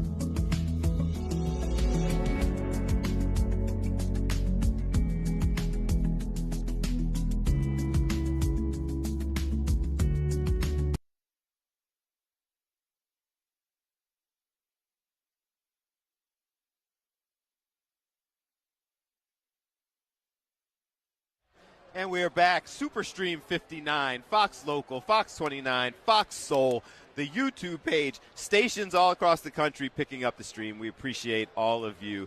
And our next guest, Mr. Mike McCarthy, Front Office Sports. Appreciate you stopping in. My pleasure. You know, I've been watching Saquon all season as a Giants fan, and it's been breaking my heart. Oh, I almost feel bad for you, but the whole But you don't. No, not really. I mean, I actually do feel bad for fans of Right. Saquon. I don't care that much about the team and their decision making, but yeah, to have given that guy away. Insanity. It's crazy. And when you watch the videos now, like there's so much because of all the social media and the behind the scenes shows. There's so much evidence about the process that makes you sit back and go, what? Yeah. Like yeah. even the thought process. That's got to be hard for, I mean, you work in the business. Yes. And a fan. That's right. To sit there and watch that must be like. My head exploded every weekend when I saw him rip off a 60-yard TD. And if you're a hardcore Giants fan like me, you grew up going to the games with your dad, you learn the litany of famous Giants who've gotten away. Do you know that Vince Lombardi and Landry were the assistant coaches for the Giants? I did not know that. That's crazy. They left the organization. Yeah. You know what I mean? And then went on to win Super Bowls in Green Bay. You know what I mean? We had Parcells, we had Belichick, and they all went somewhere else. And now, you got to add Saquon to the list. It's those things they say on social media all the time, this didn't age well. Yeah. Like somebody's comment. The whole comment about I'm not paying a quarterback $40 million to hand it off to a $12 million running back. Yes. Like that's not what we do here. And then you look at the Eagles, and that's essentially what we've done to get to the Super Bowl. Right. Like that's got to hurt. And I remember the Eagles, before the season started, weren't they in a little bit of a turmoil?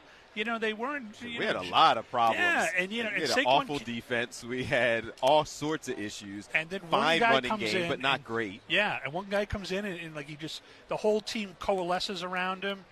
Jalen gets better, because he's got this running attack. All of a sudden now he can do play action. He can do everything.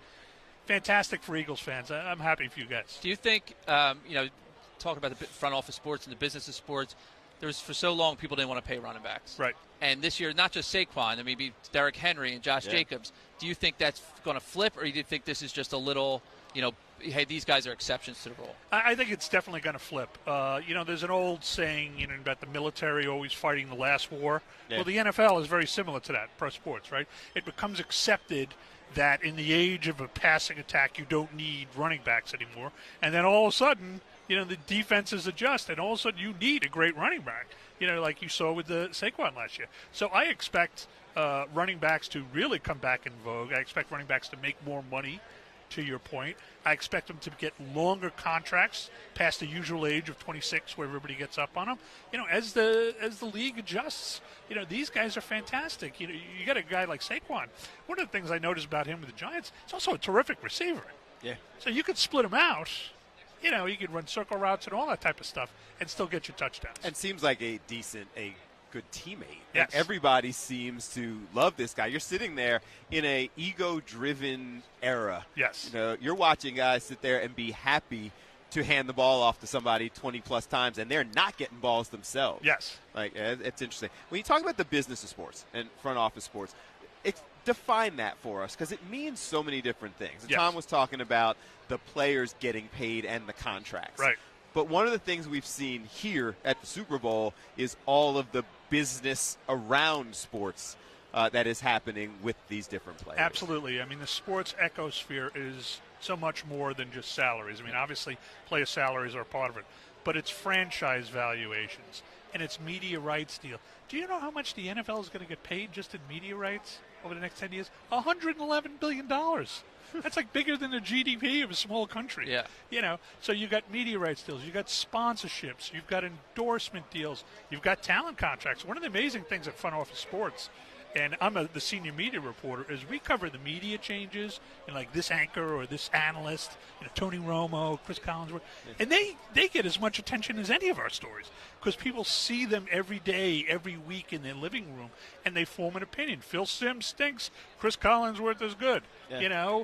Tom Brady's terrible in the booth. I like Romo again. It's amazing the feeling that people have around these media stories. Well, and you see that here, right? Because we spoke to Daryl Johnston earlier, and he was talking about just the change in how he was viewed from when Eagles fans just on site hated him, hated him, Aikman, handful of people. But now, because they're so high profile in their analysis and their involvement in the media, well, we probably still hate them, but there's a level of respect for the things that they do and the business side of it. Well, I don't think fans really realize that if you're in the sports TV business and you're an executive particularly, but even the analyst, you're not really rooting for one team so much as you want a close game.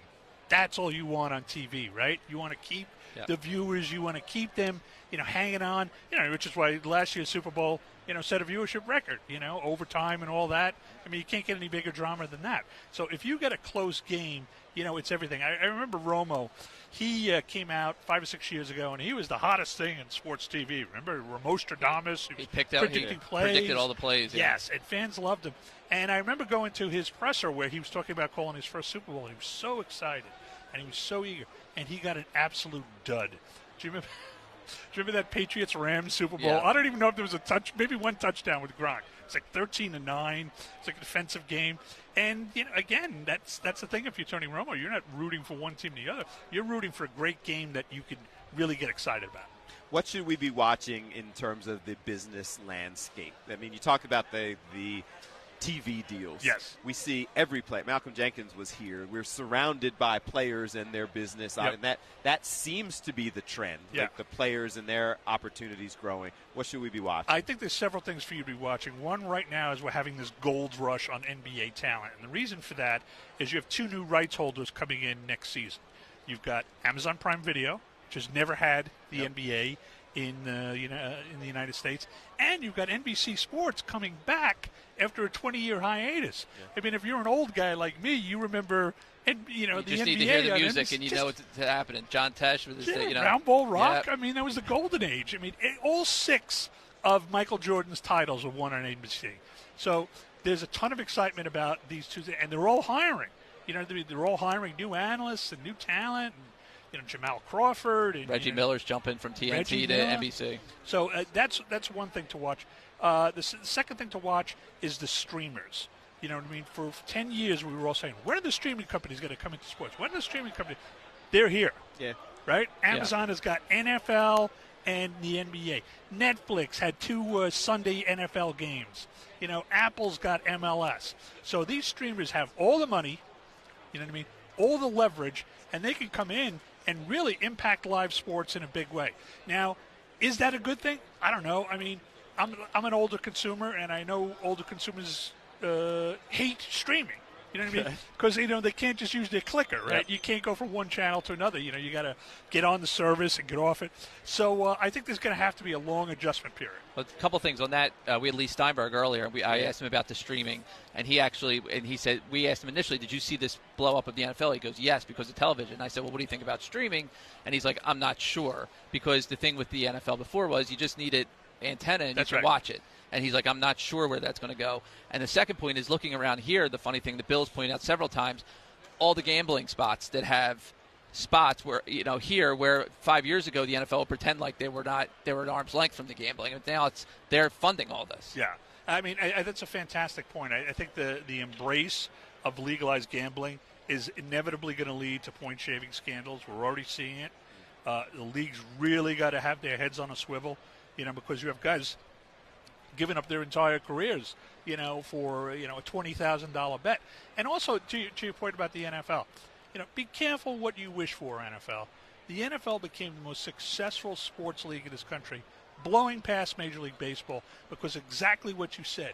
Every game was on free broadcast TV. All you needed was a pair of rabbit ears, and you could watch your Eagles or you could watch your Giants. They didn't put their games on cable TV or pay this or pay that. Everything was free. Well, guess what? Now to watch the NFL, you not only have to have the 3 major broadcast networks, you need Peacock, and you need Netflix, and you need Amazon, and you need all these streaming. So the NFL I think is playing with fire there. I mean, you dance with the girl you bring, to the dance. And if they turn their back on free broadcast TV and try to do something like a pay-per-view Super Bowl, I mean, I think some fans would revolt.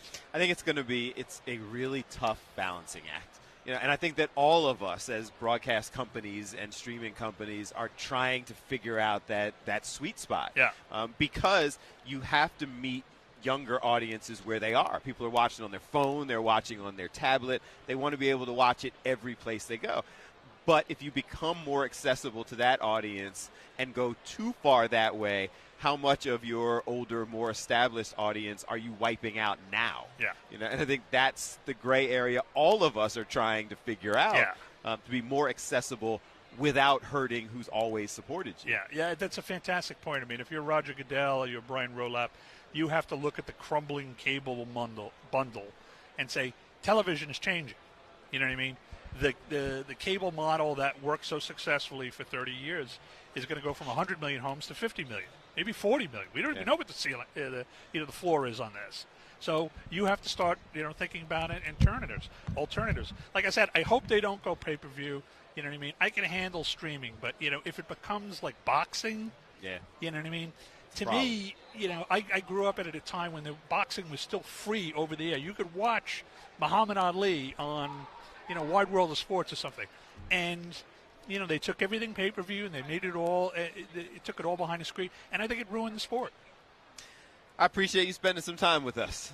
We're My enjoying pleasure. this. This is fun. Good luck. How do we Sunday. find you? Mike McCarthy. I'm the senior media reporter for Front Office Sports. I also author a free twice-weekly newsletter on all things sports media called Tuned In. Sounds good. Thank you very much. Thank you. Appreciate you. We'll be back in just a moment. Stay with us. We head into our final hour.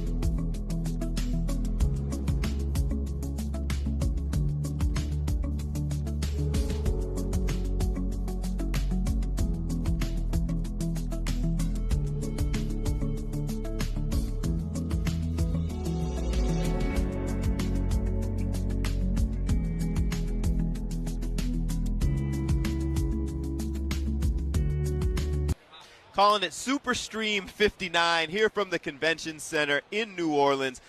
I'm going to say it until we leave here. I'm at the Super Bowl. Come on now. Yeah. You at the Super Bowl. I'm at the Super Bowl. That's what all my friends say, man. You going to the Super Bowl? Like, how can you not be happy and excited about that? And it's work. Like, y'all have been working. Yes sir. Yeah, we're at the Super Bowl. NFL vet Michael Brockers played 11 years. First-round draft pick? First-round draft pick. Okay. Yeah. Why Petty Pat? Why not just Pat? I'm going to tell you, man. So the thing about me is a lot of my responses are petty to a lot of my friends, and people start saying, just, man, that was petty, and then my name's Patrick, so they just start putting 2 and 2 together, so people just start calling me Petty Pat. And y'all host the show, so tell us a little bit about the show. The broadcast, man. We're broadcasting all over the world, hopefully. So it's a little pun off my name. My nickname is Brock. So we've been running the broadcast about a year now, maybe 2 years. We started when I was at LA, really small. Yeah, we kind of first started. It was something that was just like I kept telling him, man, let's start your YouTube channel. Let's start your YouTube channel. And for the longest he was like, man, I don't want anybody, to know anything about my family. I don't want people in my business like that. And I don't know what happened. Randomly, FaceTime me one day, was like, bro, I'm ready. Ready. And I was like, all right, cool. So we started doing a YouTube thing, and I started filming him working out in the off season, stuff like that with my cell phone. Started off with my cell phone. Right. And then it grew to us. He was like, man, I think I want to do a podcast. And then we were in LA, and we did one episode, and then we liked it. So then he was like, man, let's just keep this going. It was really raw, though. That shit was crazy. It was. But I think they all are. Yeah. I feel like there's so many, and we've been talking about this, because you guys are here. This is the second year being here, and you played. You look around here now, and you see how many people like yourself who have the experience on the field, who are now launching their own thing. Absolutely. Now, that seems like it's kind of the wave of the future that everybody's getting comfortable with. I think the reason why I chose it is because I get to choose my own narrative. I love talking about the game, but I don't want to be shunned because I choose a side or I don't choose a side. My podcast is my opinions. You can't judge me based off my opinions. I'm not right. I'm not perfect, but it's all authentic, stories. So that's what I love about the broadcast and just being able to have my own platform.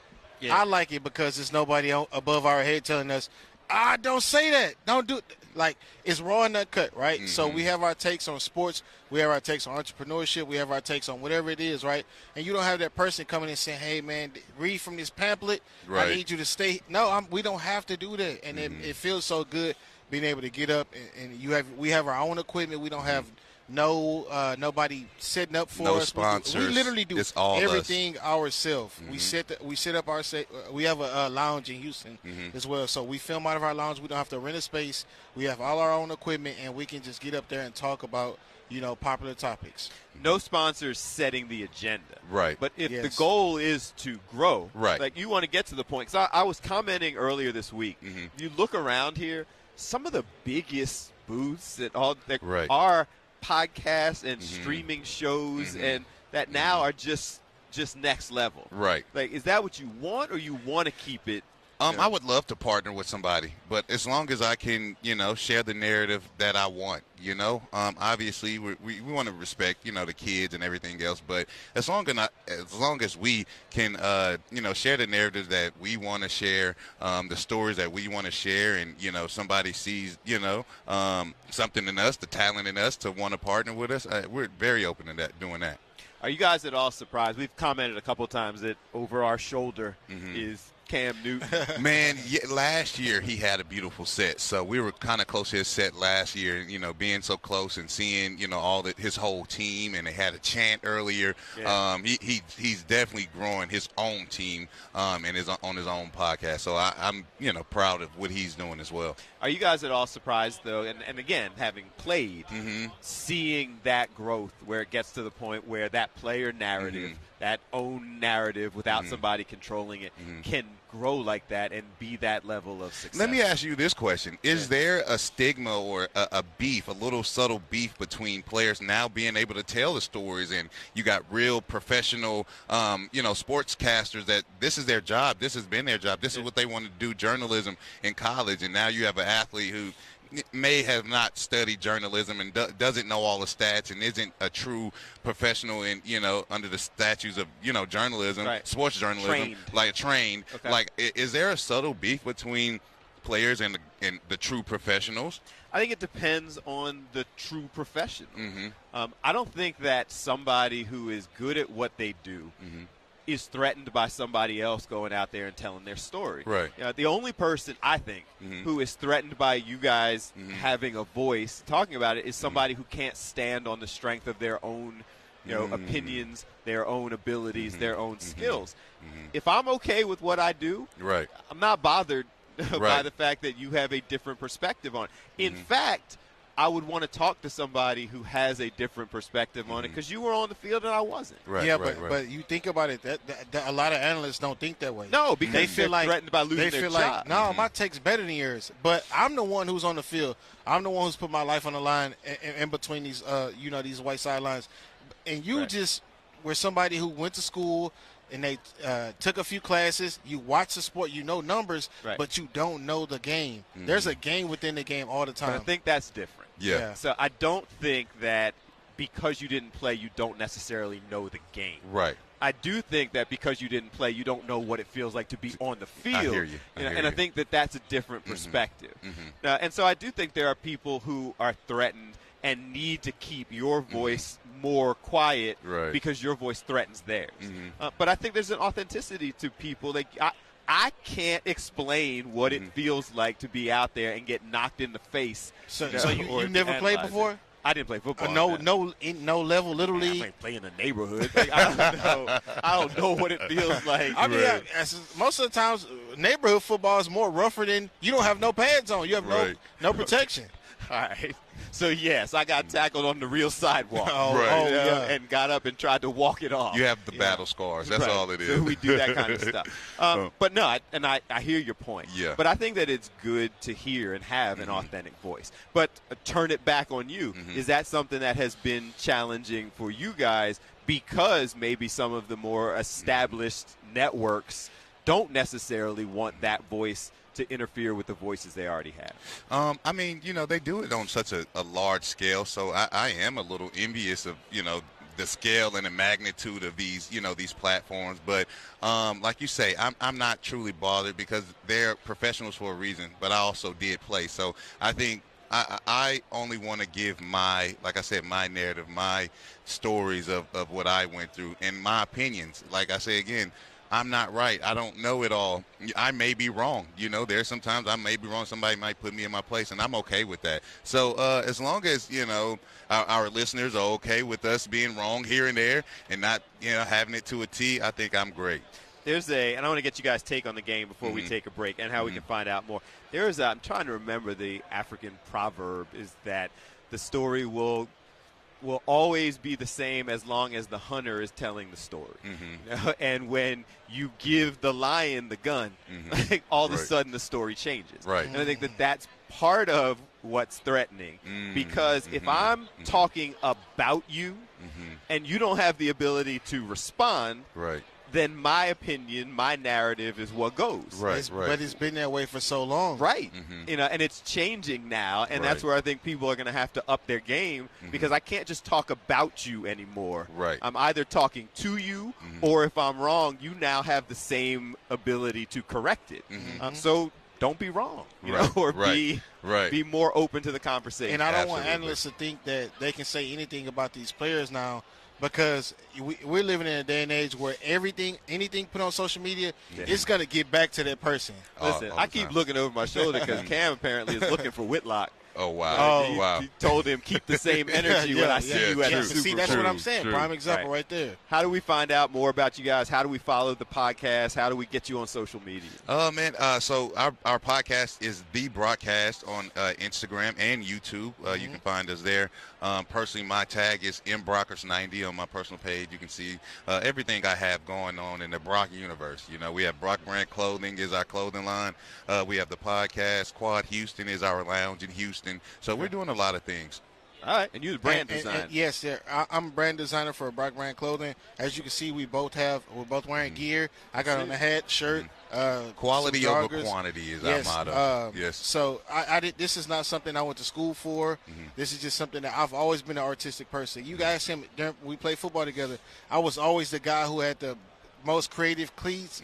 I had everything. He was swag before swag was a thing. This was before people cared about swag. I was that guy. Listen, I went to school for marketing.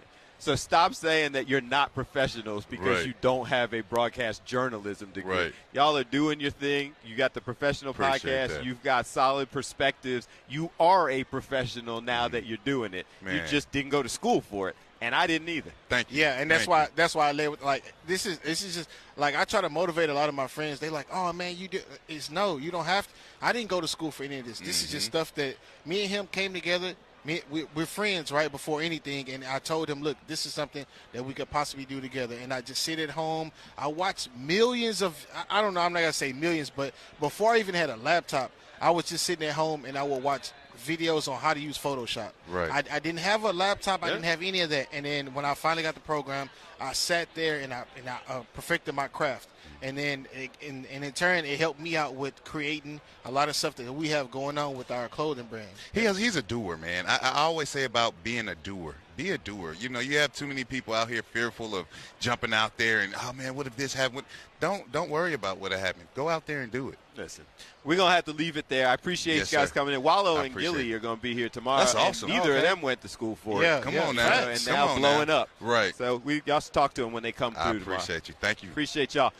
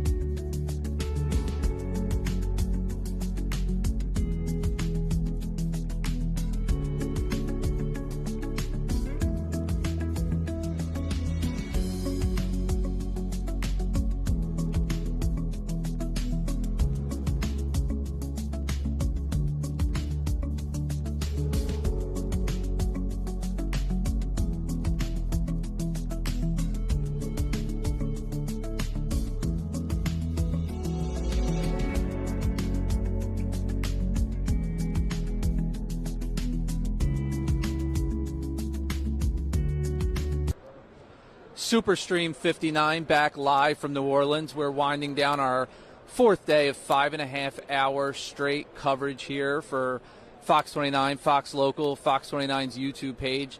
I'm Tom Loudon. Bill Anderson will be joining us again momentarily. Right now, as you can look around, it's kind of hitting a little bit of a lull in between after the morning shows and everything else ended. But we've been jam-packed with guests all day. One random guest we may have coming up, someone just came over. Jason Werth, former Philly, is apparently making the rounds right now. So we're trying to grab Jason before 5 o'clock your time to have him come on and talk about what's going on. Jason's big into the horse racing game these days. So here you go, Bill. Take it back. I was telling everybody that we're trying to get Jason Werth on. Wait, who was the boxing lady? They're doing a show right now. I'm trying to figure it's something with bare knuckle fighting. Where are they at? But they're on Where a show. are they? They're behind the wall, so you're not going to be able to see them. All right, we should grab them. So she's a former, I think, WWE star. That's why she's promoting bare knuckle fighting. So is she fighting now? I don't know, but I will find out. Let's find out if they can come over and spend some time with us afterwards. So a couple different times, guys.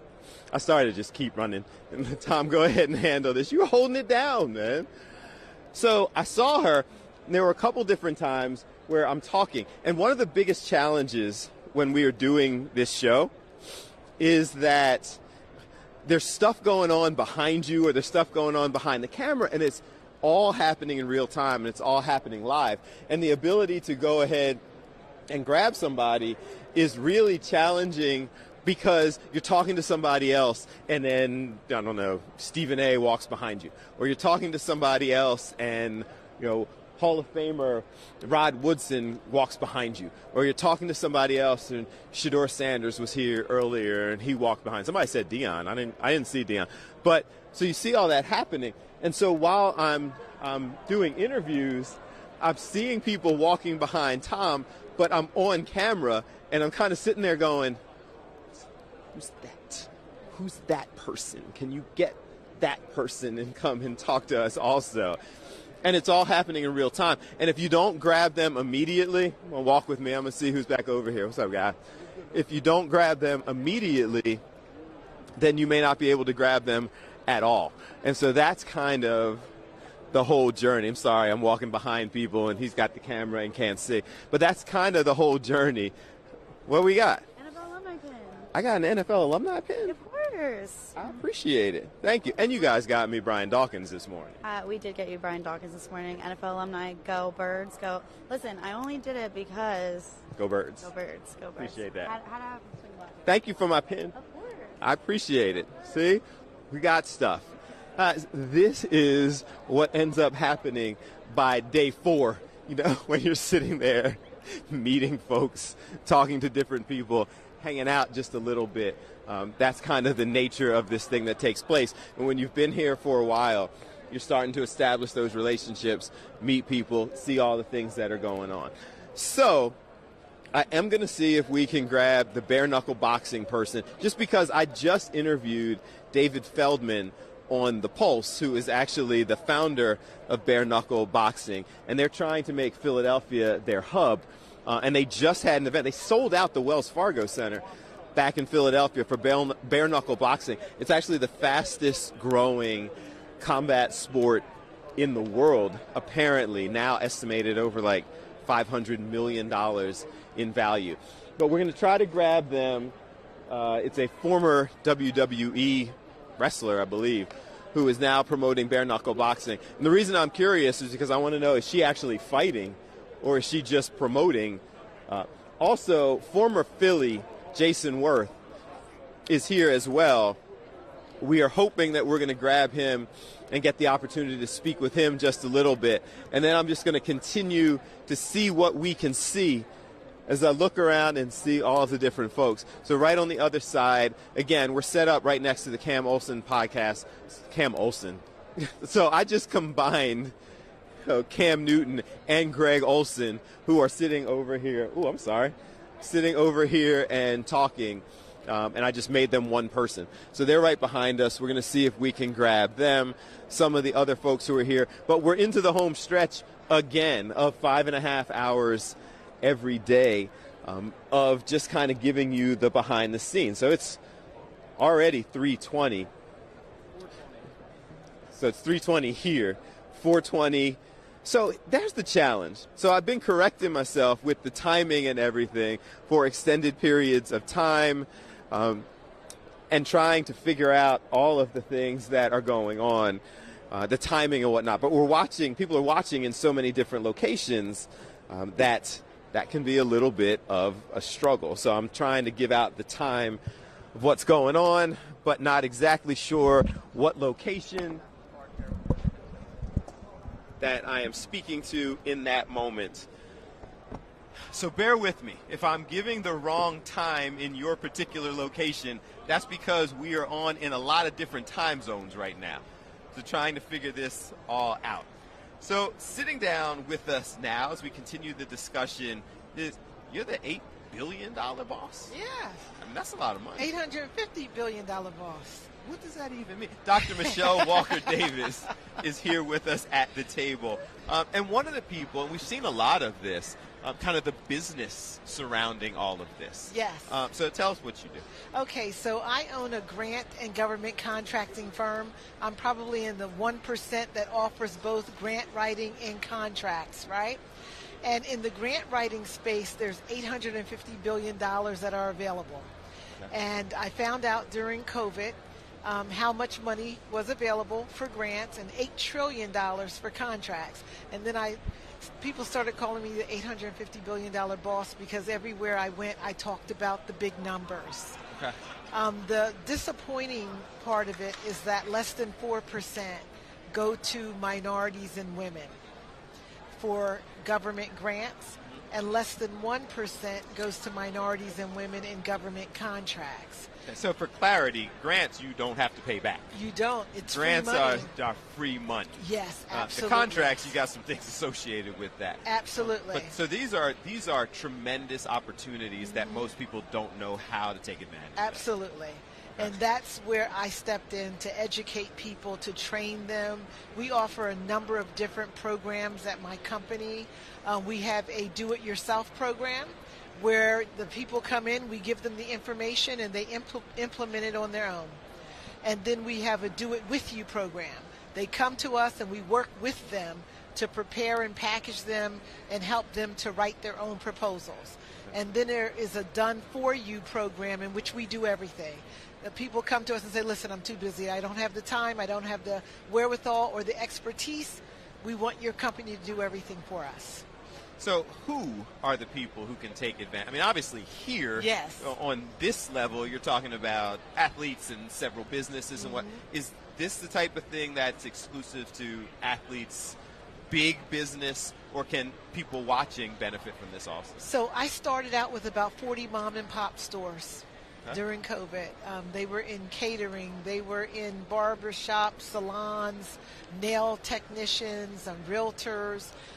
People that were owned agencies like insurance agencies, coaches, a lot of different people. Small businesses are the backbone of this country, so we definitely don't want them to go under, right? And during COVID, we lost about 30% of our small businesses. The good part about it is that about 40% are coming back as new businesses, but they don't know what to do in that space. So our company steps in. We're a development company. We help them. The reason I'm here at this event is because there's billions of dollars at stake, right? During this week, we're going to be around the top percent of the influencers and people that make things happen. Most of the athletes have a charity or a foundation that their mother or their wife or their significant other is running, but they're using their own money to fund it. And, you know, you think of these athletes, they've got a lot of money, right? But by the time they pay their agents, their managers, and everybody else, it whittles down. Taxes, yeah. So I want them to know that they could go after funding to support all of those efforts that they're already doing. And then for other people that don't know, like myself, I want them to know they can have a seat at the table. This is my second year at Super Bowl week because a lot of business takes place during this week. There's a lot of networking, a lot of interaction and getting to know people. I didn't know that this existed. So now I'm here for the first time, and I've been on different platforms. I'm able to speak right now at Fox Philadelphia, my hometown station. Okay. If I tried to reach you guys at home, I probably couldn't get your attention. That's not even true. I'm not that hard to reach, but I'm glad we did it here. Yes. Okay, so information is out there. You're willing to work with people. Yes. If they want that contact and that information, how do they do it? Okay, two ways. You can go to my website, imperialmanagementgroup.info. That's imperialmanagementgroup.info, or you can just email me at admin.imgconsulting.info. Okay, I'm going to email you because we've got some business, and I want some of this $850 billion. That's right. Yes, that absolutely. means free money. Free money. You don't have to pay it back. You just have to qualify for it, and it's highly competitive. Okay. Dr. Walker-Davis, look forward to your insight. Thank you so much. Appreciate Great seeing you very much. Listen, you're just as good looking in person as on the air. You'll stay a little longer. We got some other stuff to talk about. All right, we'll be back. Okay.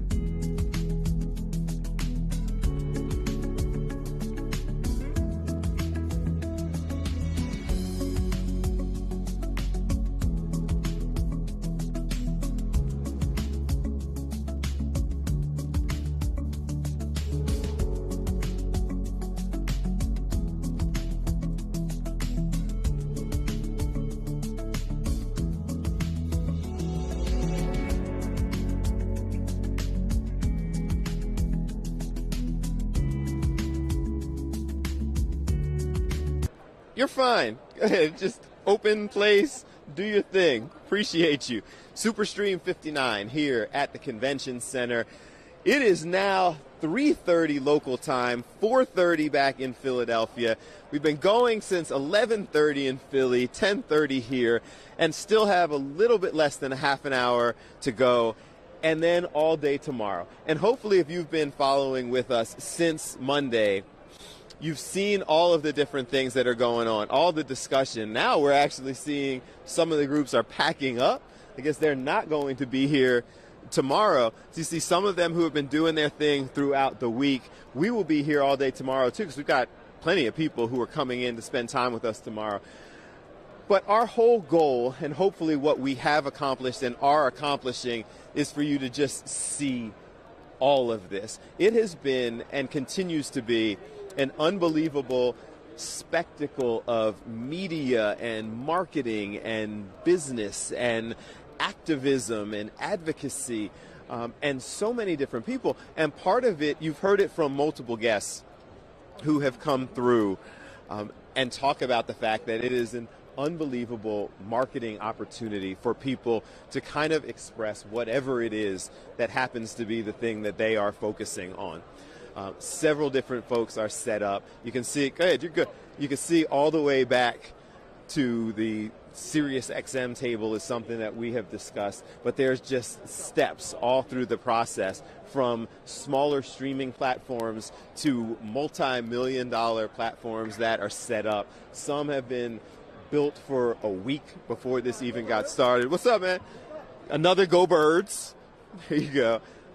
But it just really does speak to the unbelievable reach that an event like this has, the unbelievable reach that a Super Bowl and the marketing opportunities. And you've had a couple of people that we've spoken to who have said that the whole thing is an event, right? And as Dave is continuing to move around and show you, like, the whole thing is an event.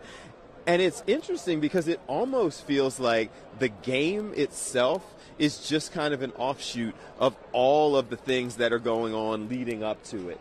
All of the marketing, the parties. There's another reception, actually, that's going on tonight that I believe some are going to go and check out. So there's a celebration and a red carpet and a charity event that is hosted apparently every Super Bowl by our own Ron Jaworski, Philly's own Ron Jaworski. So apparently that is happening this evening. Some of us are going to try to make our way over there. I'm sitting here. You see these guys. Now that some of the tables have been broken down, you can see some of the things that are going on. And over there in this podcast, you may remember, if you've been watching throughout the week, earlier in the week I was over there talking to them. It's this group that's doing podcasts and interviews and discussions, and they've had multiple players who've come in and sat down, and they tend to be among the more energetic of the folks who are here. But it's just, I feel like even 4 days in, I'm still just kind of soaking in all that goes into this, because you have at the same time just hundreds of shows, from the morning shows on through evening shows. Some of the Good Day actually was up and right up the convention center. So the way this is all laid out is that in here, from all the way back up through the end, like 2 football fields of length, the whole convention center is just the media row. Unbelievable. All the people who are here and all of that. So it's media row. That's from way back down there on to behind us, where you have seen it in the past. So that's the media row setup. And you have to have all sorts of credentials and facial recognition and security clearance and all of those things to get in here.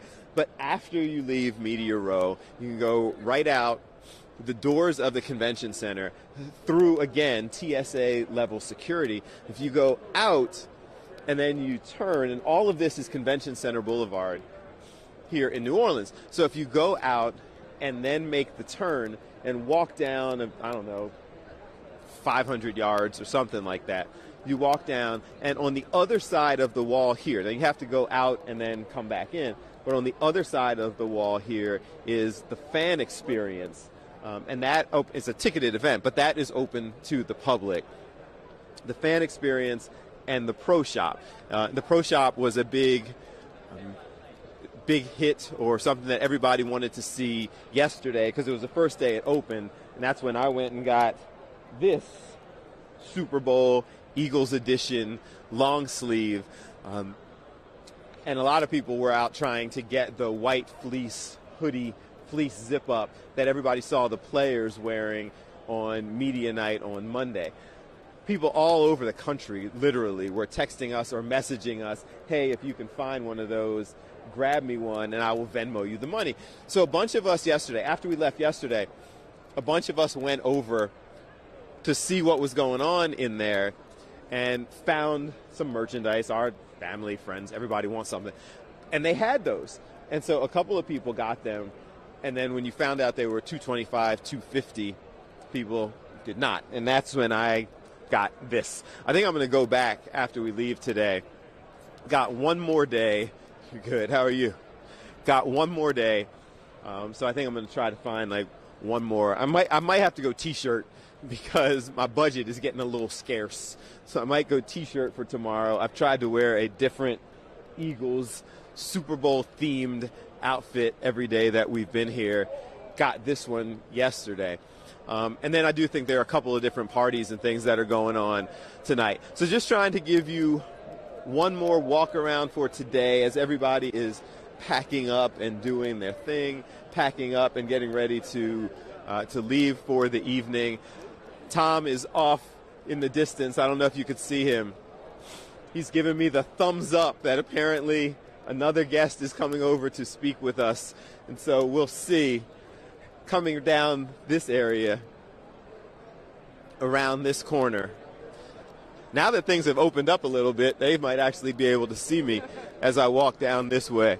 So down this corner, he's going to tell me if we lose the microphone. But down this way, there's a whole nother group that we haven't been able to see before, because of the fact that there were different tables and boards and things that were all built up that you couldn't see, backgrounds and all of that structure. But now, so I can see who Tom is talking about. They're coming around the corner right now, and he's here. And so now that the wireless mic has extended, we've been able to come all the way down here. And the person that I've been speaking, what's the matter? She's still shaking her head at me because I've been walking around for 4 days now. And she's like, he's still wandering around. Oh, is the champ? Hi. How are you? It's a little heavy. It's unexpectedly heavy, right? It's really heavy. No, I'm trying to tell you. Are we live? We are live. Okay, great. Okay. What kind of TV? You just like... Is it so okay? I gave it to you like you're my handler. You've been walking around with this thing. No, I know. How many pounds do you think that is? Like 25, 30? Okay, great, because I was going to say 10. No, it's definitely more than 10 pounds. Oh, I'm so jacked. I think the mailing label said, I think it said about 20. Yeah, I'm going to Here, give you your belt back. Do it right here. Yeah, let's sit down. That was legit. That was deceptively heavy. No, I know. I picked that thing up and I expected you to hand Especially it to me. because I'm small, I feel like people think they think it's fake. Yeah. Because I used to work for WWE, so they're like, "Oh, that fake wrestling." I'm like, "No, this is bare knuckle No, this boxing." is legit belt. Yeah. So you used to work for WWE. Yeah, I used to be a wrestler. I'm aware. So we saw you a couple times while Yes. we're talking, and I Yeah, you've saw been you very this. busy. Yeah, we've got a lot of stuff going. So you're just live for how many hours? Like 5.5 hours. That's good for you. So do you still go by WWE name? Yeah, so I could be WWE Summer Rae. Right. I respond. Jared Payton saw me right when I walked in. He was like, "Summer," responded. You're still cool with But that? I'm also Danielle Monet. That's my real name on my birth certificate. Okay. Yes. But this is boxed, like bare knuckle. Yes, so bare fight. knuckle boxing. So I left WWE 7 years ago. Yes. Since then, I've been on pay-per-views, Royal Rumble, stuff like that. Yeah. So I started working with BYB Extreme almost 1 year ago. Okay.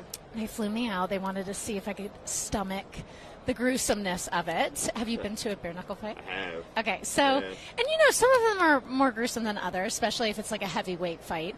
The interesting thing about us is we're Trigon, so triangle, smallest combat sports space, highest knockout rate, so 91% knockout rate. So you really can't close your eyes. The amount of times I've gone to write something down, and I'm like, this it? It's Okay. done, and then I have to interview people. I'm like, I didn't see what happened. Okay. So that's the cool thing that I think sets us apart from the other organization that you recently just had in Philly. I did. So we did. we have to get there because I Okay. hear the Philly wrestling fans are rowdy. So Yeah, Phil, I mean, you know, Yeah. from having been there in Philly, that Yeah. we're a little next level. yes, but I love that Philly and Pittsburgh. Okay, is I that feel how like it they're is? the two real rowdy crowds. Yeah. So how does this compare? Because you did the wrestling, Yes. professional wrestling for a while, and crazy fans, and all of those performances Yes. and what have you.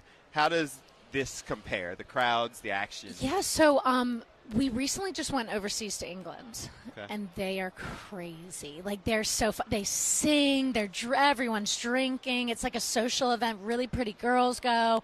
Here, it's very similar to wrestling. It's very like a bunch of dudes, a bunch of really big combat sports guys, a couple nerds, a lot of wrestling fans, and the fans are passionate. They know a lot about what's going on. But then we also have a lot of first-timers, like a lot of girlfriends or wives that they've somehow got talked into date night being a bare knuckle. Okay. And once they're there, they're like really impressed with it. I think it looks a little more gruesome when you see the slow-mo on Instagram. You're like, oh no. So I heard statistics. Yes. And because that, as you said, the other organization Yes. was just in Philly. So in trying to deal with the whole gruesome nature of it, I was Mhm. asking a bunch of questions. Yeah. Because I felt like the first time you punch somebody, you should break your hand. Sure. Isn't that crazy? But you don't. No. So there's actually fewer injuries in bare knuckle. Now, not cuts and Sure. bruises and things like that. Yeah, we discussed that earlier because I was saying with a boxing glove, it's 5 ounces, 7 ounces, and you're constantly being hit and punched and punched. And because the skin may not be cut, you're like, oh, he's fine. Yeah. Is he really concussed? And Right. when I But used to you're play taking football, trauma. like when I used to play football, I was like, oh, he got his bell rung. Like, Right. can Rub you some s- dirt on it. Yeah, Keep like, can going. you see? Like, you're fine. And so a lot of concussions in boxing. A lot of things have happened. With bare knuckle, just that bone to bone, you can get cut within the first couple seconds. Right. And the gushing of the blood, a lot of times it looks worse than it is. It may not be a concussion, it may be a crazy cut. So some of these guys that are just undefeated champs, I've seen the fight being called or the blood going in his eye, where you could pound for pound be better than your opponent, but if you get cut early and you can't see anything, you really could not go in your favor. So it's interesting. We have really great cutmen at BYB where if a cut gets too close to the orbital bone, they don't want anyone to go blind. A lot of things are cut in the first round, which everyone then boos because they want to see a fight, but very protective of the fighters, treat the fighters very well, pay them well, and pay them on time. So and I say this very respectfully. Yes. Okay. You're different. Like, so you did the WWE. It's very I was like, athletic. personally, or? Well, I mean, I don't know. I was like, thank you. Just met. Yeah. But you are, to do that, you Yeah. also did football. Yes. Now involved in this. Like, Yeah. why? Like, It's have I you know. always been that? It's my poor parents put me through college, and they're like, "Are you not going to use your degree? Are you Right. going to go I'm gonna play? fight. Are you going to I'm play gonna every wrestle." sport?" And I'm always working with all men too. And my mom's like, "Oh my gosh!" But I did have a marketing degree, so I guess I am marketing myself. But yeah, I can't imagine sitting at a desk. Like I did that for a year and a half. I worked for Ferguson Enterprises, bath, kitchen, and lighting. Okay. So I can solder copper pipe. And I just sat there and I was like, this can't be my life. Like I have to move. I have to go. Even nowadays where I'm doing a deadline, I just walked in New York Fashion Week last night. Okay. And so even for that, like looking at pictures and having to sit still for an hour and like look Just at not pictures. you. Oh my gosh. Like I don't care if it's for like Vogue magazine. I'm like, I can't sit still. So it may be me wanting to move and shake. It may be the ADHD. We don't know. All right. And clearly an athlete because carrying Yes. around this thing that is in fact heavy. Yes. So if people want to, obviously follow you on social media and all those things. Yeah. At both Summer Rae and Danielle Monet, or just Danielle just Monet? Danielle Monet now, and it's MOINET. And then for BYB, it's BYB Extreme for Instagram, Twitter, and then you can also watch the pay-per-views, BYBExtreme.com. It tells you everywhere to watch them. Okay. Any plans to come to Philly? Or we got to work Yeah, on that? so I think they just, bare knuckle, I think it's 29 states that it's legal in, and we Yes. definitely have the ones where we have good relationships. Like we're going back to Denver, February 22nd. We're going back to Albuquerque. Albuquerque's like fight capital of the world. Right. And so, yeah, we're going back there. So, yeah, if it's obviously it's legal because you just got to have that. So we definitely want to be in talks and come to the Philly game. Okay. And I got to get that Philly cheesesteak. Okay. Where's your favorite one? Like, what's the best? I think that if you are a local, it's like D'Alessandro's or some Okay. of those places. Okay, I'm writing If you're that down. not, then they're gonna tell you all the touristy. Okay, yeah. I've been up the Rocky stairs and like done the thing. Okay. So And that's you're not fighting. No, I just Okay. do the interviews afterwards, and I All right. do all the social media. All right. You You're can't not pay me that enough. nice. I don't even think if it was a million text free. I think I would do almost I would. anything for a million text free, but I would crumble. I'm absolutely Like, fighting for $1 million. If first hit like knuckles on my face, I'd be like, like probably take a knee. Bare knuckle fight. Yeah. For $1 million. Okay, yeah, I'd take a knee. I'll fight tonight for Yeah. $1 million. Okay. Text free too. You got to be specific. Okay. You know. Appreciate you spending some Thank time. you. Go champ. All right, and you can find them Yes. coming to Philly, hopefully. If BYB not, Extreme. There are all sorts of places. Yes. All right. So now who do you have on? How does this work? I don't know. I've been here since 10:30, so we're done at 4. Are you starving? I'm a little hungry. Did you eat? I Like had on air or protein no? bar. I used to There's do wings. I used to do commentary for Kentucky Derby, and the longest I've been on air is 3 hours, and that was a lot. So this is the 4th day of 5.5 hours. Oh my God, God bless you. We're doing it again tomorrow. Okay, great. All right. You love your job, so that's all that matters. I'm loving it. I appreciate you Thank spending you for some having time me with on. us. Look at this. This thing actually really is heavy. No. This is definitely more than 10 pounds.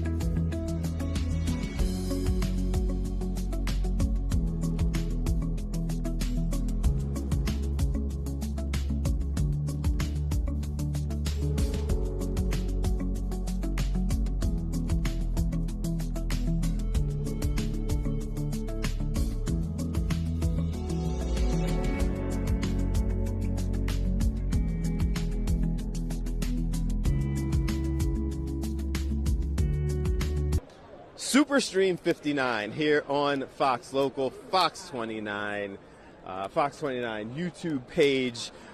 What else? Fox Soul, Fox stations all across the country. We thank you for spending some time with us. Excuse me. We're into the home stretch today. Hold your thought and look around for a second. I want to see as I walked around. All right. You couldn't see me for just a second, but I walked over because I wanted to see if they were wrapping up over here, to see the possibility of grabbing a couple minutes with Cam Newton. He has been going nonstop almost as long as we have. So they are sitting over there now having another interview. So we'll see what happens going forward. And this is into the home stretch as we are wrapping things up.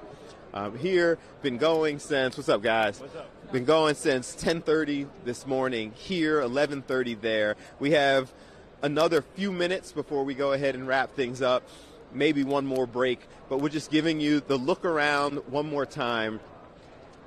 It's getting, it's not cool, like it's been cool, but it's getting to the point where as the things are starting to break down and we can make our way further down, you can see some of the additional things that Dave hasn't been able to capture just because of the walls and things. It's also cool looking. You see all the people who are surprised by how heavy the belt is. So people are taking pictures with the belt. They're surprised by how heavy it was. I was actually surprised by how heavy it was. A solid 20, 25 pounds. You almost drop it when you go ahead and pick it up. But you see the fun that people have with the belt. So there's a couple more folks we've been trying to get. Tom is convinced now that somebody was playing a prank or a joke when they talked about Jason Werth was here. I don't think it was a prank. I just think that he got busy, and we'll have to see what's going on with him because he was supposed to be coming over to spend a little time with us. But there's a lot of moving parts at the same time. So right over in this direction, the Philly team is set up. So I saw Ike Reese. I don't think we haven't had a chance to talk to Ike on the show yet, but Ike Reese, former Eagle, obviously he is now a sports personality, radio personality in Philadelphia, who many of you may listen to or see on his stream. They're doing their show right over there. And because Philly is a really small community for anybody who knows. It's a big city, but a small community, particularly in media. And so we've seen Ike on a couple of different occasions. He and I were actually over in the pro shop shopping yesterday, both of us with the same story, that we can't possibly come to the Super Bowl, be here for an entire week in New Orleans, and not go home with something for the significant others or the family. Like, there's no way that that would fly, that you've got to come to New Orleans, stay for a week, be here, and then I come home with just the one outfit that I'm wearing. So both of us were over there shopping. But I say all that to say that Ike is here. Who is? Oh, here he comes. Here comes Jason Werth, former, how you doing? Former Philadelphia Philly. Jason Werth is making his way over. Are we doing it standing or sitting? We're talking to him. So there he is. For those who can see, there's Jason Werth, who I'm wondering if he actually is shocked by how heavy that belt is as well. Like, it's crazy. It's all good. So former Philly, Jason Werth is here. He's going to come over and spend a couple minutes with us as we go ahead and wrap up the show. But he is the latest to get caught up in the how heavy is the belt phenomenon and hoopla. Jason's been making his way around talking to different people. He obviously has had a significant baseball career, but now he's in horse racing. He actually had a horse win the Belmont Stakes last year, I believe. Dornock, I believe, was the name of the horse. So it's an interesting thing, and he was part of a parade in Philly, so he could talk about a lot of stuff. There he goes. So we will see. Now, he can talk about all those things if he can get away from the discussion that is taking place now. So we're going to take it to the end. So we may just have the opportunity to grab him for just a minute or two as he is wrapping things up with them. So I'll go ahead and kind of give you the lay of the land now. Like tonight, there's another reception. Ron Jaworski sponsors. I believe that some of us are going to go over there and see what's going on. Maybe we'll get some more interviews that we can play for you tomorrow. And then we'll be back tomorrow morning. There's a whole list of people that we have to take you right up until the end of our coverage here from Media Row, and then the lead up to the actual Super Bowl game. So for everybody, remember that Fox 29 is your Super Bowl station. So we are the ones who you can watch pillar to post, the entire lineup of things going on here. Our Good Day team is here throughout the morning. They will be here. They're going to continue to do the updates on Good Day, the 5, 6, 10, and 11, the fantastic sports show, and all of those things will all be taking place here on Fox 29, Fox Local, streaming, and all of those things. So Let's go see. We will come to them. Let's see if we can get 2 minutes. How are you, sir? What's up? Okay, saying if we could grab you for 2-3 minutes. We're getting ready to go off the air. Jason Werth, Philadelphia, Fox 29. How are you, sir? I'm good. I'm happy to be here in Louisiana, and go Birds. Nice. So that was the question I was going to. You still feel that love and connection to Philly? Oh yeah. I mean, anytime you surf down Broad Street on an 18-wheeler, and those that's you can't take that away from anybody. And those teams I played on were great. Love Philadelphia, and always been an Eagles fan. So go Birds. The transition from doing all of the success in baseball to owning horses? Yeah, it's just kind of just happened. Wasn't trying, just kind of got into it. Just kind of said, okay, yeah, this will be fun. And then once I got into it, I realized this is an amazing sport. I think for retired athletes, it kind of gives you that. It gives you that that adrenaline rush that you miss that you can't really find anywhere else. So the horses kind of they become you on the field, and they kind of get you back in the game. So it's been a lot of fun. Obviously, we had some early success with Dornoch, and we started Icon Racing and trying to bring more people into the sport. Because I feel like as much people that watch the Kentucky Derby, then that's it. They don't watch much else, and there's so many layers to the sport. It's a beautiful sport. They run all day, every day across the world, and I think I think owning horses is where it's at. So we're trying to get people into the sport on the owning side. Now, we're going to wrap up shortly, but explain to people you obviously participated in a parade. You know what it feels like to win in Philadelphia. What's the mindset of these guys that are getting ready to participate in something like this? Well, I mean, hyper focus, right? You've played your whole lives for this game, and when you got a city like Philadelphia behind you, pulling for you, it just means that much more. I mean, I always told people Philly fans can be awful, but they can also be amazing. You kind of like that. You get the bad with the good, and they can be as bad as they can be good. So if you win in Philadelphia, it's better than winning anywhere else. Appreciate you. And one last time, it's a go Birds. Go Birds. Appreciate you, man. Continued success. Jason Werth, a familiar face, somebody who has done amazing things in Philadelphia, now continues to do amazing things. And, of course, we get a little go Birds energy. So, guys, it's just about time for us to wrap up. We are 5 hours and 29 minutes and 30 seconds in before we go ahead and wrap up. We will have more for you tomorrow, so make sure you join us first thing. Start the day with Good Day, and then continue throughout. Join us on Fox Local Streaming, all of the other platforms that have picked us up throughout the Fox family. We appreciate you. Remember that we are your Super Bowl station, so any information you are looking for, you will get it from us all day. Fox Local, Fox 29, and all of the platforms. Make sure, here's Jason Avant. I wish we weren't going off the air. We're going off the air. Shout out to Philly fans. Philly fans everywhere. The Birds got this. Let's go Birds. My dude, appreciate you. God, I like that. I like that one. I got to get that shirt he got. That's the merchandise I don't have yet. Guys, we got to get ready to get up out of here. So thank you so much for spending some time with us. You know what? Let's do it all again tomorrow. Appreciate you. Follow me on social media at Bill A. Fox 29. I'm going to go head over to the Pro Shop, get one more of these. See you tomorrow. Have a good one.